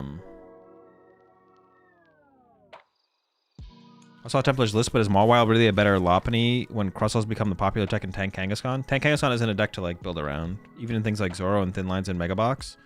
Neither of those decks are like none of those 3 decks are very popular, and the most successful builds of those decks were not playing Crustle because all the Golden Go players were playing Lopunny, so there was no reason for them to play Crustle. I don't know where we're going at now moving forward, but yeah, I think the Mawile is still pretty reasonable. I don't think a lot of people are going to switch back to Crustles or anything like that, but maybe some will. Just straight Pult though. I mean, it's got a basic Dark Energy. The basic Dark Energy is a little weird for sure, right? I mean, this is just so cooked. I'm just so unlucky. Maybe they somehow in their 11 card hand plus triple Dracloak, maybe they whiff an energy.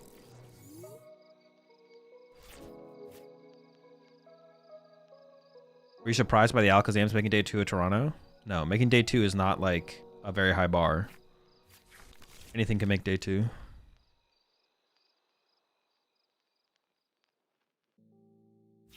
Making day 2 isn't a bar at all. Like, it's not like a... Motivate this fool? No, it's just gonna give them Monkey Dory damage. 100%.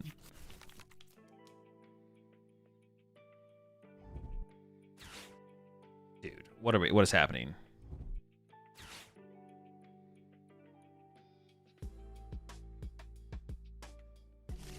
Making day 3 is a good accomplishment. Unheard of accomplishment, actually. It's just not even true. For ICs, I guess that is a real thing. And Worlds. Way to crap on everyone's goal. You're right. I should just lie to everyone and tell... you're right. I should just lie to everyone and just tell everyone that making day 2 is a super high bar. And Alakazam making day 2 is an unthinkable achievement. And Alakazam is probably a top meta deck now because it made day 2. Right, that's what I should do. That's what I should do. You're right, I should just lie. Wait, is that Draco actually stuck? Oh, second air balloon, of course, my bad. It's fine to have day 2 as your goal, but it's not that hard. Exactly, it's fine. It's 100% fine to have day 2 be your goal. I didn't say that was like a bad thing or a wrong thing. Day 2 being your goal is fine. Getting day 2 is not that high of a bar. Alakazam is still a bad deck. Any bad deck that makes day 2 is still also a bad deck. All right, well, we can't win this one anymore. Never lucky. Switch cards going.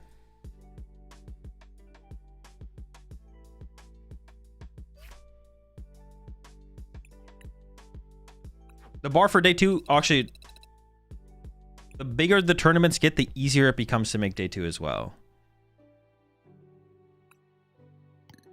There's an argument that at some point in the past in the Pokemon TCG's history that like achieving phase 2 or day 2 or whatever you want to call it gave some validity to like an archetype, maybe. But even then, thinking about it like that, even back then was silly to think about to begin with. And making day 2 has only gotten easier as the game has gotten bigger. Winning tournaments is harder, but getting phase 2, day 2 is easier.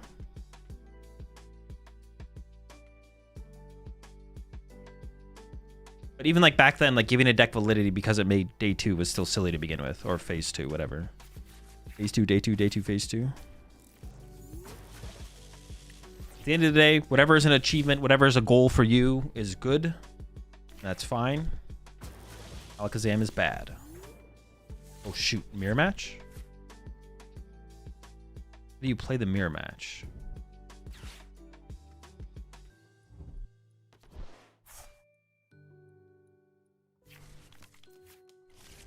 Why are you playing the Dawn?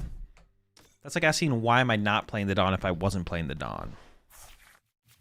That would be a silly question. Ooh, they're down double Magneton. There's hope. Going second in the mirror match has to be awful, right? Oh, but they put Squawk in play. We can take advantage of that. All right, I don't know. Maybe there'll be some. I'm also about to lose 3 gust effects, so appreciate 33 months there, Dank.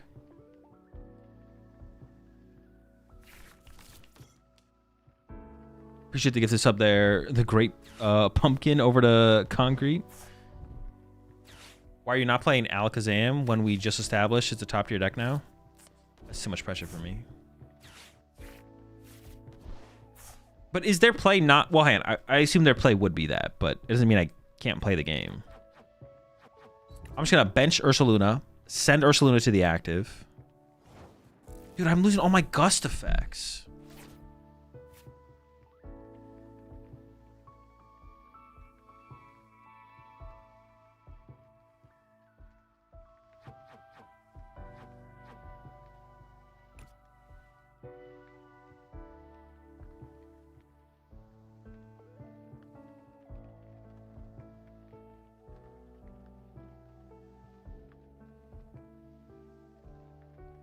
I could go to try and KO the Squawk off the rip. Oh, their Iron Hands isn't their active. Dude, I don't know what to do here. I don't know what to do here.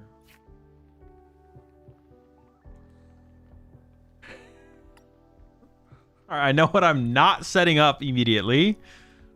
Okay.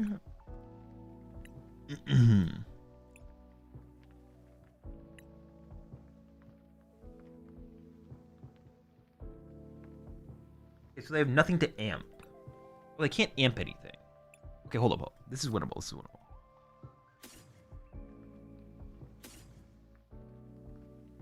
I could grab just Iron Hands here. I don't know what I fully want here. So I can grab this. Grab Latias. Bench Ursaluna to tank a hit. They could get access to Defiance Band to KO my hands with their Miraidon. And then retreat to... I may as well... No, I should just keep their Iron Hands in their active, to be honest. I shouldn't even prime anything. I should probably... I could attach somewhere. I mean, this is the furthest thing for being able to attack with, so I think I will attach the Iron Hands here. I could get a Squawkabilly. A Squawkabilly would give them an amp for 3 target. That's not that big of a deal. It gives them an amp target. Or an Iron Hands target in general, though. My hand kind of sucks, though. My hand is awful. I'll go Squawk the hand, but I want to bench Fez and Squawk. I'm just gonna pass.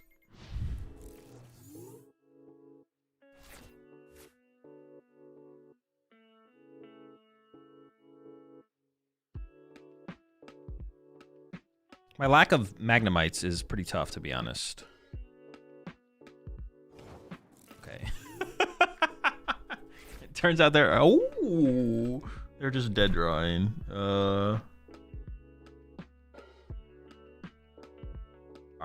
Emission Generator first. Okay.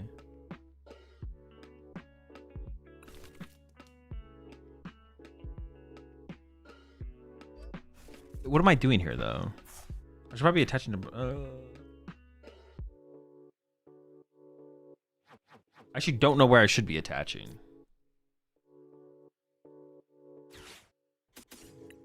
But Miraidon wouldn't be bad. Fez research. Fez. I don't actually want to use Mew because the cards I would draw into are just not very good. I want... Well, then try to even bench the Mew, I guess is the question. My hand still sucks. Oh, I could just... Yeah, I can just arm press them. That is a good point. It's fine.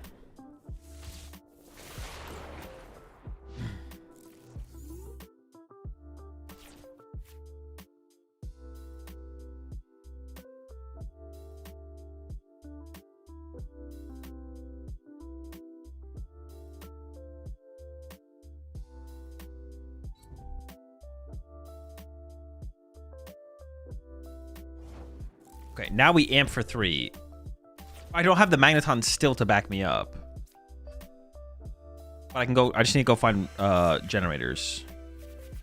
But I also want Super Rod. So I think I wait a turn to give me a chance to topic Super Rod or Fez into Super Rod or something. Because now they can go Miraidon, Defiance Band, knock out my active here.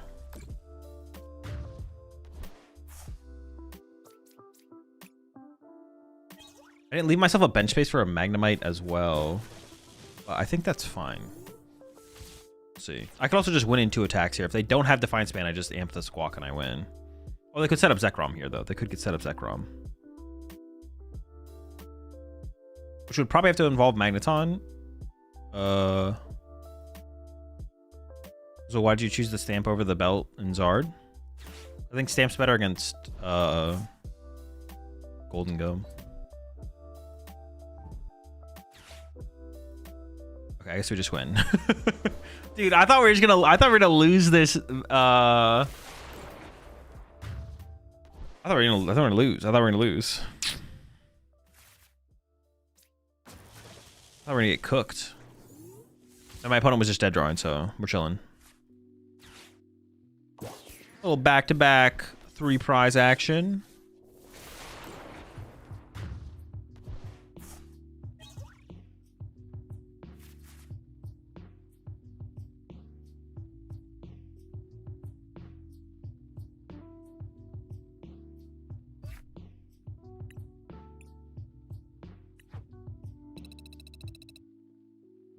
Yeah, the Stamp.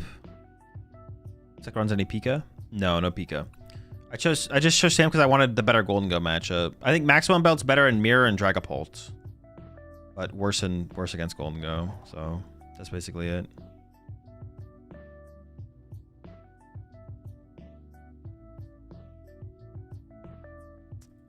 Golden Go, number one op. Maximum Belt can be utilized against Golden Go, but it's like way worse than Unfair. Unfair is also kind of good against Guardy, to be honest. Whereas Maximum Belt is actually... Well, actually, yeah, that is true. Maximum Belt actually just sucks against Gardevoir. It's so bad. But the Unfair step is actually pretty good against Guardy, so... That's, I guess, like Guardy plus Golden Go versus... Yeah, I guess that's the trade-off. It's like Guardy and Golden Go versus Zard and Dust or Dragapult. You like pick which one you want to be better off against. And this seems fine.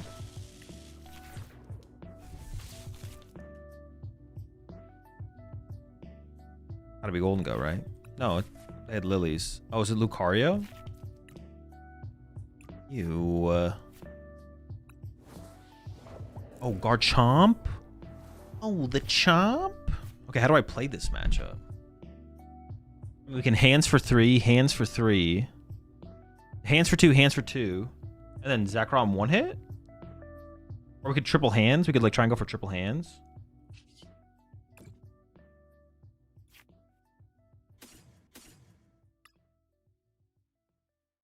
I kind of don't want to squawk this game then, right?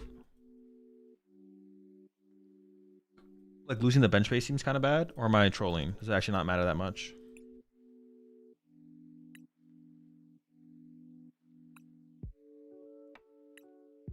And let me look.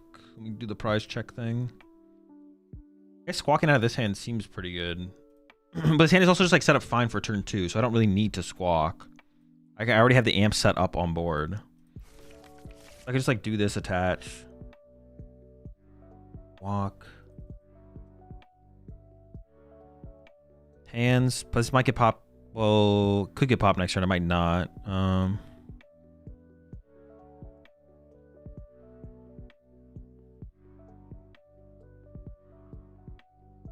Like on 1 hit doesn't work if they have the tool. Even if we have Defiance Band? I haven't done the math, so actually I don't know.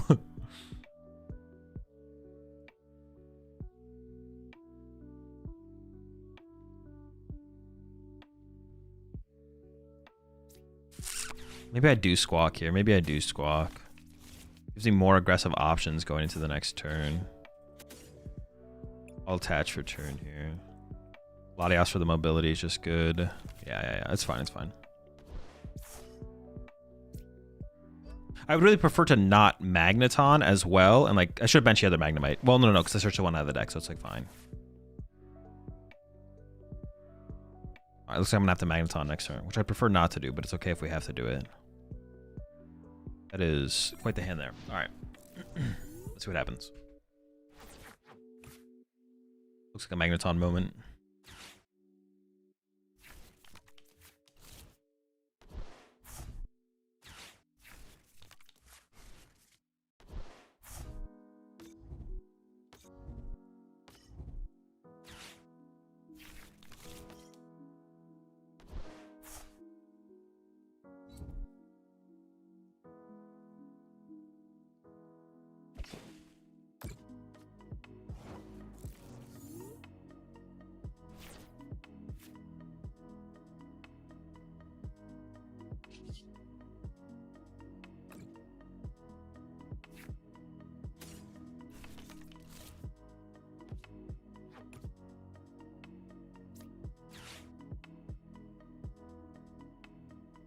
All right, so I think I can get rid of the bundle here. I think this is fine. I mean, they whiffed a turn, so I feel like that almost like, and they also put like a ton of liabilities in place. I think that almost like locks up the win for us here.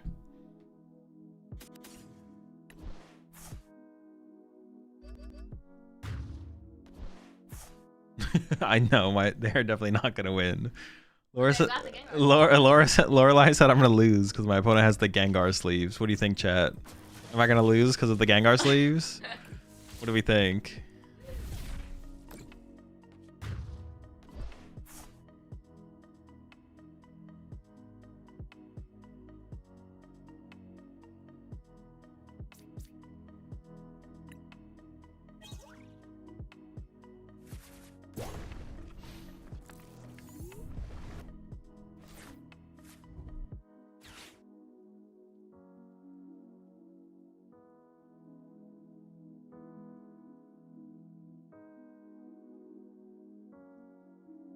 Did they ever Gabite KO here? I guess they could. You know what? They honestly probably could. Or even the other one. I forget what it's called, but looks like they have to go into the TM Evo, so we should be safe. But I think they probably could have, yeah.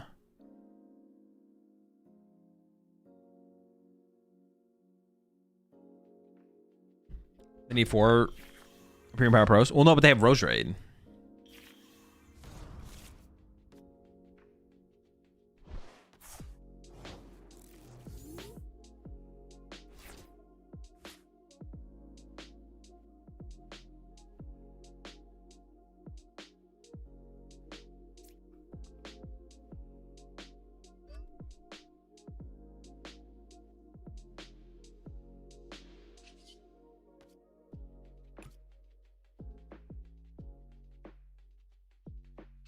I gotta read Zekrom's attack real fast. I forget what it does. So if they have drawn 5 prize cards, we're doing 250. So Defiance Band on Zekrom does 400 damage, right? 250, 380. Yeah. So this there does make sense. I can just play this for Mew. Let me just amp for 2 more here, and we just hold the hand.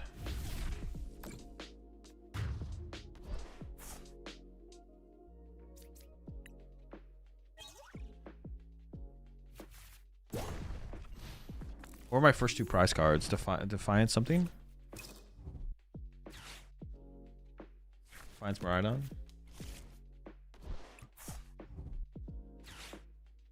I have no generators in hand.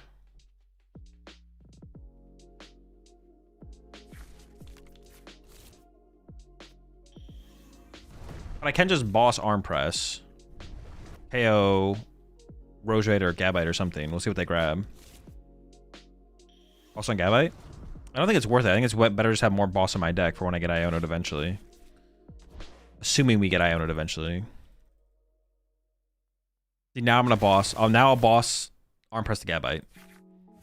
If I arm press our active... What if I arm press the active, though? If you arm press, then Defiance doesn't work? Oh, fair. True. Do I just arm press the active here?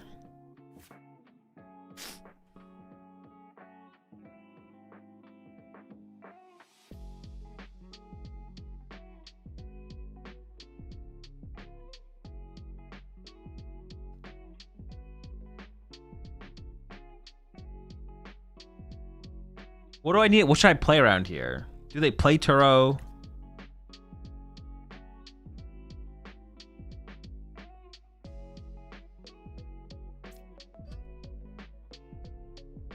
What if I just went boss, Gabite, bench Ursaluna?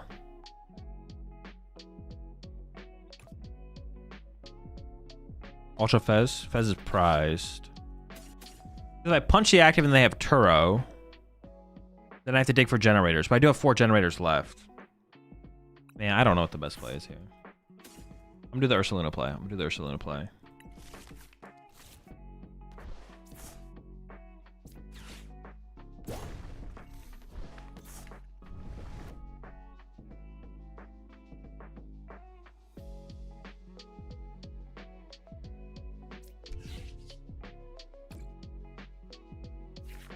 Give me 1 second.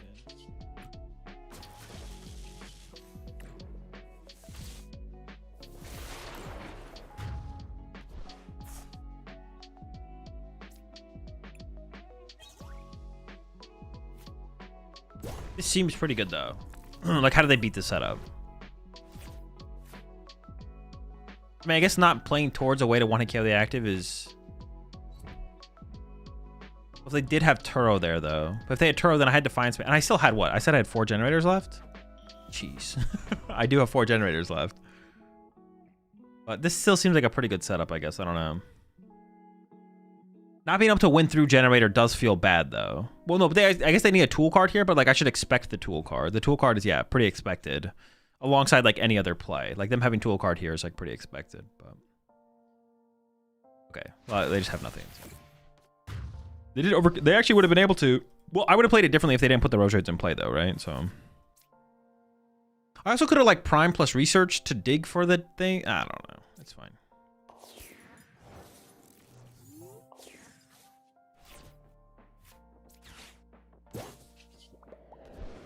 It definitely went way too wide on their bench and gave me way too many win conditions. They threw. All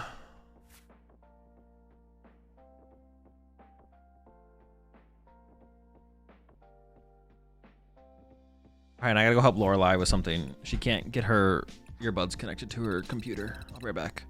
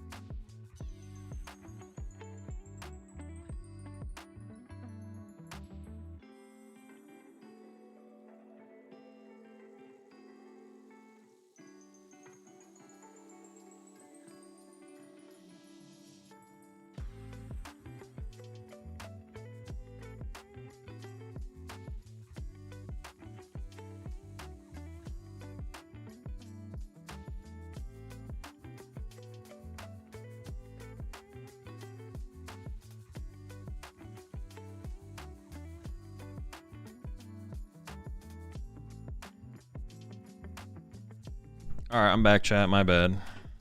Trying to help Lorelai. Trying to help Lorelai set up her earbuds with her computer, but it was not working for some reason.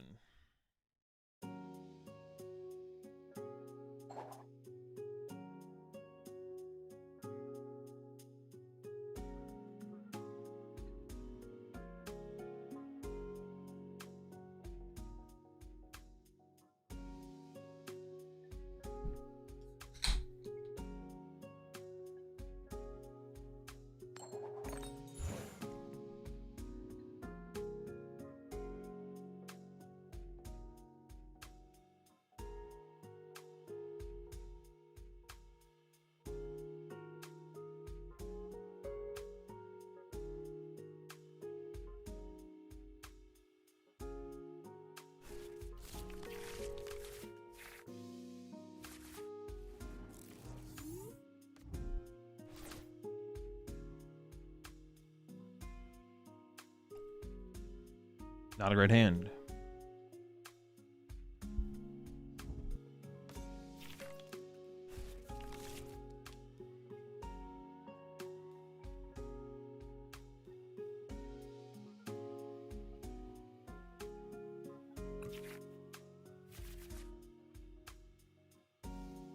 And we're probably squawking this turn. I guess I just open the squawk, right? That seems fine. Okay.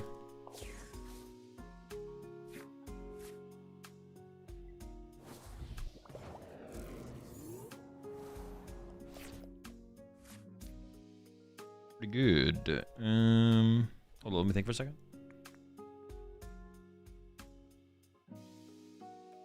Ultra Ball, grab a dead card.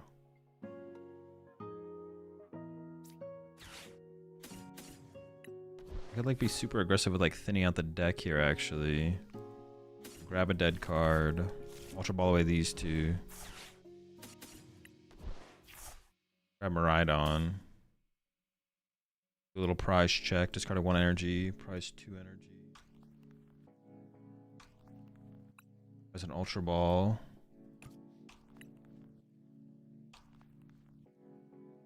When does the ladder reset, chat? How far? I'm actually gonna just check after this game. But someone in chat knows.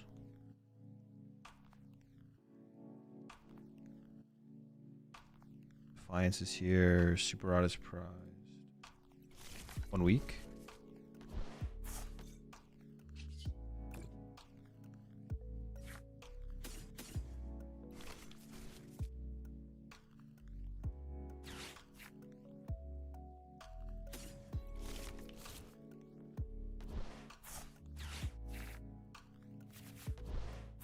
Oh my gosh, dude, we're just drawing the nuts. This is insane.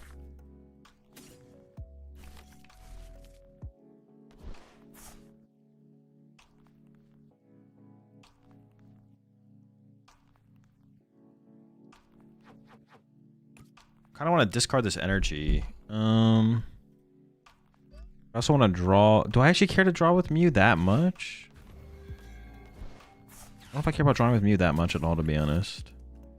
But now I kind of want to draw an energy to discard with Squawkabilly, so maybe it's worth it. I don't know. We're doing it. Another one. Just in case of Maractus. I already lost my Switch, so I could still lose to Maractus anyways, right? I guess. Yeah. We could get Cactused or something like that.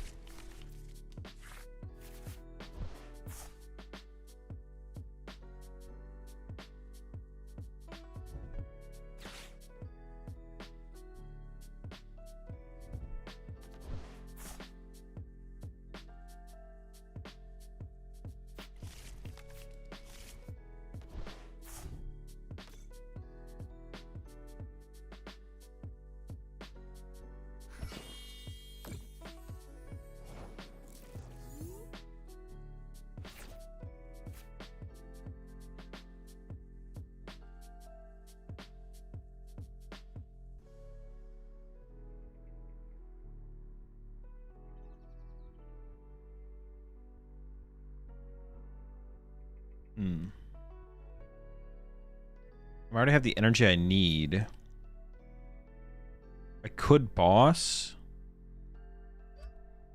Also just research though, right?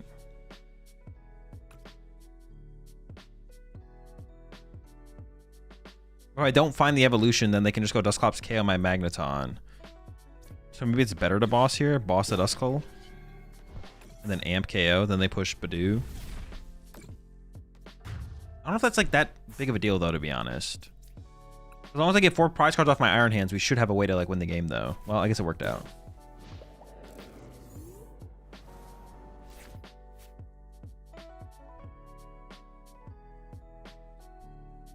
I guess it worked out.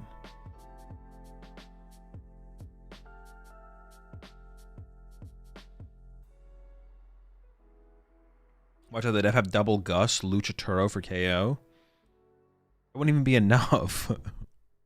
They would need a Defiance Band as well. Oh boy. Duskull is back.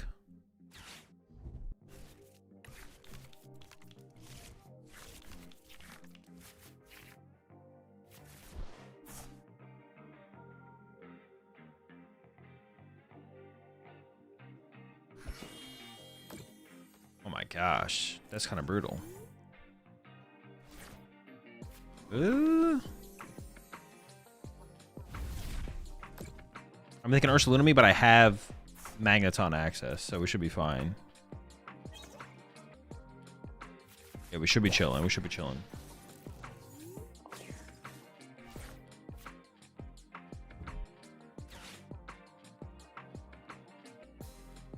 Can I play against something that's not Dragapult? Like, please? How many Dragapults have I played against now? Like, can I please play against something else? Well,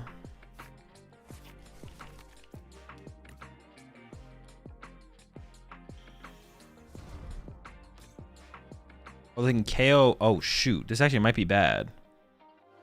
They got the KO on the Magneton. Oh, they didn't do it.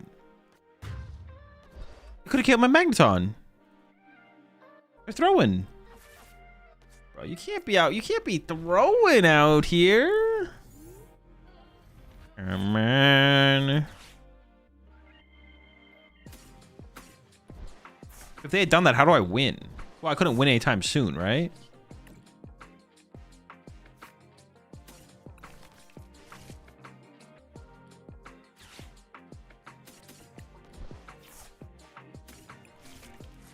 Maybe I should be prioritizing the 70 HP guy in play though, because I have been, well, I didn't get punished here, but I should have got punished. And then who knows, maybe I just lose. It's like possible that I can't win from there.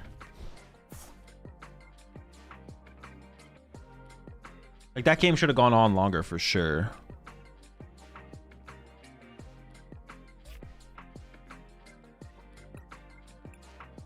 Bundle played on hand for generator. I mean, I would try and, yeah, I would. There was a win condition that turn, but they just gave me the win with the Zekrom.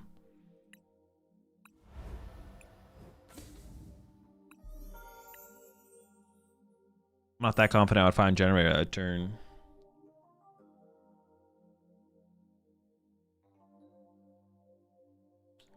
Low confidence.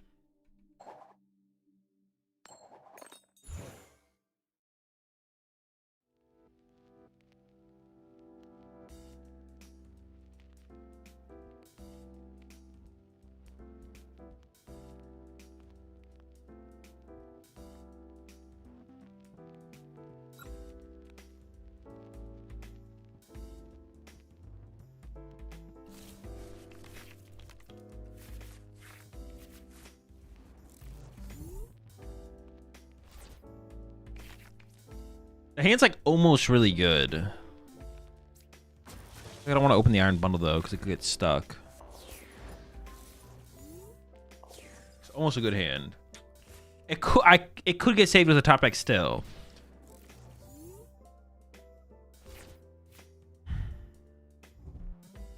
Why'd you decide to play Unfair Stamp and not Maxwell in Toronto? Because I wanted to have the better ace spec for the Guardian Golden Go matchups. Okay, now my hand's considerably weaker. Great.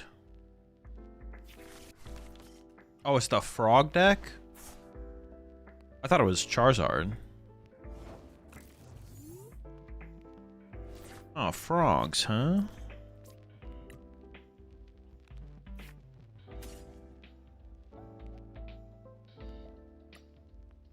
I don't even necessarily want... I could grab Zekrom here, I guess. I don't have Latias, so it gets stuck, maybe. Alright, I'm not gonna grab it.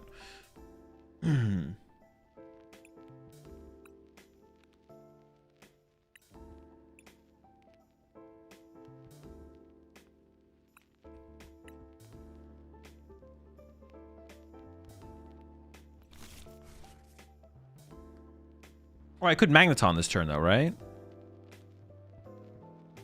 I went first. Huh. Hold up. Do I just play switch?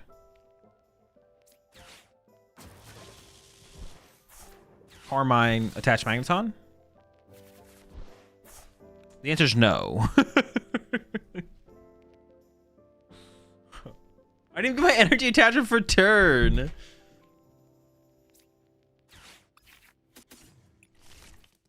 I mean, we haven't lost, but jeez, man.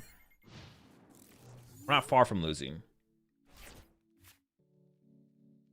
Very close to the L.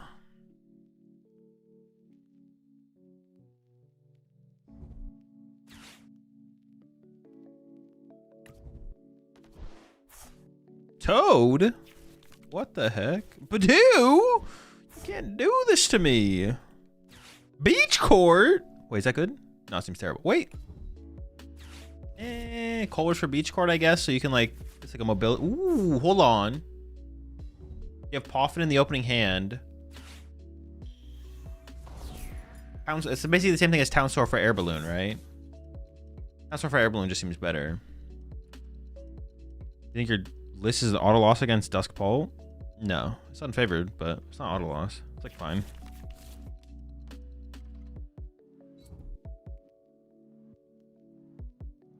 Okay, this is... I don't see how we ever win. I'm not going to concede, though. I don't see how we ever win, but I'm not going to concede.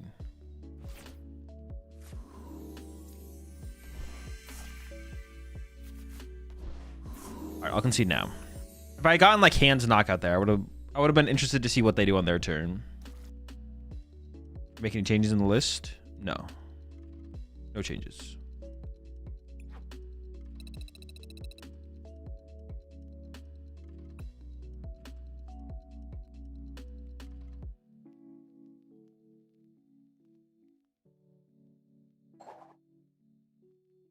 Now they have a decent collection of games on Parker's list. Have you formed an opinion? I'm not thinking about it that hard, chat. I said I've had this question like 3 or 4 times. I'm just playing Miraidon, chat. I'm literally just playing the deck. I'm not like trying to form an opinion. I don't give a fuck about this format. Who cares? I don't care what's good. I don't care what's bad. I'm not going to another major tournament in this format. I could not care less about this format.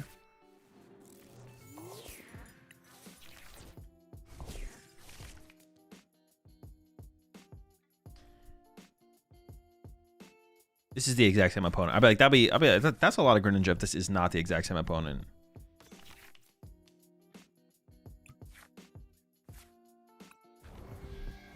Dude, fudge! Dude! Yo, the prime! The save! Dude, why do they have a Pidgey on their bench? What are you doing, buddy? Prime off the top. It's a double Miraidon prize? Dude, gosh darn it.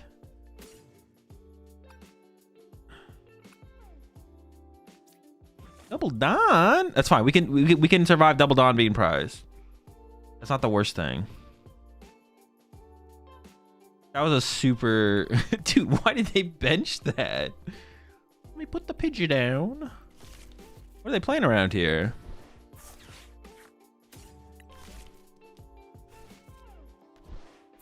Raw Klefki start. Insta punish. Ooh, we're actually drawing pretty well here. Like, okay. I'm kind of down to bench it, to be honest, because I have no more Miraidon. Like, I'm going to have an extra bench race to work with.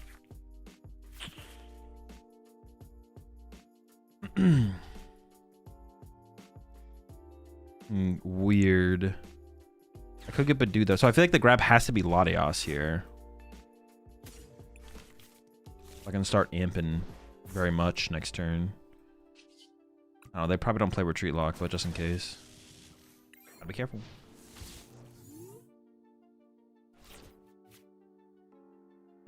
Oh wait, now they could gut. No, they don't play. They play like one boss, maybe two. I mean, no, they play one. They won. Maybe. Yeah, they could play two. They could play two.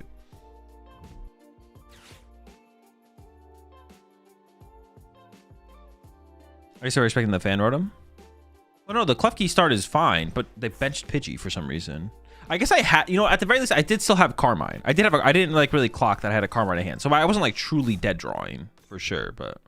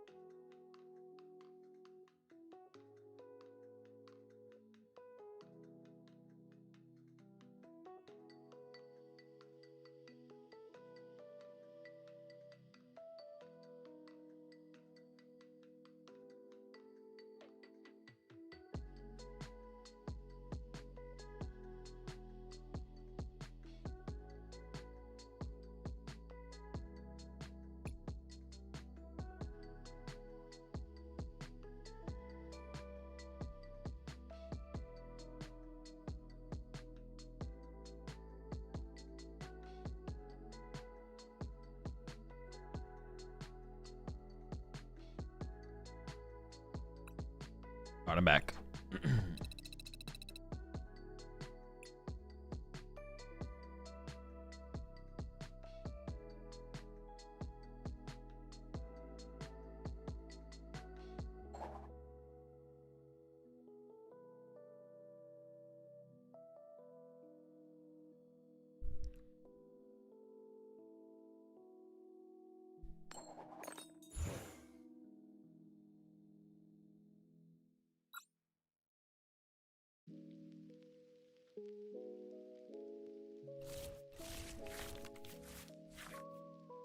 Oh, wait, no, that's good. At first I didn't see the Ultra Ball. I was like, oh no.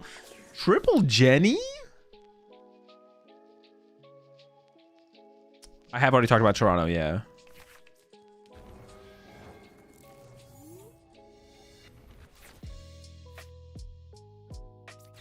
I don't know if I prize my other Magnemite, so I kind of have to do this.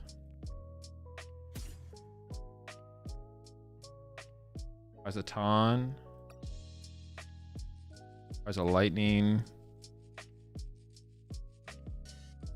Probably didn't prize a Generator. Prized 1, 2, 2, 1 for the supporters.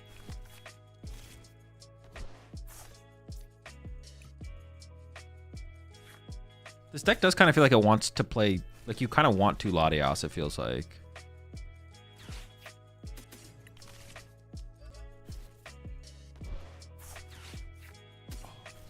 I was like double, double, double.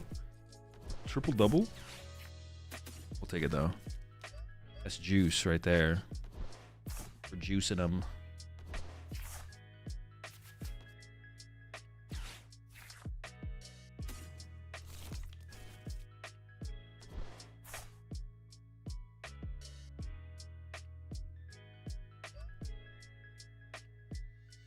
I almost.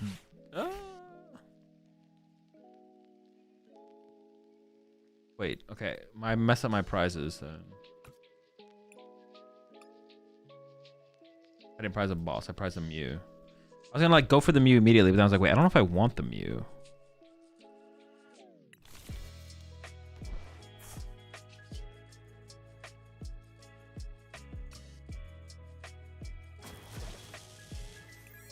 Oh, we'll do that.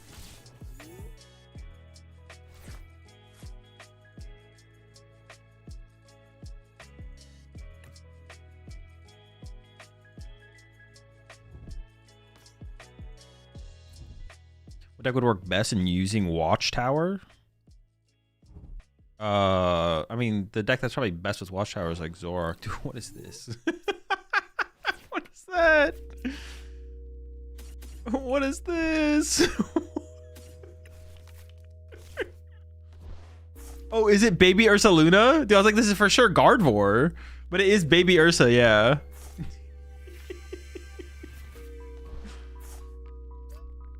How much HP does that thing have? Do I just want to amp? We need to amp a lot to be able to keep up in the prize exchange if that's the deck, right?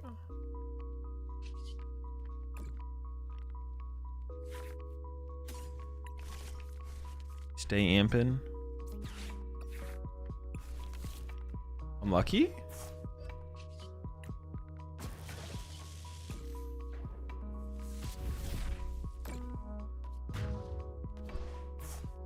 Triple amp is definitely possible here.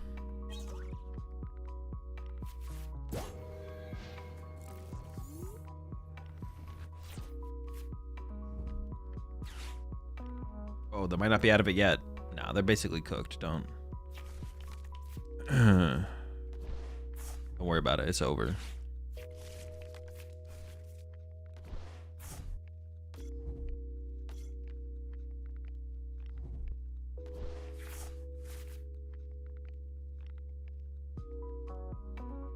All right, hold up. The cycle.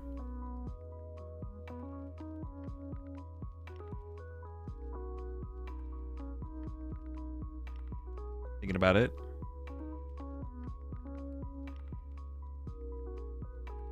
All right, very cool, very cool.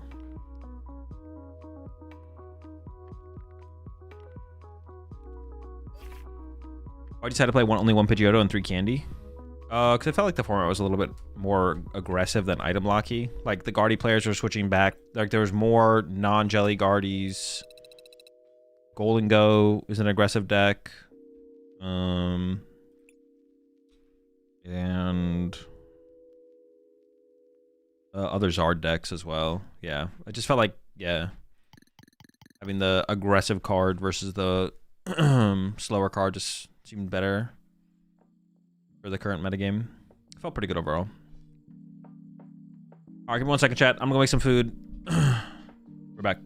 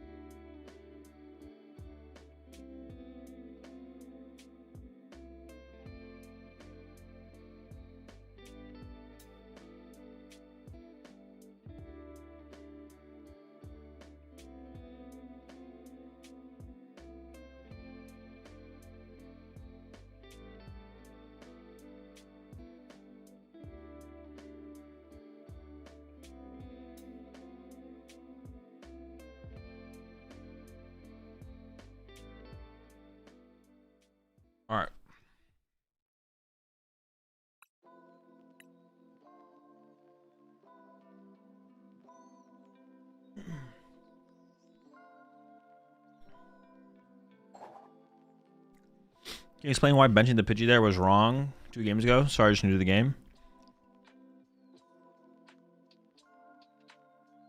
First off, no more apologizing for asking questions. I'm gonna say this every time someone apologizes. There's nothing wrong with being new to the game. There's nothing wrong with having a question where you don't understand something. There's something wrong with apologizing for asking a question in my chat. Secondly, because Klefki would have shut down my Squawkabilly and my Miraidon. But by benching the Pidgey, I can prime catch up the Pidgey and then get access to my abilities. Because Klefki's no longer in the active.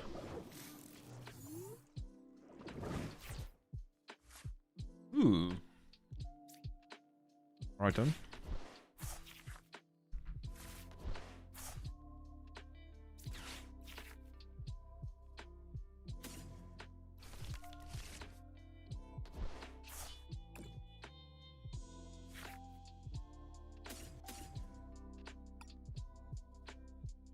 Nine, 10, 11.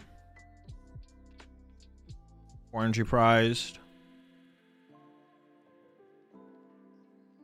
I'm down 2 boss and 2 Carmine. Okay. Down switch and prime. Uh-oh, that's not good up against a Frostlass deck. I have no mobility up against Frostlass. Not good. Maybe there's a way I can like... No, because I have to put Squawkabilly in play to... Well, I don't have to put Squawkabilly in play, actually. I could just not put Squawkabilly in play.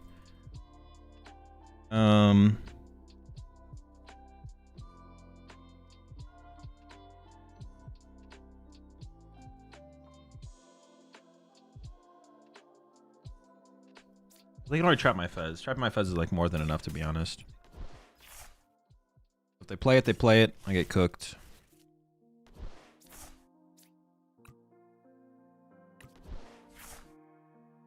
I whiffed energy for turn. That's pretty bad.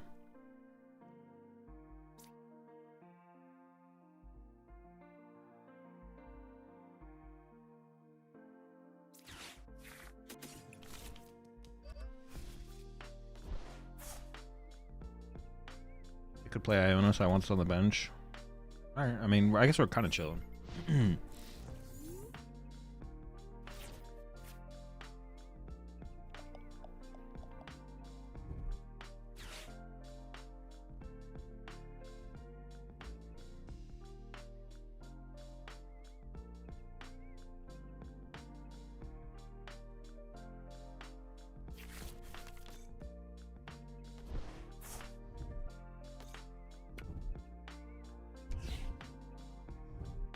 Oh, shoot.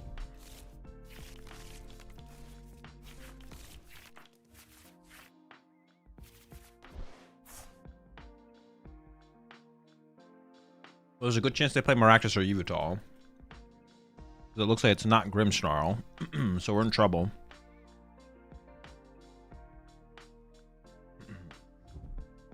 Oh no.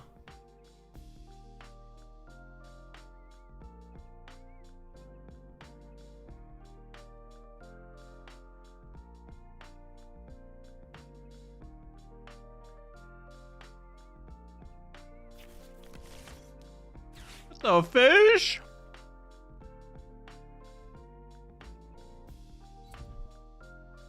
Wait, is that actually genius?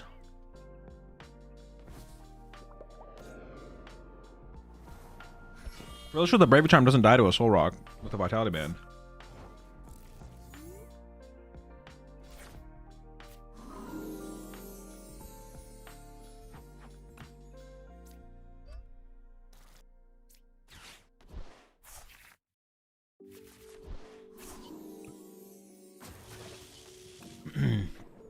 I don't see a world where not just swinging here as soon as possible and get as many prizes as possible is not the best play, so I'm just swinging.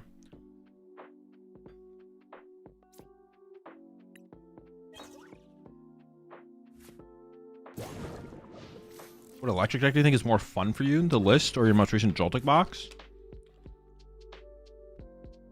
I have no clue. They're both chill.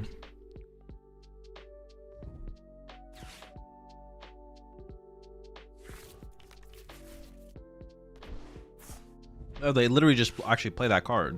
It is just a Jellicent Frostlass Monkey Dory deck.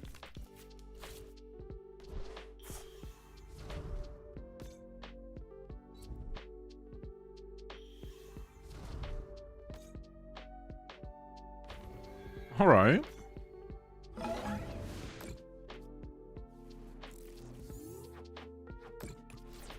I do have Iron Bundle here.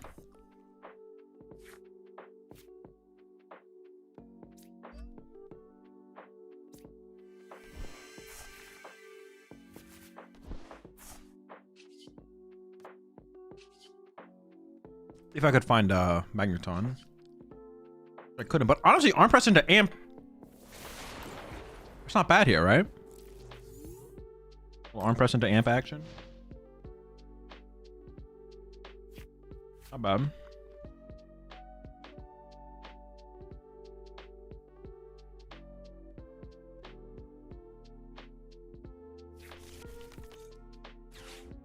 More fish? Listen, buddy, you gotta calm down with the fish, all right? It's not healthy.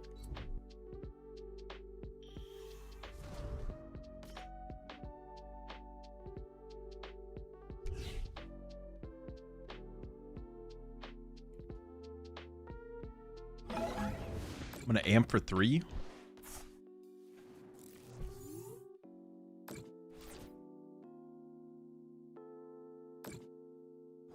My second Iron Hand is in my discard pile.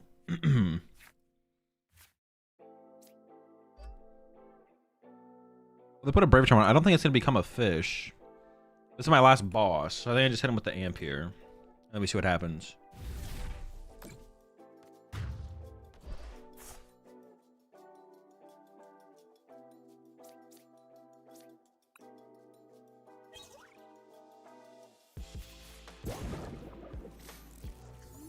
All right, I'll try. I don't know if that'll do it if I refresh the chat, to be honest. I might have to like close OBS and open OBS, but I'll try.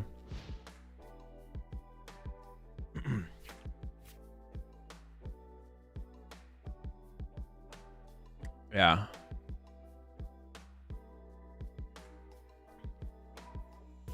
What's the best electric deck without Miraidon? Are you just asking a stupid question? You know these questions deserve 24-hour timeout.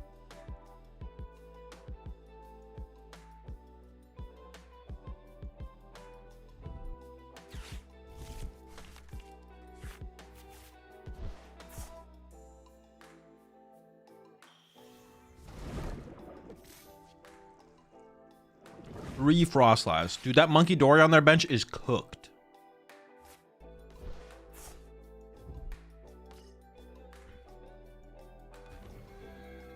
Their Monkey Dories are cooked. These things are not surviving out here. Oh, shoot. Do they just win next turn, maybe, though? Oh, wait, they didn't KO my Iron Hands. I just win. Dude, this game was just stupid.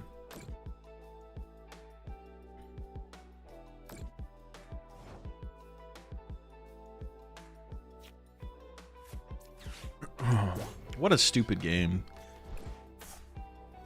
What the heck? That was just silly. That was just a silly game.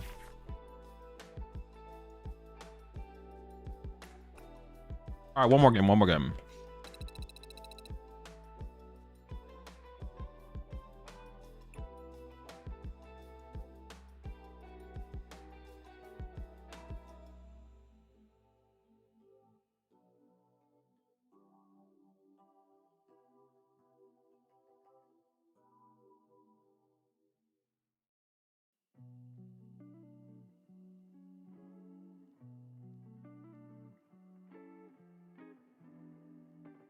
Final Miraidon game, and then we'll play some Medihafi Crust.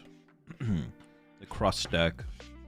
I think it's more competitive, Monkey Frostlass or Grim Frostlass? I don't know. They're both pretty mid.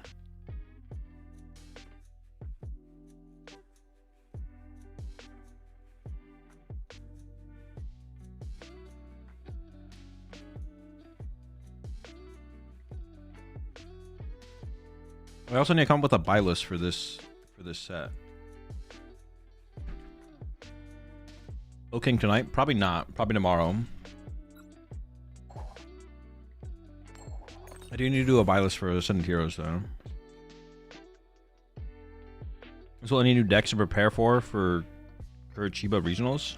I don't know. I don't know when the regional is.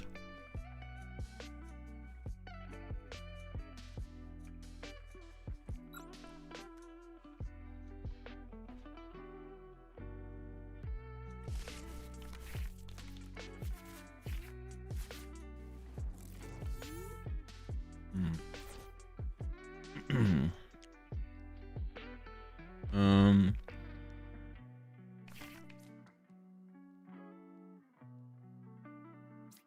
at this.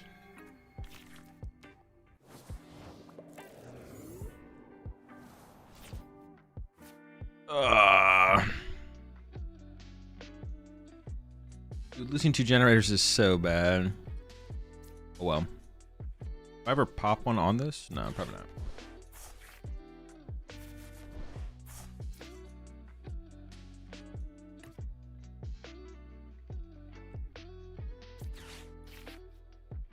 Wait, what am I up against here? Could be Raging Bolts. Could be pretty bad.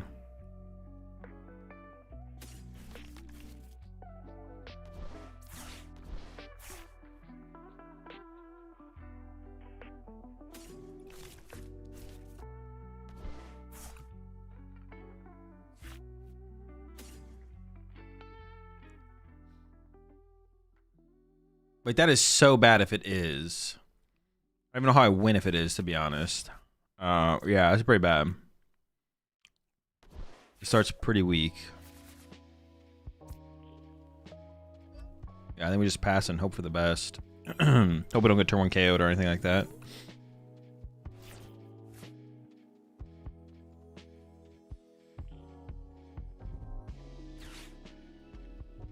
Okay, so it is like a Venusaur deck.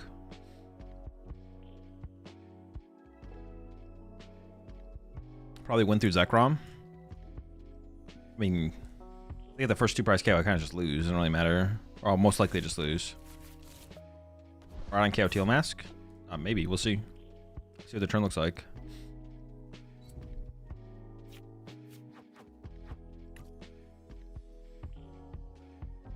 Was it Hydra Apple? Will they get off the... Oops. Oh, it is apples. Oh my.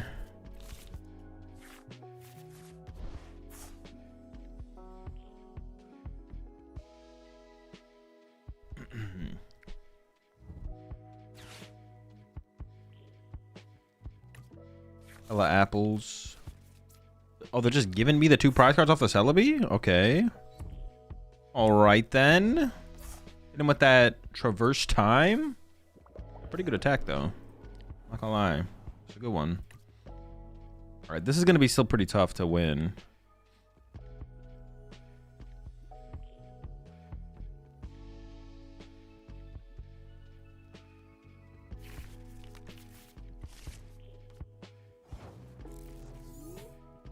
Would I ever boss cap if I top deck energy?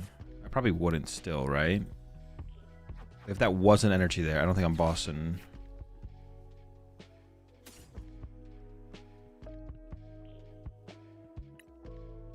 I could leave.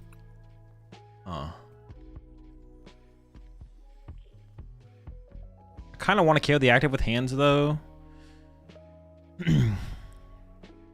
If I Iron Bundle, they push up Ogerpon. Then I KO Ogerpon with Miraidon, draw 2. And then they can go like Apple plus this thing next turn and have like a board that is not... There's no KOs available. Well, I guess the Celebi would be in play for my hands, right?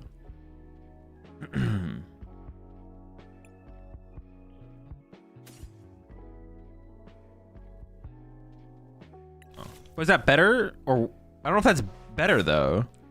Is it better to KO the Ogerpon now or the Celebi now? I just don't know. I have more time.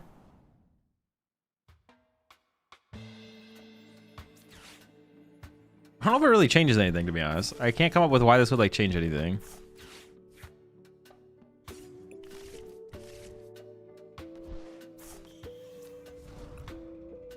Energy? He's back! Like he never left.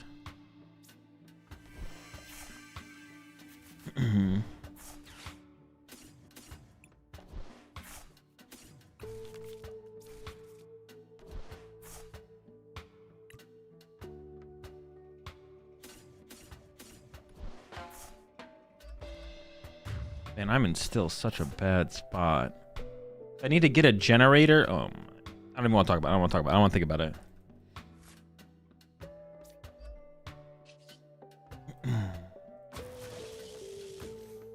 I need to get a generator so my hands can KO the Celebi. While I'm down 2 generators, so I have 2 generator left. Oh boy.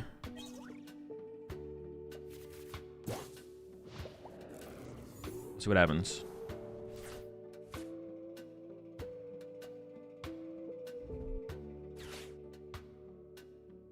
I think I'm in pretty big trouble here.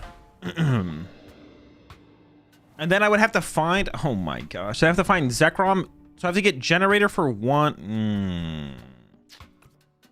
It's gonna be tough. It's gonna be tough. We'll see.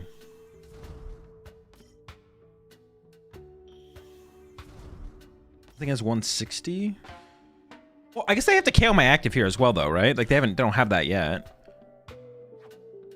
2 boss left. Okay. Maybe this is better than I think. Maybe some more doable than I think.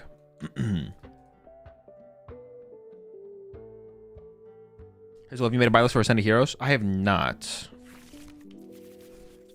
Or were you waiting for the test to come out for shit? No, I usually like to get my buy list out as soon as possible. We might work on it today. I just want to be able to look at the whole set, but there's nowhere where the whole set is compiled on like a page.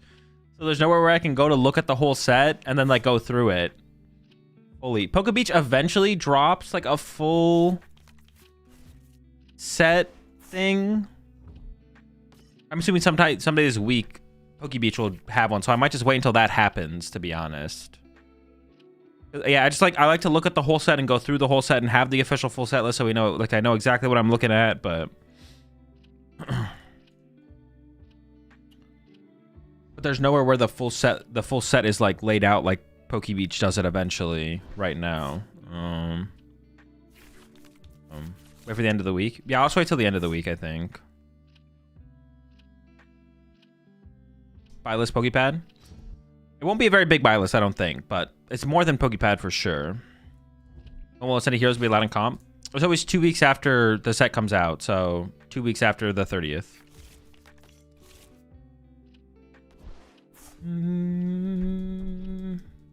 Okay, this is looking more winnable the more they have played into an Ursaluna play here, so we might be okay here. Oh, on proxies? Is this not the full set? Oh, I guess, is this the full set list of new cards on here? Maybe this is every new card coming out. That actually could be every new card coming out, actually. Oh, maybe they did. Okay, maybe it is on Pokemon Proxies, actually. You actually might be cooking. Which is rare, which is super rare that you're cooking. Respectfully.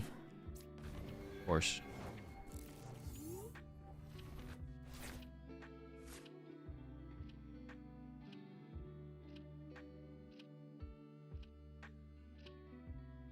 Take a look.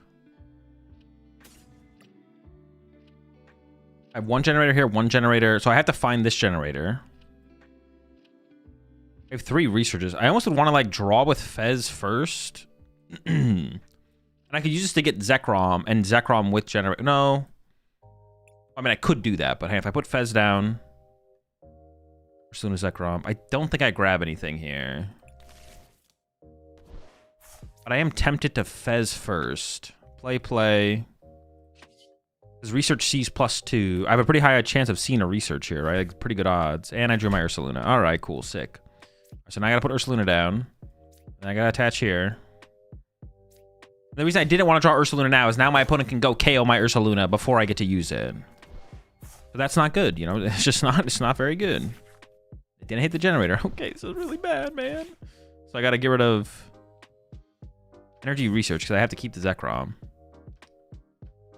1, 2...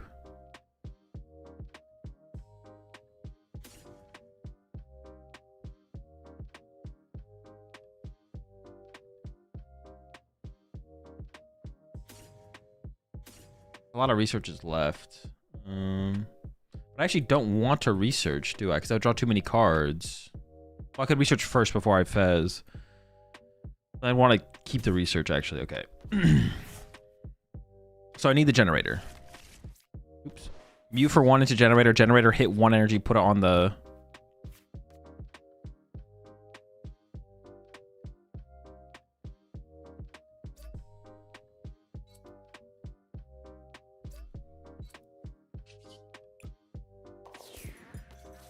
We technically can't KO Ursaluna yet, right? 1, 2, 3, 4,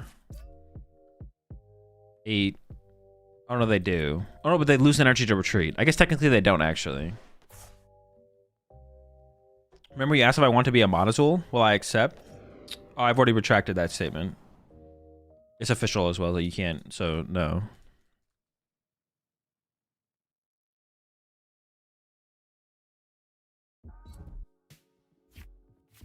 It's not real anymore.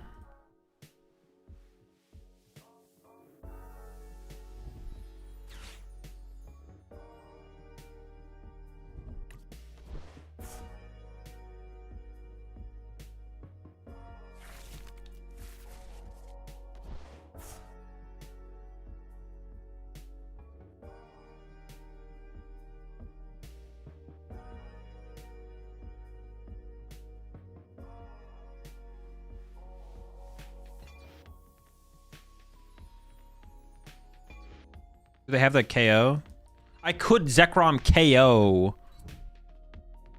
Yeah, but then wouldn't this thing just KO the Zekrom? I'm just gonna concede. I think my opponent has this one. Good game. You got really lucky. Don't talk to me ever again.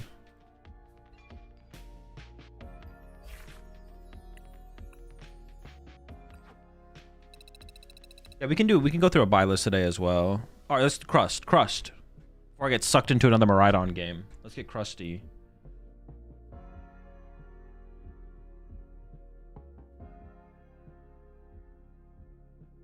It was Medi, right? Medi.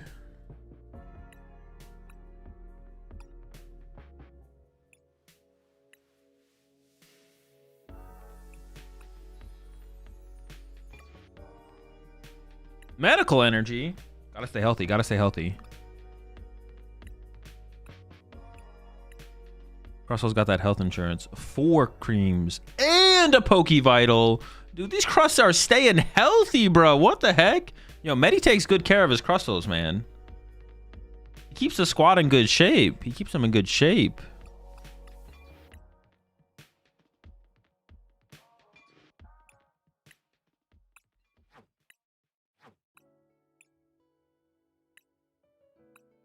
Dude, if I ever got turned into a Pokemon, I would want to be one of Medihafi's Crustles.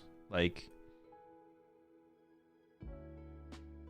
the squad's got it good. The squad just has it good for sure.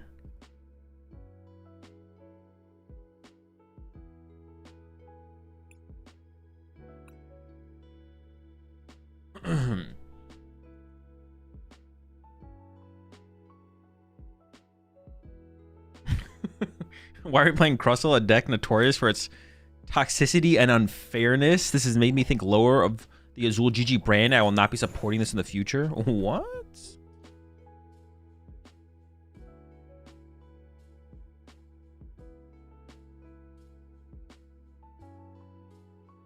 It's a go second deck, right? Yeah, go second Ascension.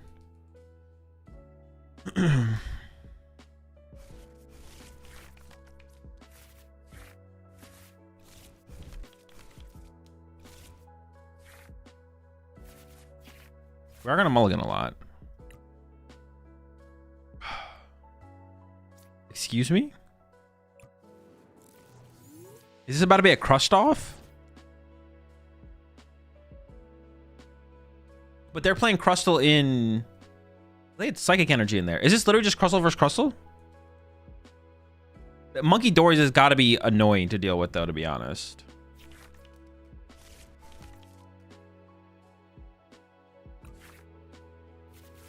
Oh, nice. My hand sucks. It's fine.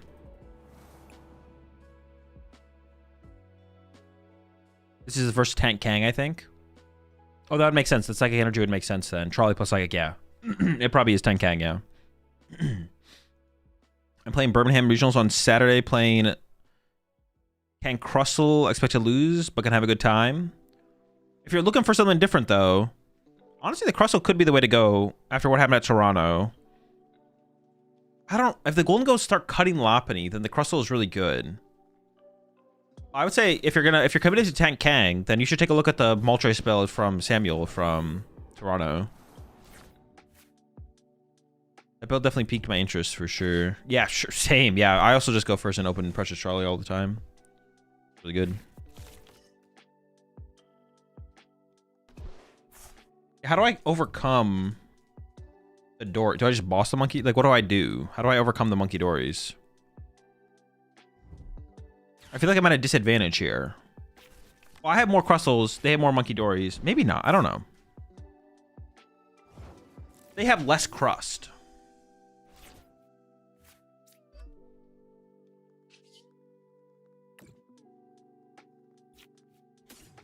Provides adapt, overcome. True, yeah.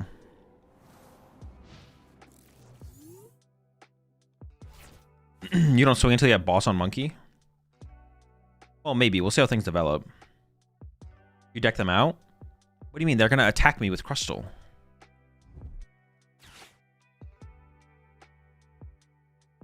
Yeah, I can boss their monkey, but they're going to be punching me for 120 damage with their Crustle. This is not as simple as you guys are making it out to be, like, at all.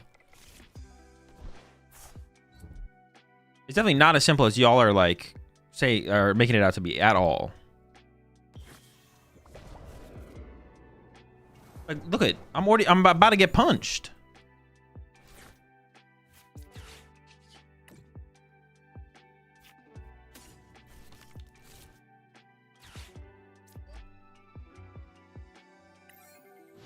Crustle, get him.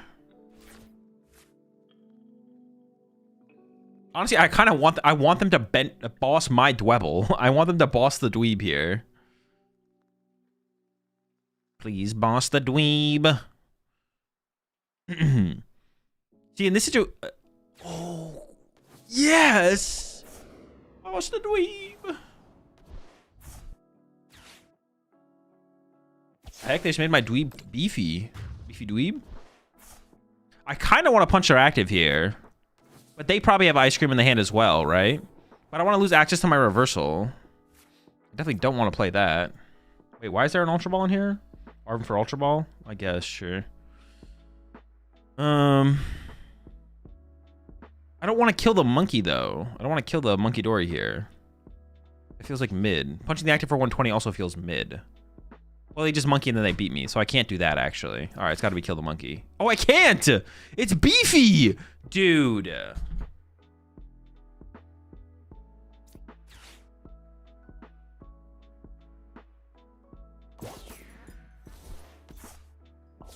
I'm just gonna pass. This is fine. It's not fine. This is not fine.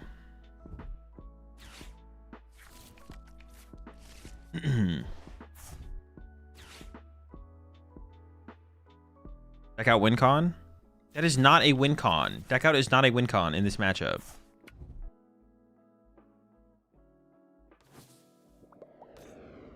Dude, I literally just lose.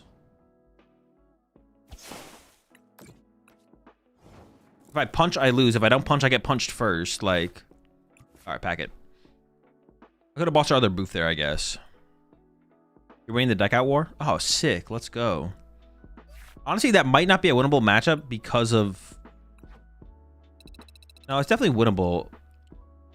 That was not like a winnable board state, though. The matchup is winnable, but that board state wasn't winnable.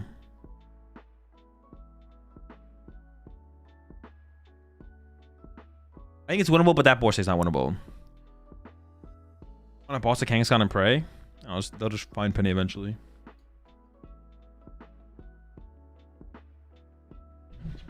You always lose to the monkeys? It's tough for sure. I could just like boss through all of them, I guess. It is possible that I boss through all of their monkey dories, I guess.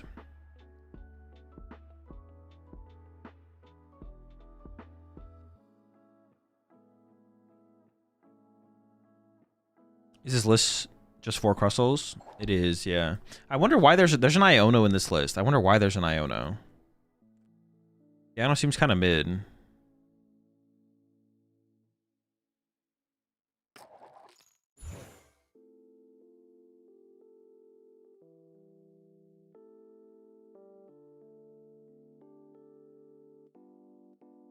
Fifth Lily, maybe? I think I'd rather just have like a 4th Arven, though.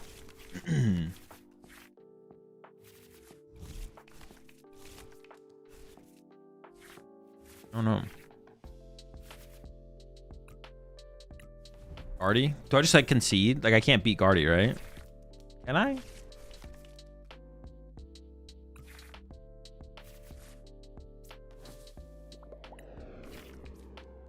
I feel like I can't beat Guardy. Am I missing something though? Is there a win con?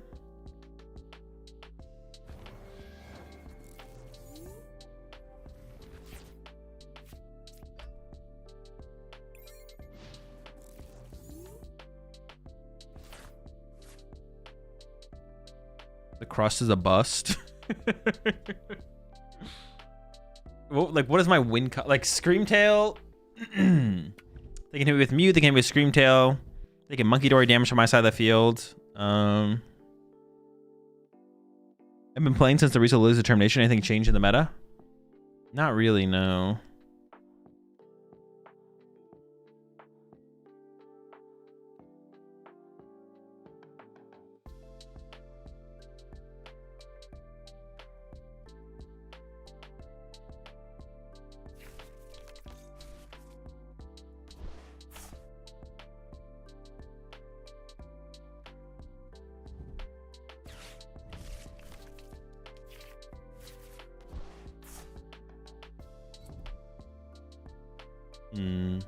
I mean, I think I'm gonna stick it out just to see what happens, to be honest. I'm kind of curious like how the game is gonna play out. We have a lot of healing. We have a lot of Crustles. Like, I don't know. Maybe it works.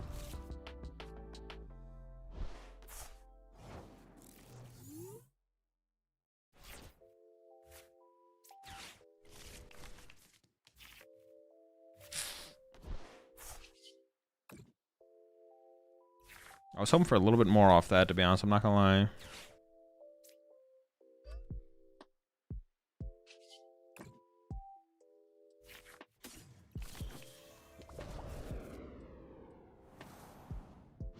They only have one energy, or they have 0 energy in the discard pile, so maybe they don't get anything too crazy on this next turn.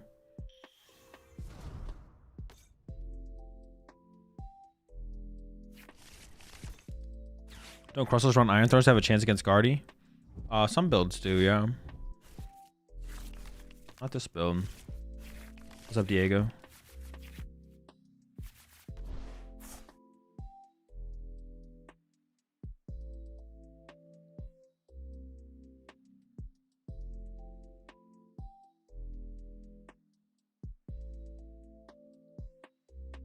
I have to like not draw the first prize card as well. I'm able to chain attacks against Screamtails. Ooh, a Bravery Charmed Monkey Dory is like impossible for me to deal with.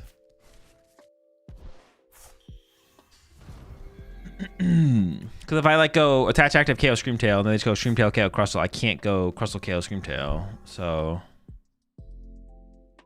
you're gonna mind bend me for 60? I guess I could just punch him for 120, right?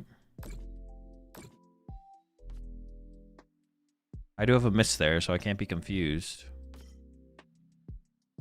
Man, this is gonna be a miserable game. How much does this heal again? 150? What? How many energy do they have in here? 0?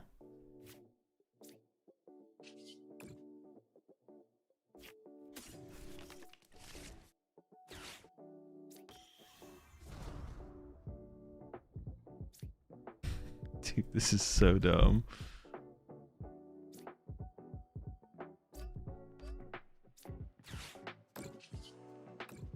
Maybe I didn't need to play the heal. What's up, Blonde? Dude, this is so dumb. This is so dumb. Okay. I was like hoping that they were like living off of Fez or something like that. Your respect was an ice cream cone. Shake my head. I mean, 5 jumbo ice cream is not like bad. If you're playing a deck that plays jumbo ice cream, I don't think you're mad at playing a 5th. This does seem unwinnable though.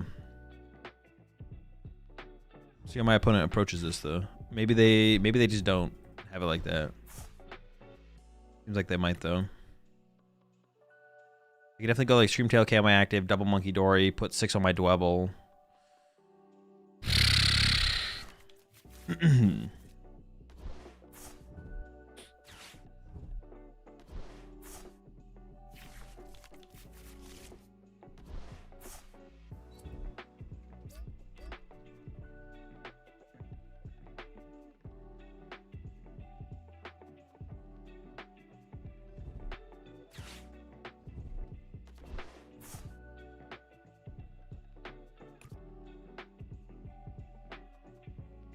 Monkey's the only realistic way for them to win, right? I mean, they have Screamtail. Screamtail one-hit KOs Crustle. Mew can punch my Crustle, like...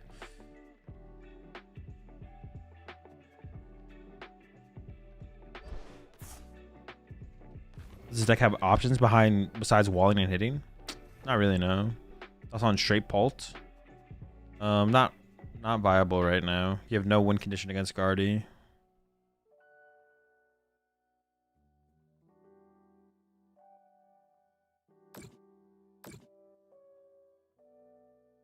Why are they putting the damage on the active?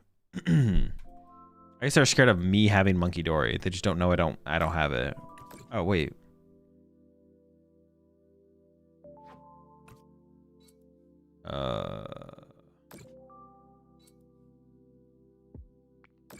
I said maybe they just messed up their math, I guess. Because they could only put... Oh, maybe they only want to put 3 here because they don't want the Guardy to get trapped or something. Maybe they have weird prize cards or something. That would make sense, I guess. I mean, technically, I think it's still winnable. I don't know. I'm going to keep playing.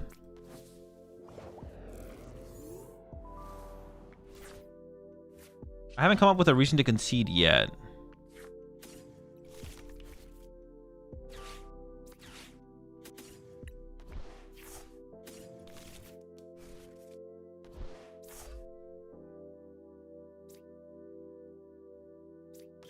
There's like 6 million supporters in this deck. How can I not draw them?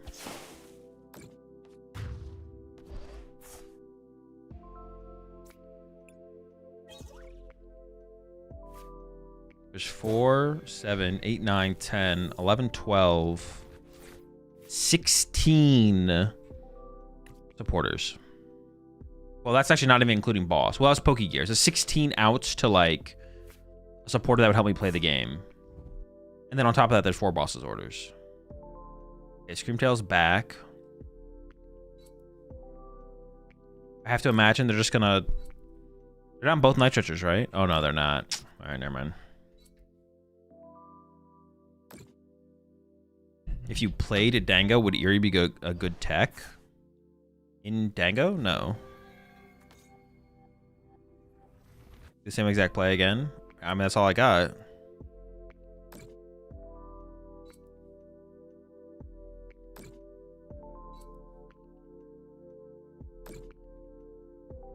Why'd they overcommit the energy to the Guardy? I'm just so confused with how they're playing this, to be honest. Like, it has to be like they're scared of their Guardy getting trapped. Feels like they don't need that other Curlia there. 3 monkeys to be much better. Well, I think they developed the Curlia and second Rolts to play around me like KOing lone Curlia or Rolts. Initially, for sure. Oh, they haven't even flipped the script yet. What the heck? Man, I really should just concede, shouldn't I?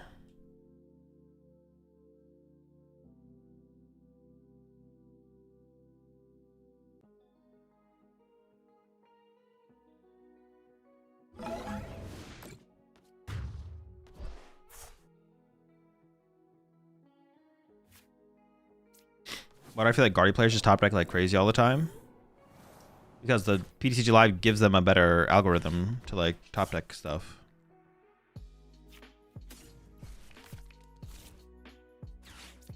I kind of can't let this one just get KO'd off the bench. I think I have to do like this, to be honest.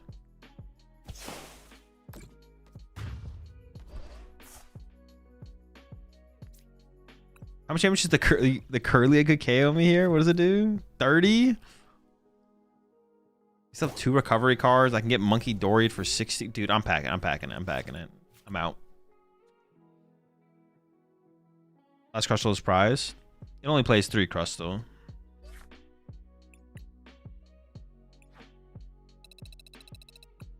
I'm packing it. All right, I'll probably just concede against any Guardies I play against, to be honest.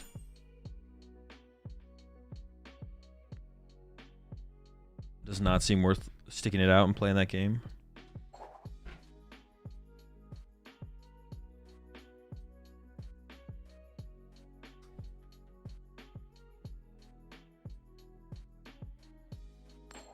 Why did Guardy stop running the balloon? People just felt like it wasn't necessary to include to win games. I mean, it's always going to be the answer for all those kind of yeah.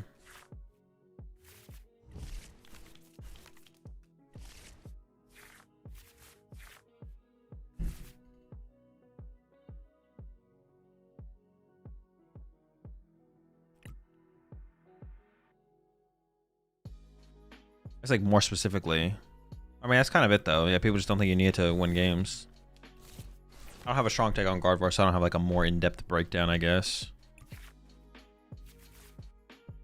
Yeah, people just don't think it's necessary in the deck to get the dub.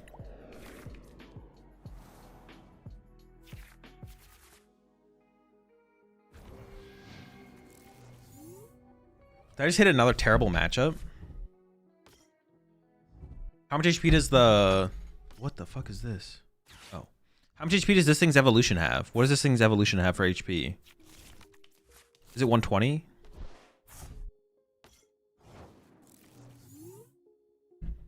$130? Bro, come on. What am I playing against?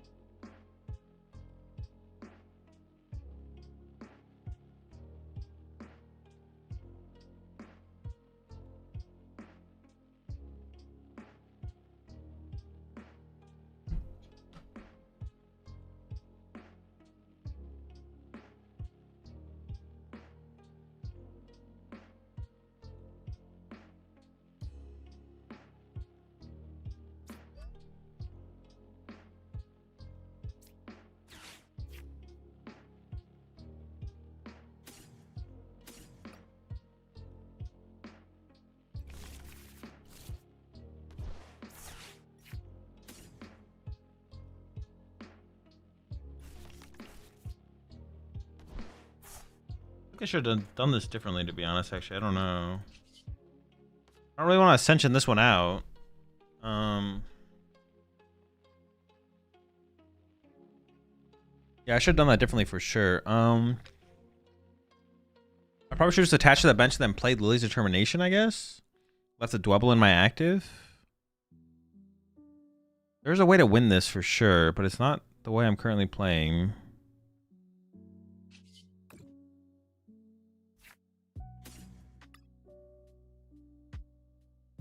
I might have Nitrogen in the deck, so I can like do something with the other one, I guess. It's fine. I'm just not gonna put the cape there. I don't know.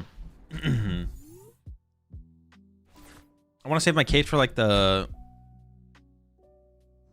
ones that I'm gonna be attacking with.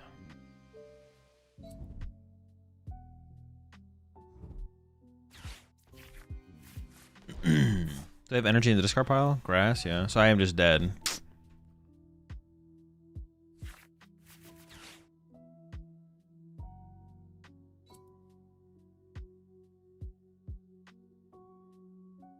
Man, I hate this. We're just playing against the most cheese imaginable. Alright, it's fine. I need a fine. I'm gonna push Dwebble, attach cape, play Stadium, try and draw into Reversal Energy plus the thing. Or I guess I could just like Ascension into one, I guess. That's also fine.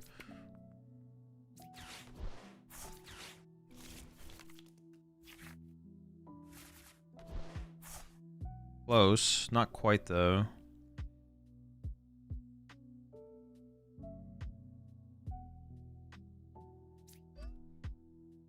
How'd they KO me? Am I trolling? Oh, because it counts itself. Yeah, sure.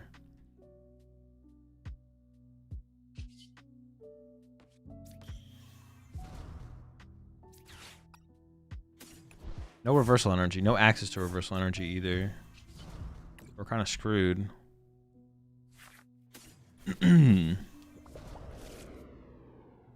Yeah, it's not good. Not good.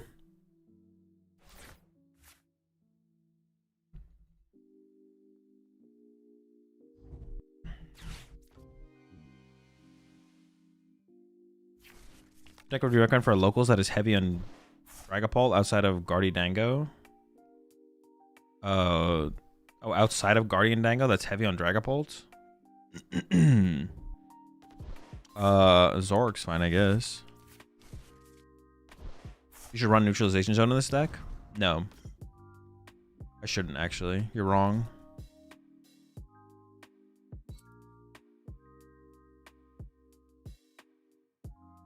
Dude, this is cooked. I wonder what matchup the Iono matters, besides just being like an extra draw supporter in the deck. Maybe it just doesn't matter.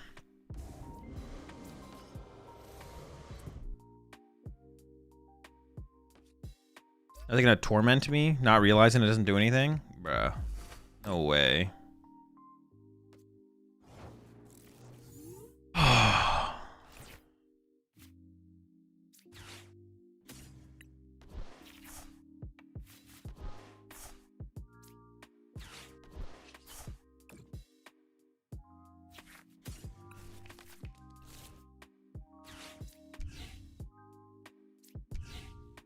I have to wait for... If I attach this here... I have to attach to the bench here, actually. Wait for reversal energy for the active.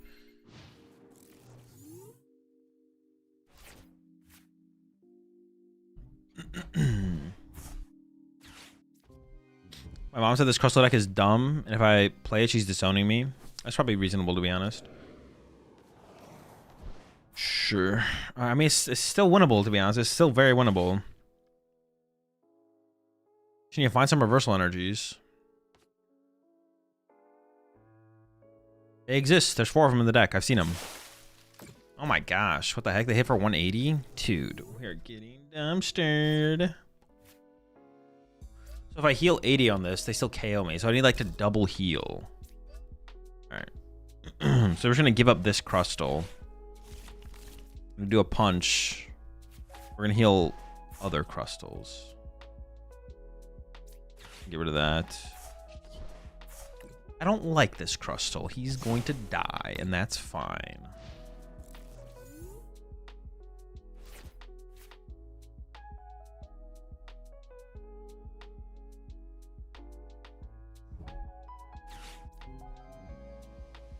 Death to the Crust.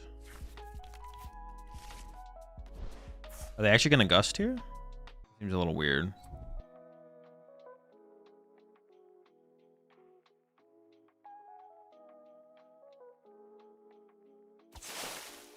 No, they're not. Okay. I didn't think they would.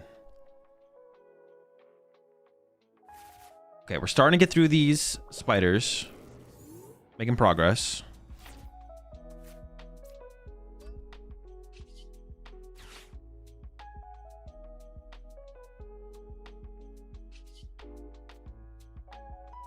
I kind of need like a hand reset here. Hold on, let me take a look at the deck real fast. I feel like I need to like grab a Pokegear, to be honest. And my ace spec is prize as well.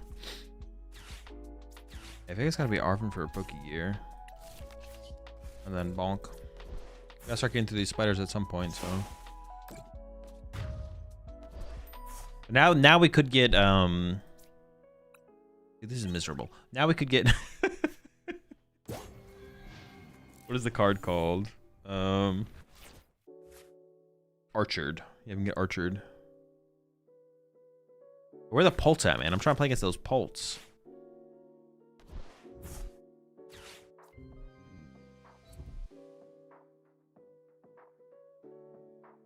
Where are the Pults at? That's what I'm trying to play against here. There's the Archer.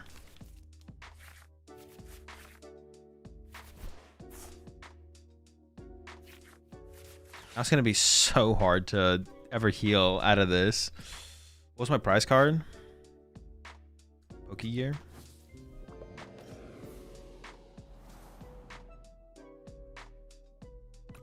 Even beat Paul? Probably, yeah. Paul's probably pretty free.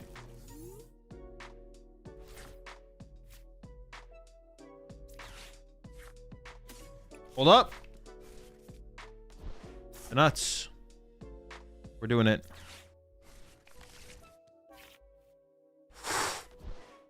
Double ice cream?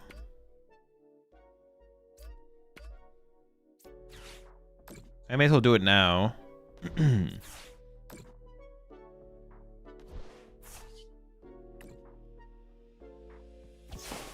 I don't know how much recovery they play, but maybe just have to pitch off the tarantulas. Pick off. I also need to draw prize cards to get to the Pokevital. Azul, I just wanted to thank you for taking the time out of your day in Toronto to take a photo and sign my mat. Of course, no problem. Watching you play the Grimstar matchup was mind-blowing. You are one hell of a player. Appreciate it. Appreciate it. Yeah, no problem.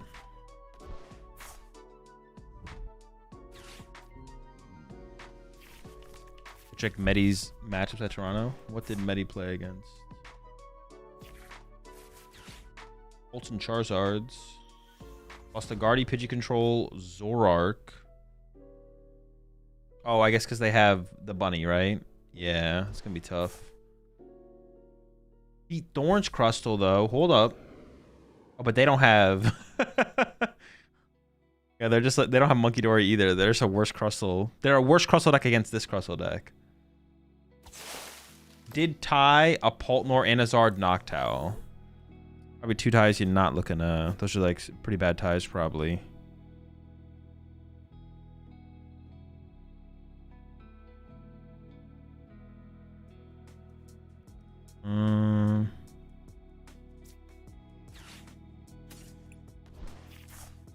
Ooh, wait, hold up. Can I just double ice cream again? Knockout? Ice cream, ice cream.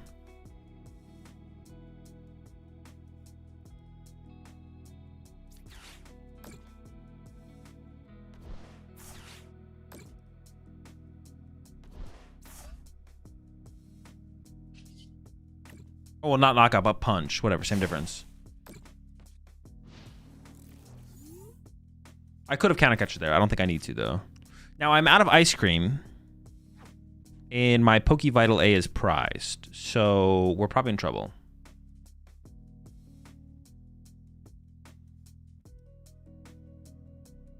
We are probably in big trouble.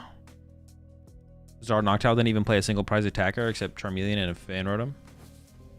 Yeah, I mean, they probably just played like... It probably just like a... They somehow cheesed out a game and then... it took Medi forever to win a game. There just wasn't enough time for game 3. Why not run a couple of monkeys in this deck? I mean, you can. I'm just playing Medi's build, though. That doesn't play any. I'm going to make some changes to the list, though. I'm going to make some changes. How much HP does Medical Energy heal? Is it 30? I'm going to go Knockout. I don't think I can ever win, though. Ooh. No, but they always have another one. I'm going to go Knockout. I don't see how I ever win. I don't see how I win. Because they have too many attackers. Maybe I did need to chase the small spiders sooner if I was able to.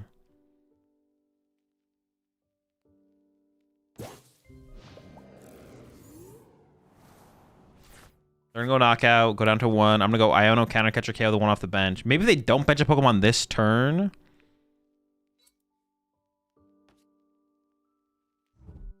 If they get the Mist Energy KO, they win with Murkrow. I mean, no, the deck plays 4 Mist Energy. We'll be fine. We'll be fine. Oh yeah, I'm not worried about that. Yeah, dude, they just cook me. Incredible, incredible dub for my opponent. Absolutely insane.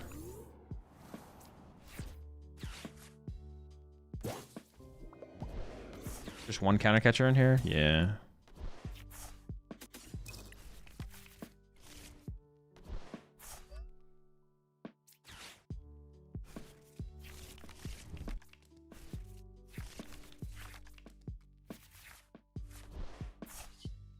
Medical heals 30.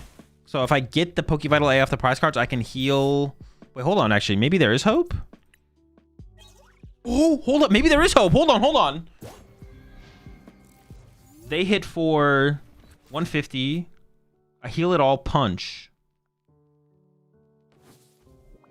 They punch. I heal it all. Punch them back. I might need to put the mist down right now, though, so I play around Torment, right? I don't really want to get tormented into the next turn. Maybe it has to be like this plus mist.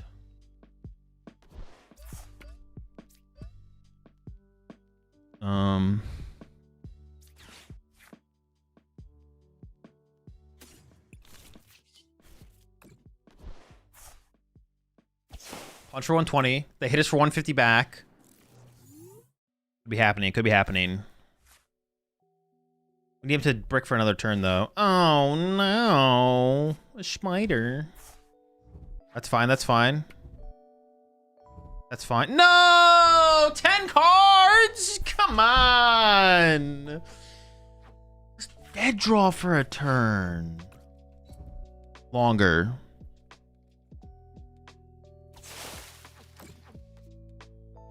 They don't 100% have this thing. Where's my second Iona? What the heck?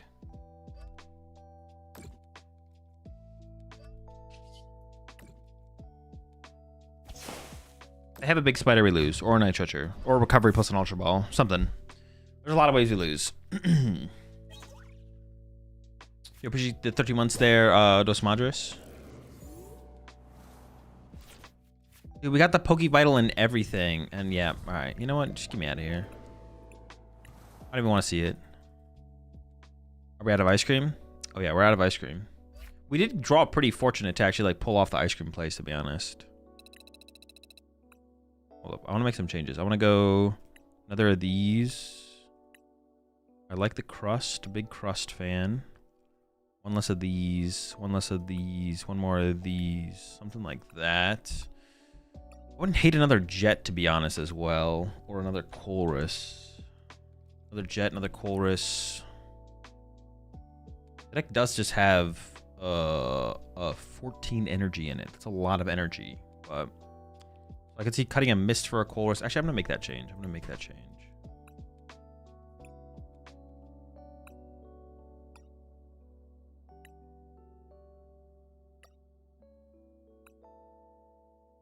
Like that.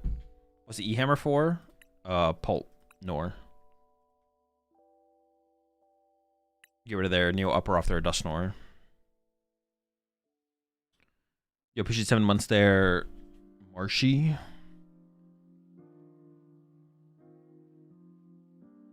Yo, I was looking, you hit me up with a Crustle Full Art. I love that card. Yeah, sure, I'll be right on it.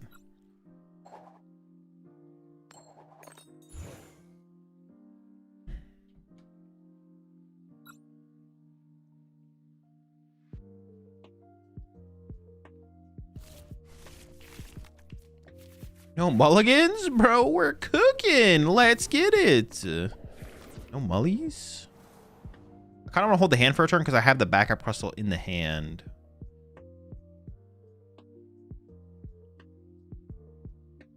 We'll see what my opponent's playing first.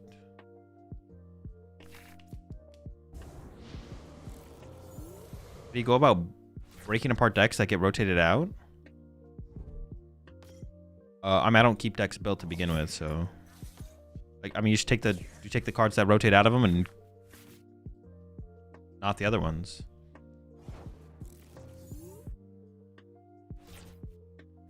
Oh, now I just top deck that though.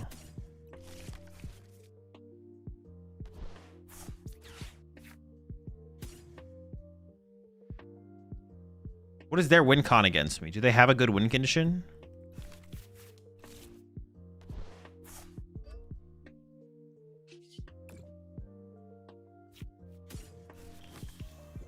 I can't actually think of what their win condition would be.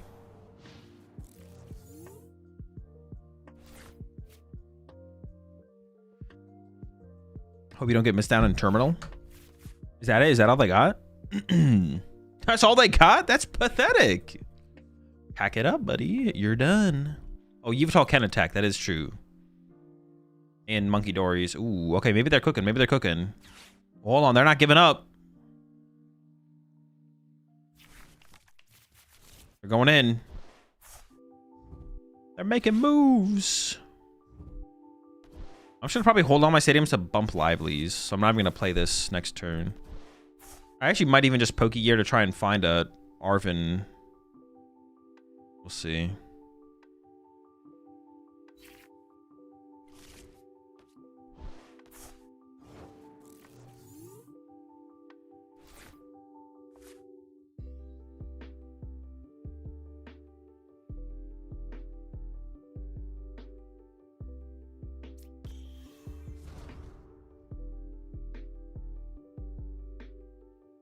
Yeah, I probably should get aggressive. Or just go with the Lily. I don't know what I said I was going to do, but yeah, I think Lily here is fine.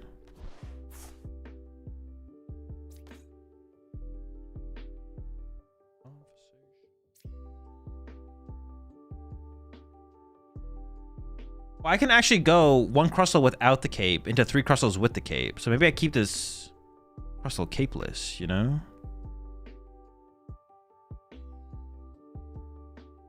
I can go. Well, we'll see if they KO. If they take a knockout, then I can go cape it or whatever.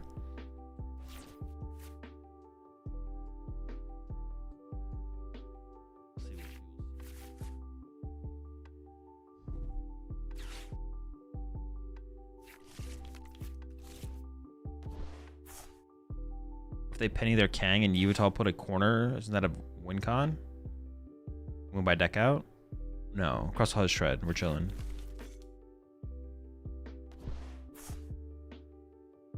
I do need to get through this Yveltal though, I guess.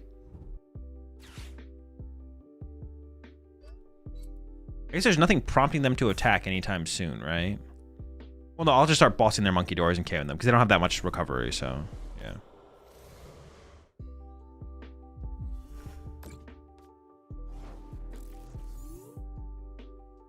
And I'm just gonna go. No, it's probably like attach.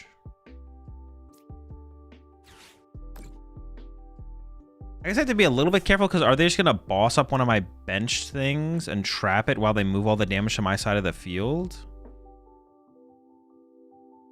I didn't really think about that being like a thing. Maybe I should just sacrifice this first Crustle, to be honest.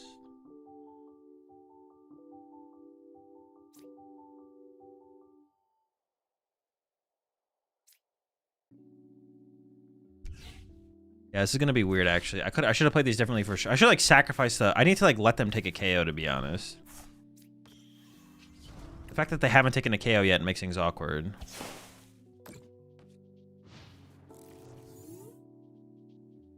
Why do you Poke Vital for him to sacrifice it? See, the thing is, if you paid attention to what I was saying, you'll realize I came to the conclusion of sacrificing it after I played the Poke Vital A. But that would require you to be listening and paying attention to what I was saying, which it appears you have not done. Alright, well, they're going to KO this one, which is good for me.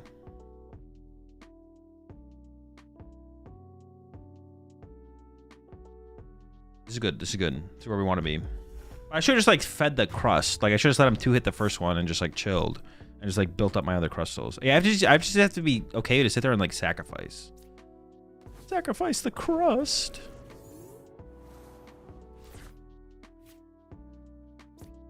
Alright, reversal.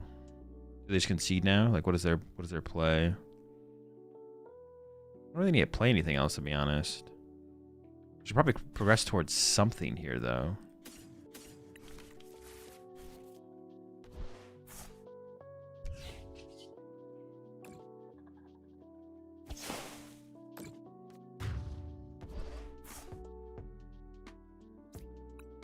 Yeah, actually, okay, we won anyways. Actually, I sacrifice that first crust. Well, sometimes. Like, in this matchup, I should just sacrifice the first crust. But in other matchups, I don't even want to attack anyway, so I just want to wait until I'm, like, boss KOing Dusclopses and things like that.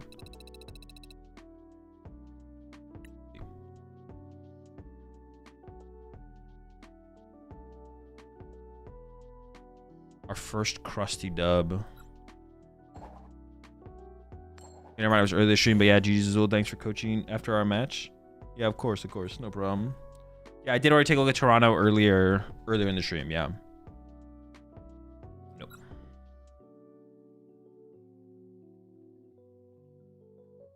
So you're gonna make a buy list of Ascended Heroes? Yes. After I'm done crusting.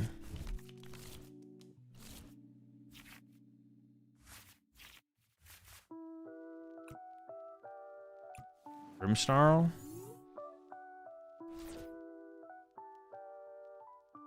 I mean, it just becomes like a game of Chase Frostlass, right? Grimmsnarl's gonna be pretty weak. I'll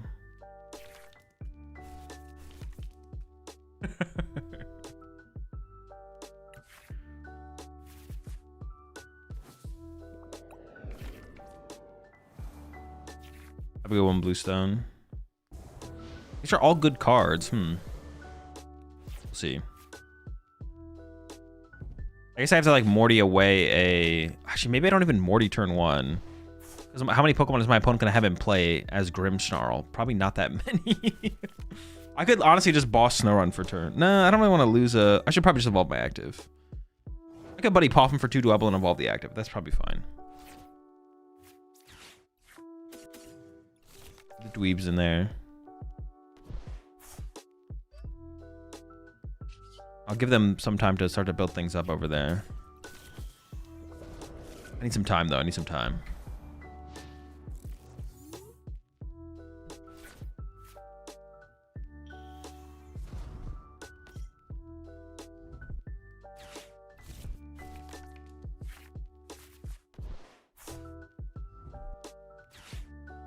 Okay, well, I'm out of Dwebbles. Oh, no. Not the Dew. Okay, that is actually pretty annoying. But the damage isn't very high yet. Okay, sure.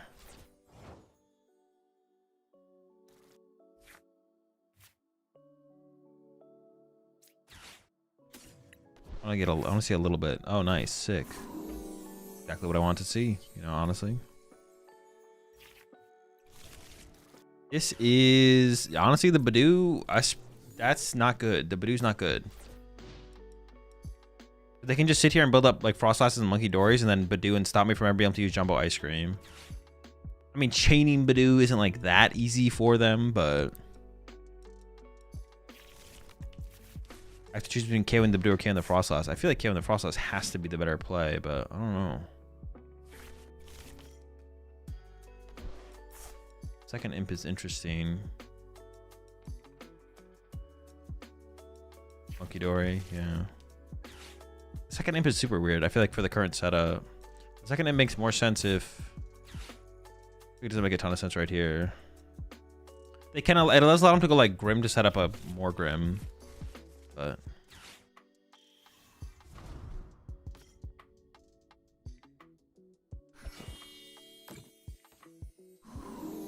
I think I just boss KO the Frostlass.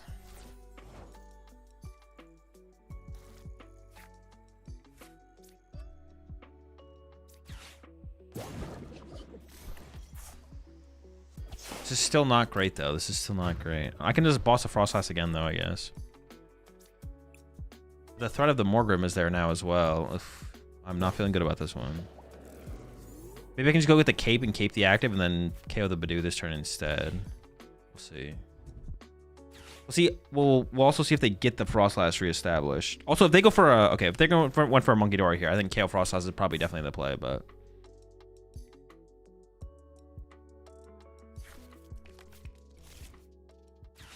I think I just Arven for like Ultra Ball plus Tool card for the active or something.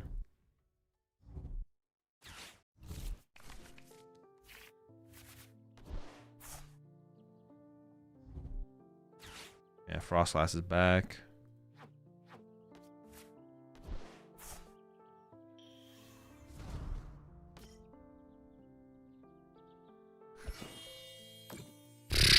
I mean, I could just Gust the Frostlass again. No, I think I have to get the Tool card for the active.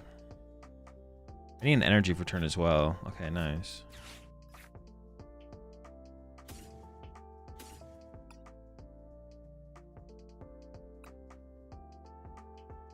Actually, the Nitroger... Nitroger might just be better here.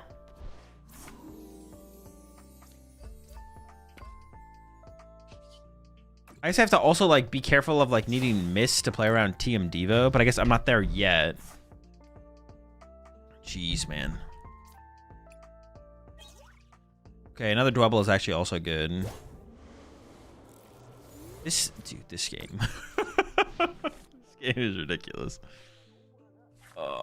There's no way they actually corkscrew here, though, right? I feel like that's too... Like, they just need to chain Badoos. Oh, but this might be what they're pivoting off of, I guess.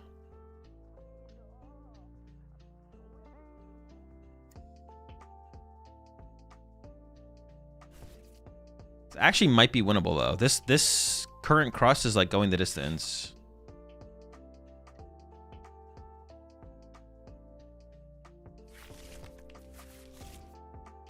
This crust is doing the work. What they grab there? If they put Grim in, is it worth punching him? No, not really. We should try and avoid... Like, I'll probably boss KO Frostlots if they set up Grim and, like, KO Dwebble or something.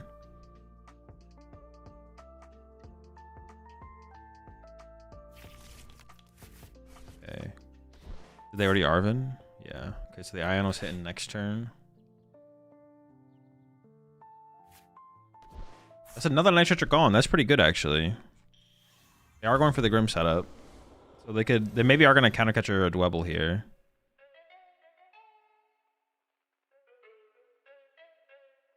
Thankfully, they haven't been... So, like, what I would be afraid of is, like, them going, like... Maybe I put too many Dwebbles in play, actually.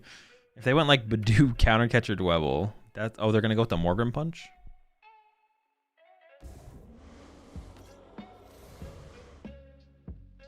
Sure. Doesn't seem very scary, to be honest. I think I just boss KO the Frostlass again. They're down 2 Night Stretcher now. This is the only thing that generates damage for them. So I just go Poke Vital Boss.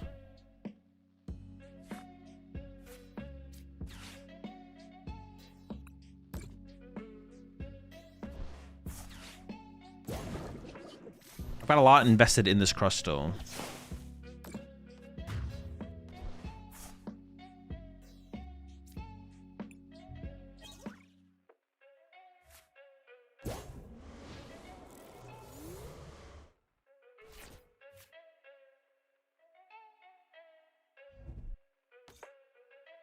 So now they're down 2 Snow Runs, a Frostlass, and 2 Night Stretchers.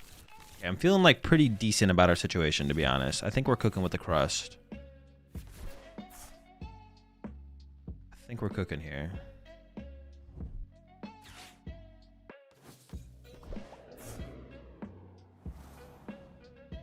I can just Ascension this one into a Crustle this turn. The whole squad set up, cooking.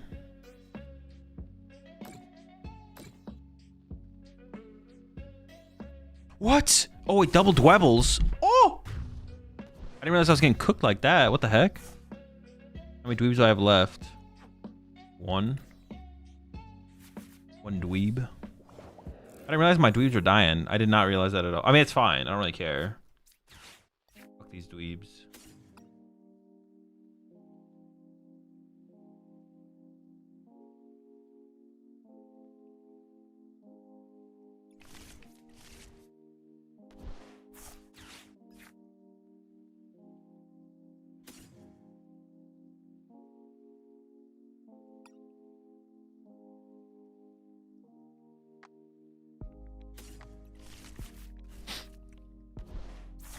We're still cooking here. We're still cooking here. I'm just gonna get... If I just get another Crustle online, we should, like, be super safe. But, like, trying to reach for boss off Pokegear feels, like, too unlikely to happen. So I'd rather increase my odds of this Pokegear, like, finding even just a Lily. Although a boss wouldn't be bad as well. This is why the Jets are so good, to get the multiple crusts online without sacrificing your energy on your other crusts. Yeah, we should have this one basically locked up at this point, I feel like. It was cool to meet you, Toronto. Thanks for taking a photo with me. Of course, no problem. All right, well, now they already found the Frostlass again because they're so lucky. I do have Night Stretcher left, and they have 4 prize cards left, so I could set up 1 more Crustle, actually, at some point. I'm just not going to put it in play yet. I guess I need to be a little bit more careful with my grass energy, maybe. I don't know how I ended up with 2 grass on this 1 Crustle, but... The damage is going to start to rack up here, so I do have to be a little bit careful. Like, I don't have infinite time. I have quite a bit of time. I actually have quite a bit of time, though, to be honest.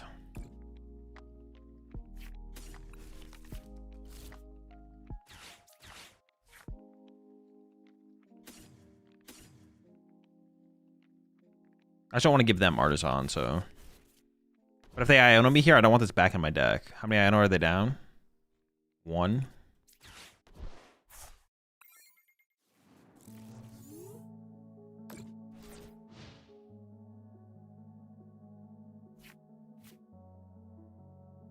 It has been such an excellent card for its lifespan. Very cool card, yeah. Very cool card. I feel like special energies like Jet Energy, like a Capture Energy or a Jet Energy, I always feel like super good, not toxic, kind of healthy cards.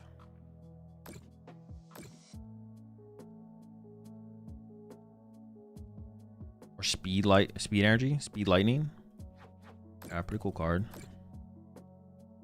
I just need to get an energy on this. I think Punching the Grim puts more... See, if they have the third Monkey Dory here. 1, 2, 3, 4, 5, 6, 7. They're down a lot of energy, I guess. I don't know if they would.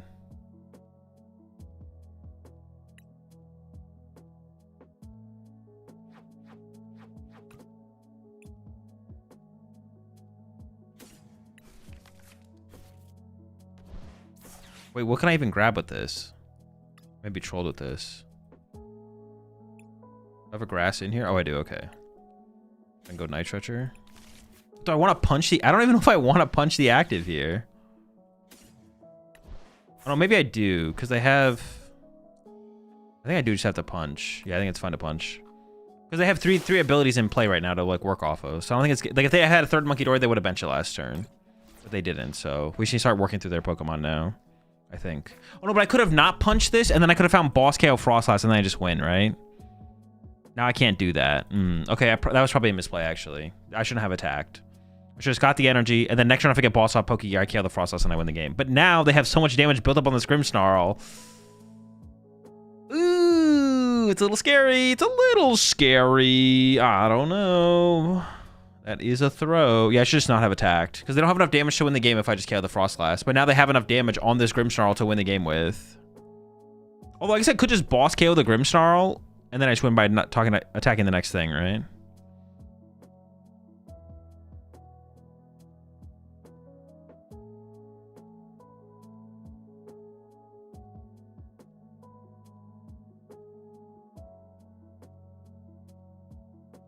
Devo coming? We've got a decent amount of time before the Devo.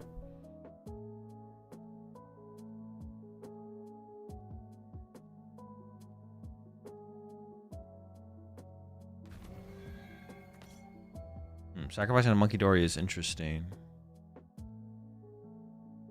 Oh, okay. I'm confused. I don't know.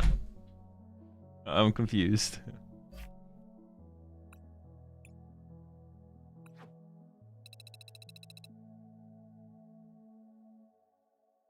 I'll play one more game at Crustle, and then let's do the Ascended Heroes buy list.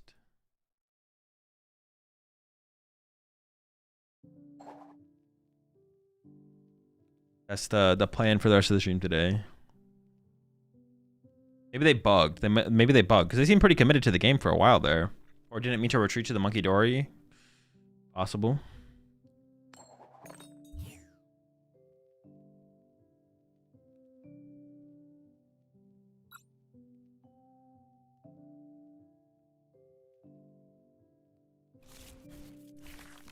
I'm not sure about this medical energy. When does the medical energy ever matter? I'm sure there are moments where it could, but what are those moments? What are those moments? Miraidon? Well, that should just be game, to be honest. So much for one more game. I mean, it is one more game, but it wasn't very much of a game.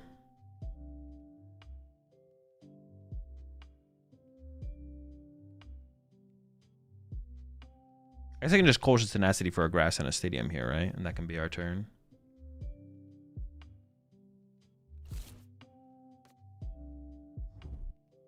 What if it's...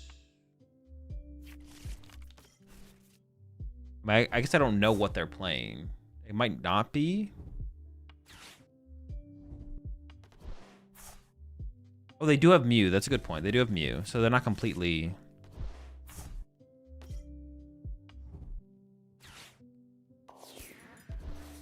Switching to the Squawk ability. Okay, they're... All right. They know their win con.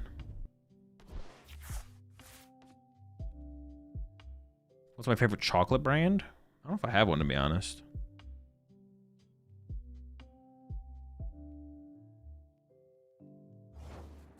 Okay. They're 2 turns away.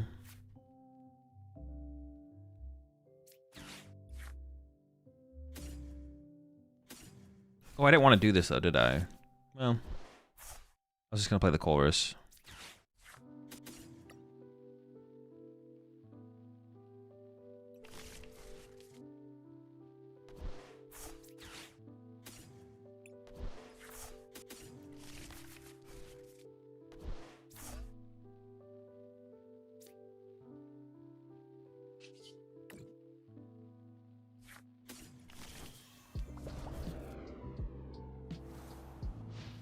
I'm playing Zard in Birmingham this weekend. Belt or Stamp?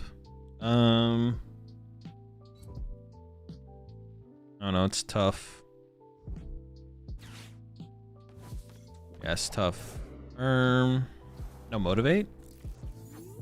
I'm motivated.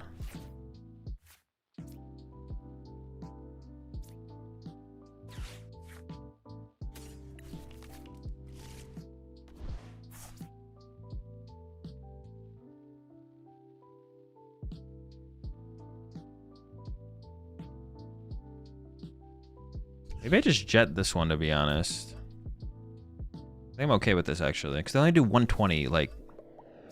Not even, like, really damage, to be honest.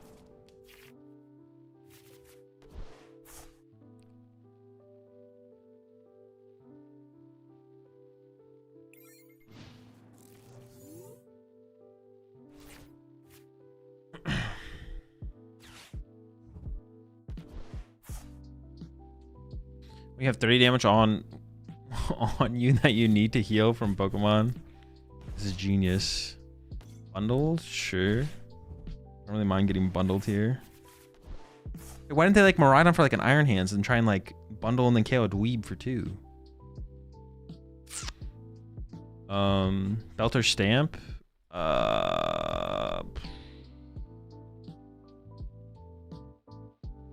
don't know. I'd probably play Stamp again. Like if I was playing in a tournament this weekend, I'd probably go Stamp again. I don't know. I don't know. Yeah, I just don't know. Maybe the belts because I don't know, to be honest. Yeah, I don't know.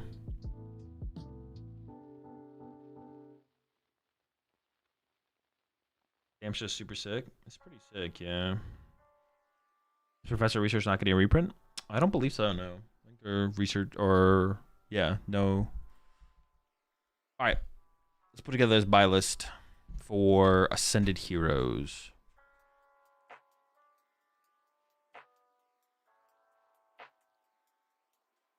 I haven't already done this, right? Like, I'm not tripping. I've only done, like, videos on the reveals, but never... I haven't done, like, a buy list video, I don't think.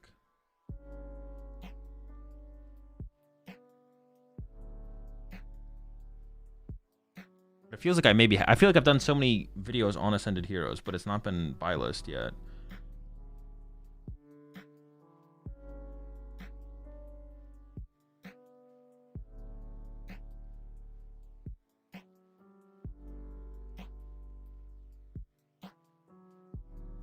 I don't think so.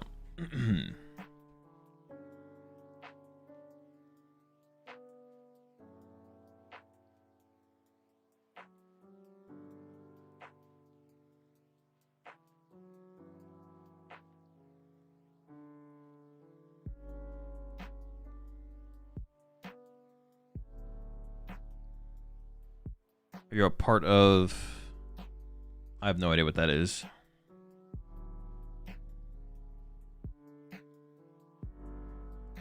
I'm just going to type this up in the...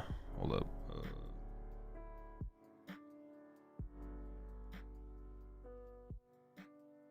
going to type this up in a message to put in the Discord.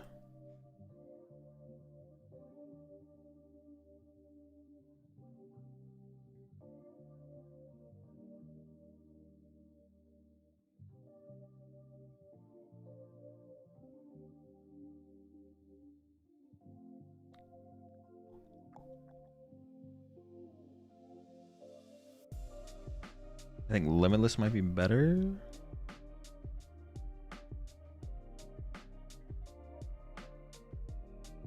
Oh, hey, let me see how this looks. Hold up.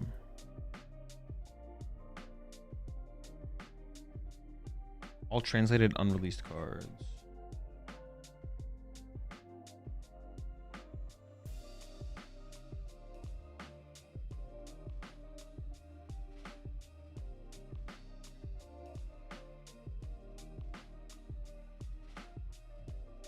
What says the other cards as well, though?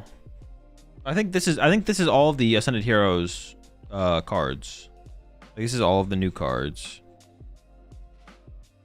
Is anything? I don't think anything's missing. Well, Pokepads, but we'll just up here. Not supposed to be up there, but it's fine.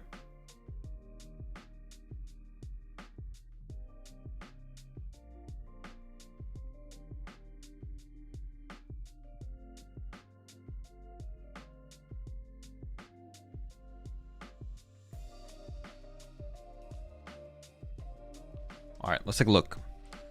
I got. Oh, I can do this as well. I might need PKMing cards. Reference other printings of cards. So Beautifly line. Let's start here. When you play this card to evolve when your Pokemon to your turn, you use the ability to reject for a Caskin or Silicune. So this is all. This is not good. Entei, if you have at least 4 fire energy in play, this attack does 90 more damage.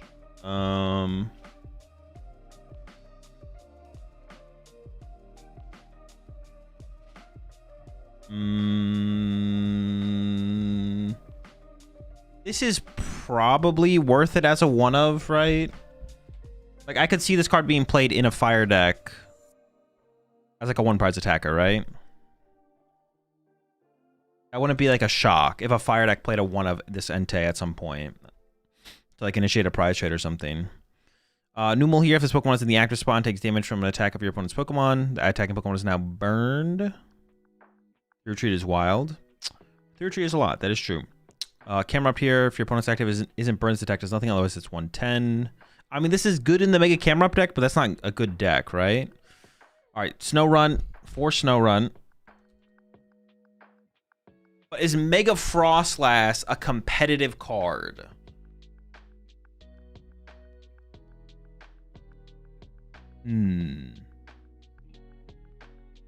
Not sure about this one. You have the other Frostlass. Do we think this thing has competitive potential? It's a Dango killer. Nope. Does this thing have competitive potential?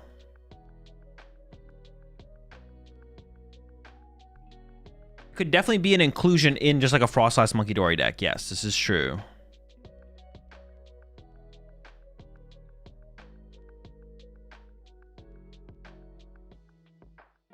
Yeah, but only a one of? Is it just a one of? 1 Mega... Yeah, Frost... Glass... EX. I don't think it goes higher than 2 ever. The most you'd ever play is 2. I think right off the bat, it won't be competitive, but will 100% be competitive later on, so I think it would go as a buy list as a 1 or 2 of.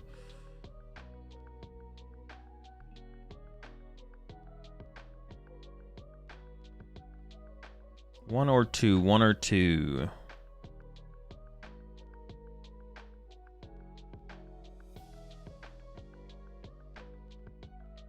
The best cards create their own consistency. This doesn't. Doesn't mean the card is bad or couldn't be good, though. That's not... No. We're not asking if it's going to be one of the best cards. We're asking, do we think the card could be good? There's plenty of cards that don't create their own consistency that end up being fine.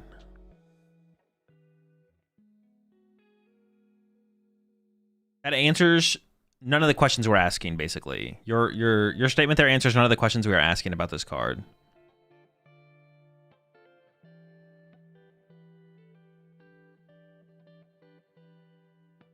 Okay, I'll put it as a 2 of. Efficient attack. It's definitely just like a tech in Frostlass stacks. Is it ever 2? I feel like it's never 2. I'm gonna do 1. I'm gonna stay at 1. I'm gonna hold firm at 1. All right. Ends Vanillux? No. Frostmoth. Once on your turn, if this Pokemon is the active spot, you may use its ability. Each player draws a card. Not going to be competitive, I don't think.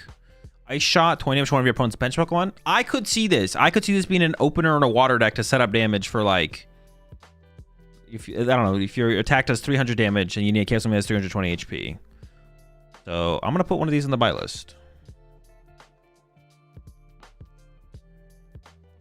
I just feel like these kind of cards, you never know when they... You never know when something like this could be good. Just like you open up, you start ice shotting to like open up a prize trade or something. Never know. All right, Mega Electros, definitely on the buy list. 1 or 2 though is the question. It's a good card that could be played in any electric deck. Electric's a good card.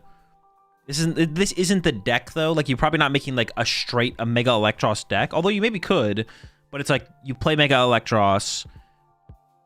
Because you might as well. 2? Okay, I could see 2. We can do 2. It could be a big part of a deck. Jumping Trap. The defender won't camera retreat during your next turn. I mean, it has a thing that's definitely worth adding to the buy list. 1 Stunfisk. If the attack doesn't do a ton of damage initially, and it says the active Pokemon can't retreat, it's good. That's how it works. I don't make the rules. This card's not going to be competitive good, although I do like this card. Tabakoko, First Flight. You may use this attack on your first turn, discard your hand, and draw 5 cards. Does not seem very good with Miraidon rotating. But if Miraidon didn't rotate, this thing isn't... Yeah, it's still pretty bad.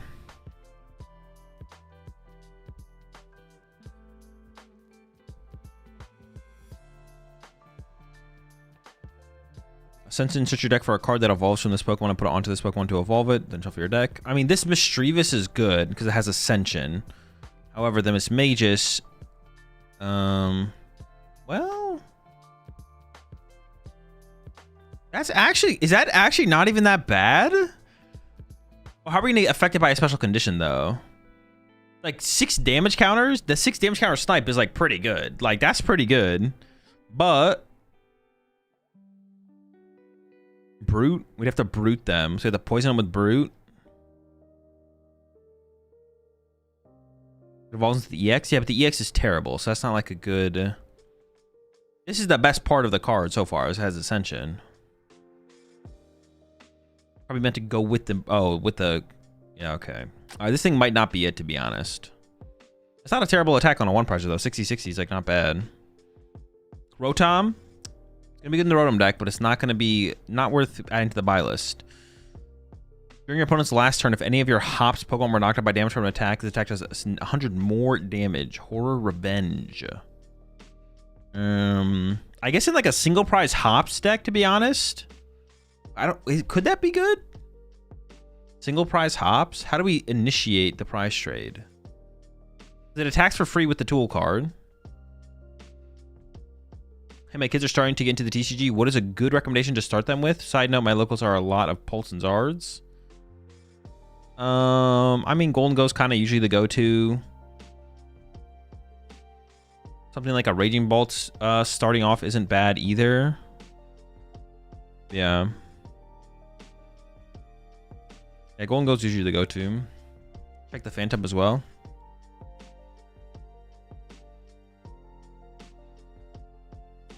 Splashing Dodge. Wait.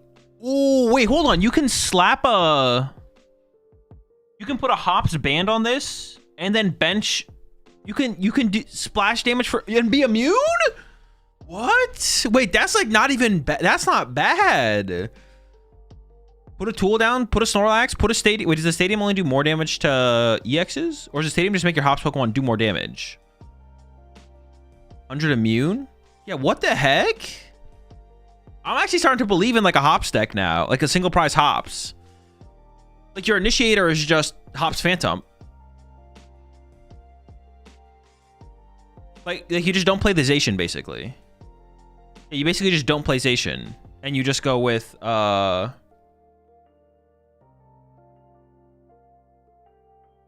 Hops,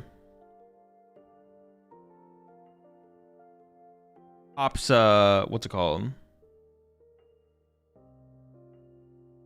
Make sure I didn't dox anything.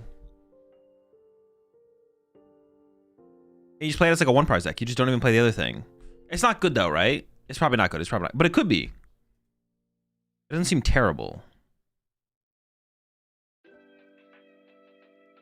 Yeah, I don't know. The hops Trev. I don't know. I'm not gonna put it on the buy list. I don't think I'm gonna put it on the buy list.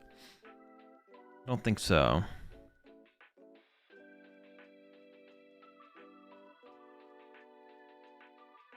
Is it a coin flip though? Well, no. But this is just what you do initially. Like you just initiate by using splash dodge.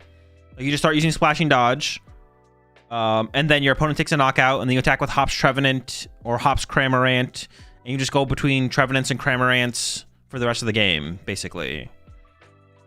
Yeah, it's not, you're not like using this the whole game. Like you just need a starter. You just need like an initiator that's not the Zacian, because the Zacian's worth 2 prize cards. But I don't know.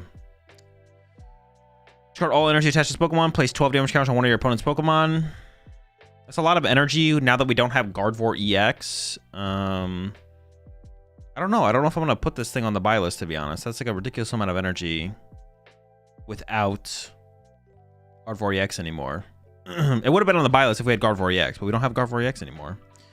Yeah, I don't think Trevenant, Hop Trevenant goes on the buy list, but I am excited to try the deck out for sure. Do I open packs or do you always buy singles? Always singles.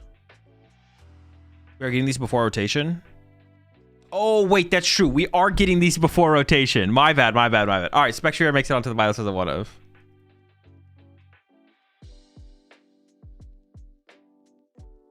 Yeah, don't mind me. One Spectrier on the buy list.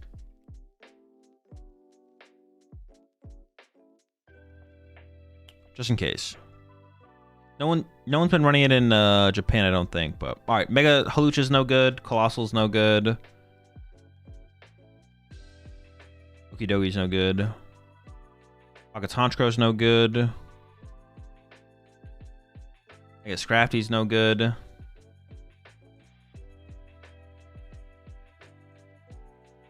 Man, none of this is any good. Kingambit's no good. Dude, why does everything suck, man? What's that Okidogi art? I don't know. He's like walking uphill while he's spinning his chain, it looks like.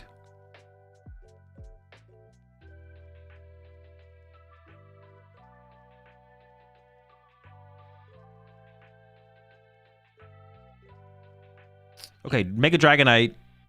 Let's put, yeah, and Zekrom will get on the list. I think Mega Dragon, like the Dragonair's good. Dragonite's got a good ability. There's something like these are good cards. They're good cards. How good are they? I'm not sure. Probably like a 4/4/2 Mega Dragonite. Well, probably a 3/3/2 to be honest.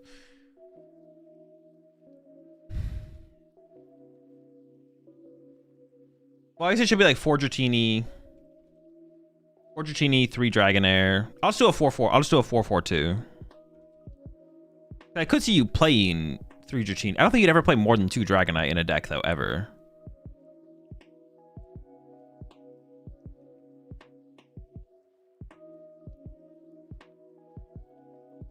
Two N Zekrom.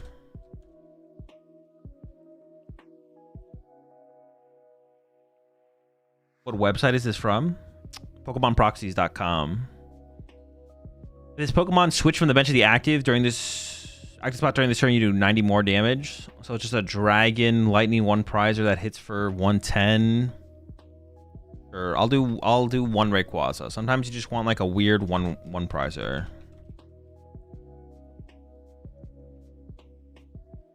You put last year on the buy list. Sure, the Ray does. Yeah, the Ray gets on there as well. I guess the Ray is before the Zekrom though.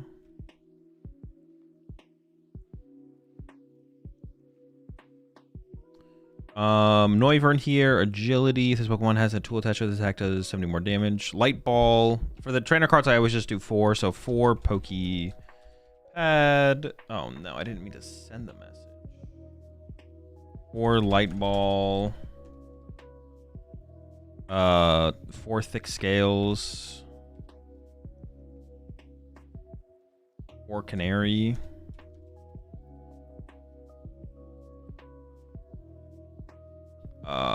Nope. 4 Night Mine. Okay, more cards.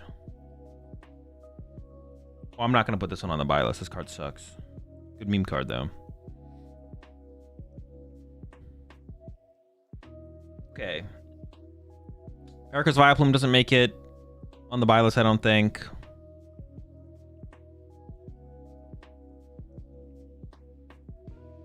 Well, these ones are gonna be like, I still just like match them to the type. Mega Meganium, probably a 2 of, right? Where are the grass Pokemon? Mega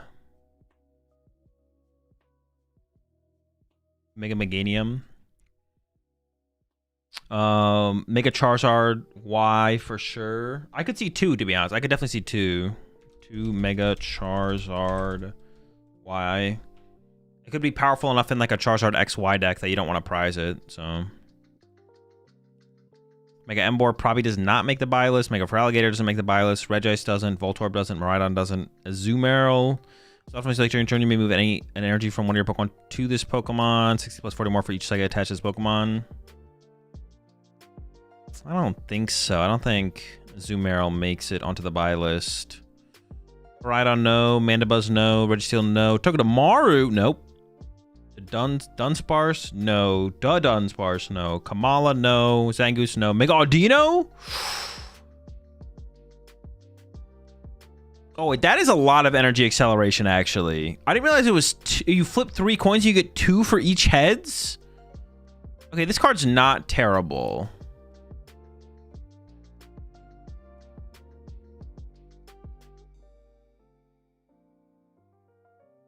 How do you something Kaleido Waltz? Do you know when Stunfisk are 2s for sure? Oh, the Stunfisk does have the retreat lock, you're right. Dude, they're printing 2 Stunfisks with retreat lock attacks? Like, what the fuck? Is this necessary?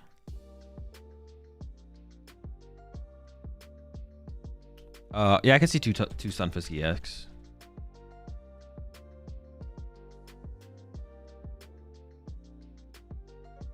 This thing I'll just do as a 1 of though, because its attack is considerably worse as like a retreat lock strategy. So I can still see it being played in like a lightning deck, but Mega Audino? I mean, probably 2, right? 2 Mega Audino? I think that's reasonable. Would it ever be more, I guess is the question. Probably not, right?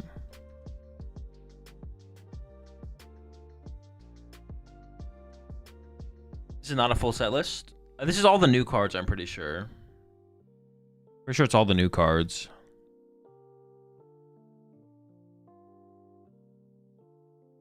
And then Urbane, no. Waitress, look at the top 6 cards of your deck. Choose the basic energy card you find there. Attach one here. Yeah, we'll 4 Waitress to the buy list.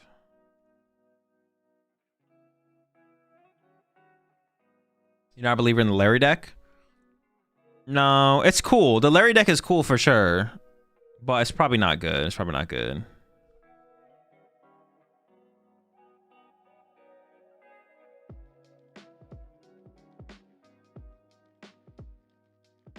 Other new cards I've seen. What else is there? I mean, off the top of my head, I can't think of another new card. There might be some, but I don't know what they are. You sack Larry's Kamalas? You can, yeah. You can have like a triple Kamala, double Dunsparce, plus like a Fez board or something like that. Or you can just have quad Kamala, to be honest. Just 4 Kamalas, Dunsparces. Isn't Pokepad in the set? Yeah. It's just separated up at the top. But I added Pokepad to the buy list. Was there anything else? It's just up here for some reason.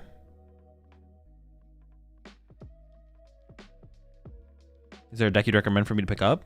Golden Go is usually like my recommendation.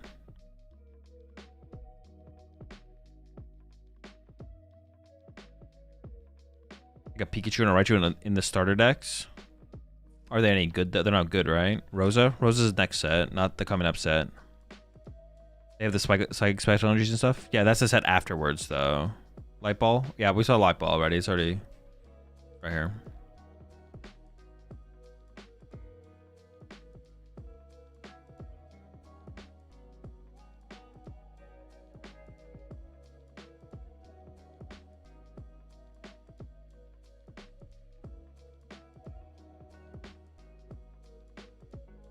What about Lumio City?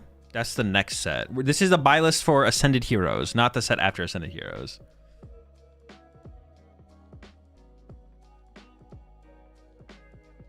That's further away. That's further away.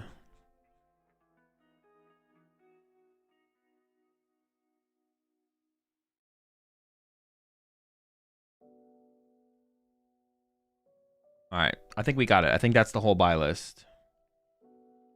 There could be some cards missing. Other cards in the set that I guess could be worth it, but I don't know if there is, to be honest. Did Gadget Show Roto make the list? No. I don't know if there's anything. Is there anything missing off these cards that's decent? Is there anything missing from the cards here on Pokemon Proxies that's actually a good card that's coming out in Ascended Heroes? There's none that I can think of. You seen Art Rare Bidoof? True.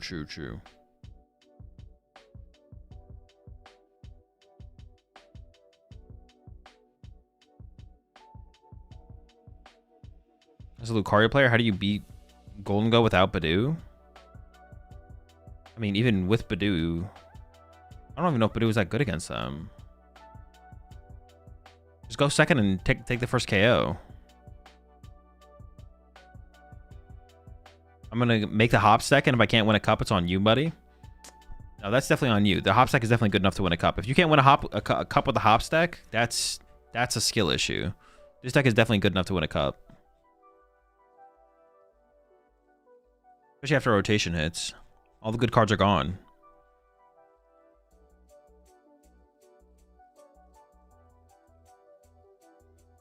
All right, I think that's it. I think we locked it up. I'll put the buy list. There is a channel in the Discord called Buy Lists. And that is where I'll put the buy list for this set and all future sets. So if you're ever wondering where my buy lists are for sets, it's always in the Discord. In the channel called Buy Lists.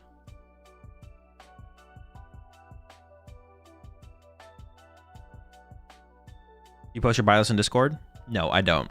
They're not in the Discord, and they're actually not anywhere else either. I actually just don't post them. If you didn't listen to me right now saying them out loud, you'll never know what they are. Just so you know.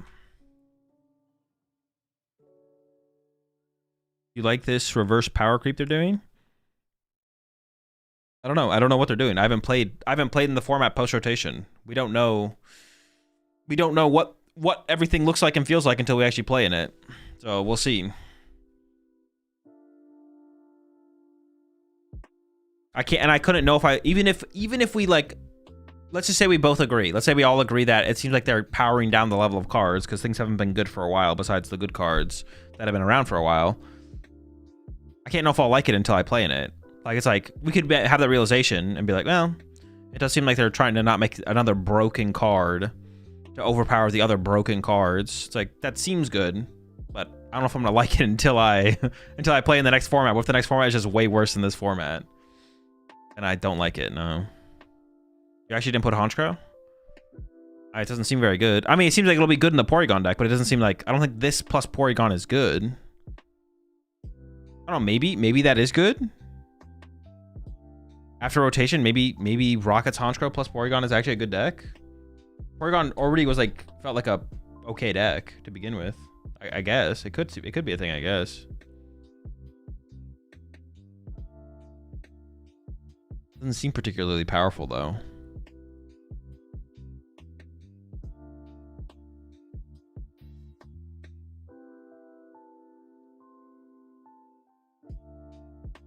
I don't know. I don't think this is gonna be it.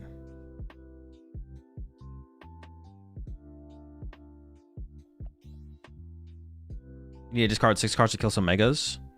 Well, it's just like an opener in the Porygon deck, though.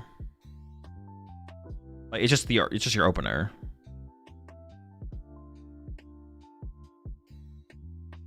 What is the... Oh, it just evolves off of the Murkrow. I was like, what does the Murkrow do? The Murkrow, we already know what the Murkrow does. We have the Murkrow. It's okay. Honchkrow decks are getting good results here in Japan. Like, what, Honchkrow Porygon?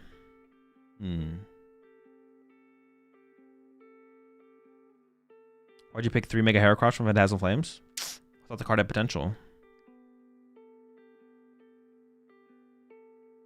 play Rockets double and Ignition and do decent numbers for one prizers.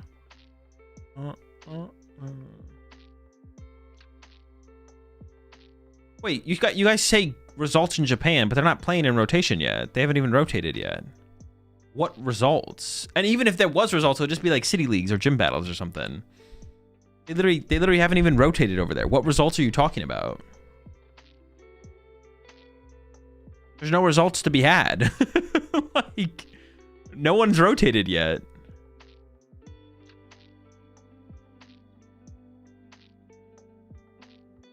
Japan Potato League results, Bob. Trust us, bro. The results, man. The results. City League before rotation? Oh, City League's before rotation? No, this card sucks definitely before rotation. I could see post-rotation. Maybe. Maybe there'd be hope.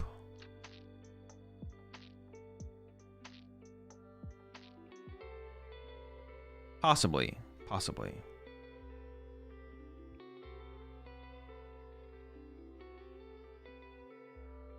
If you want a City League observer, you need to tap the fuck in.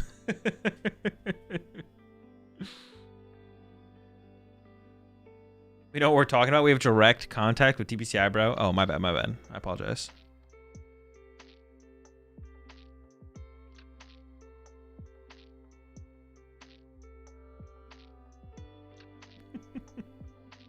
Yeah, I don't think the Honchkra makes the buy list. I would love to be proven wrong. I don't think it makes the buy list, though. All right, chat. That's going to do it for me for tonight. I'm out of here. Check out the YouTube channel for more content from me. I'll be back to uploading up there on the YouTube channel regularly. I won't be around for that long. Let's see. Dude, where's my calendar, man? Why is my calendar not here? What happened? Okay, I found it. I'm streaming today. I stream today. I'll be streaming Thursday, Friday, Saturday, Sunday, Monday, Tuesday. But then on Wednesday, I leave to go to Japan. And then I'm going to be in Japan from the 28th till the 5th. So I'm going to miss the set release of Ascended Heroes. But when I get back, we'll be grinding Ascended Heroes. This weekend, we have watch parties for Birmingham and Merida. Merida's supposed to have a stream, so I'll be watch partying Merida as well. Appreciate 24 months there, hockey dude. And then I'll get back. Yeah, I'll be around for...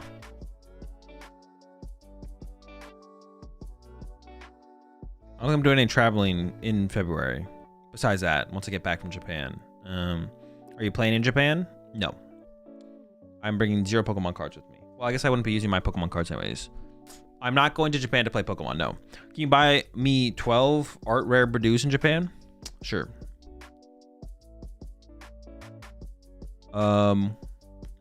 Yeah, that's the plan for the next. So I'll be streaming for like a week, and then I'll be gone for like a little over a week, and then I'll be back, and I won't be traveling much after that I can think of. Let me find something to raid before I get out of here.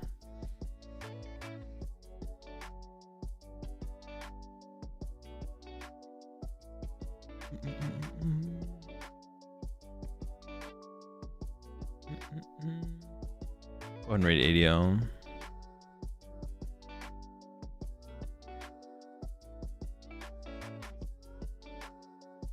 Alright, chat, I'm sending you all over to ADL. Pretty chill dude. Does a lot of giveaways on his streams and stuff like that. Well, it looks like currently he's playing Magic the Gathering, so I'm not sure what's going on over at ADL's stream. But yeah, I'm gonna raid ADL and get out of here. Have a good one, chat. See you tomorrow. Probably just gonna play with some more decks that did well at Toronto is the plan for tomorrow. Talk to you then. Peace.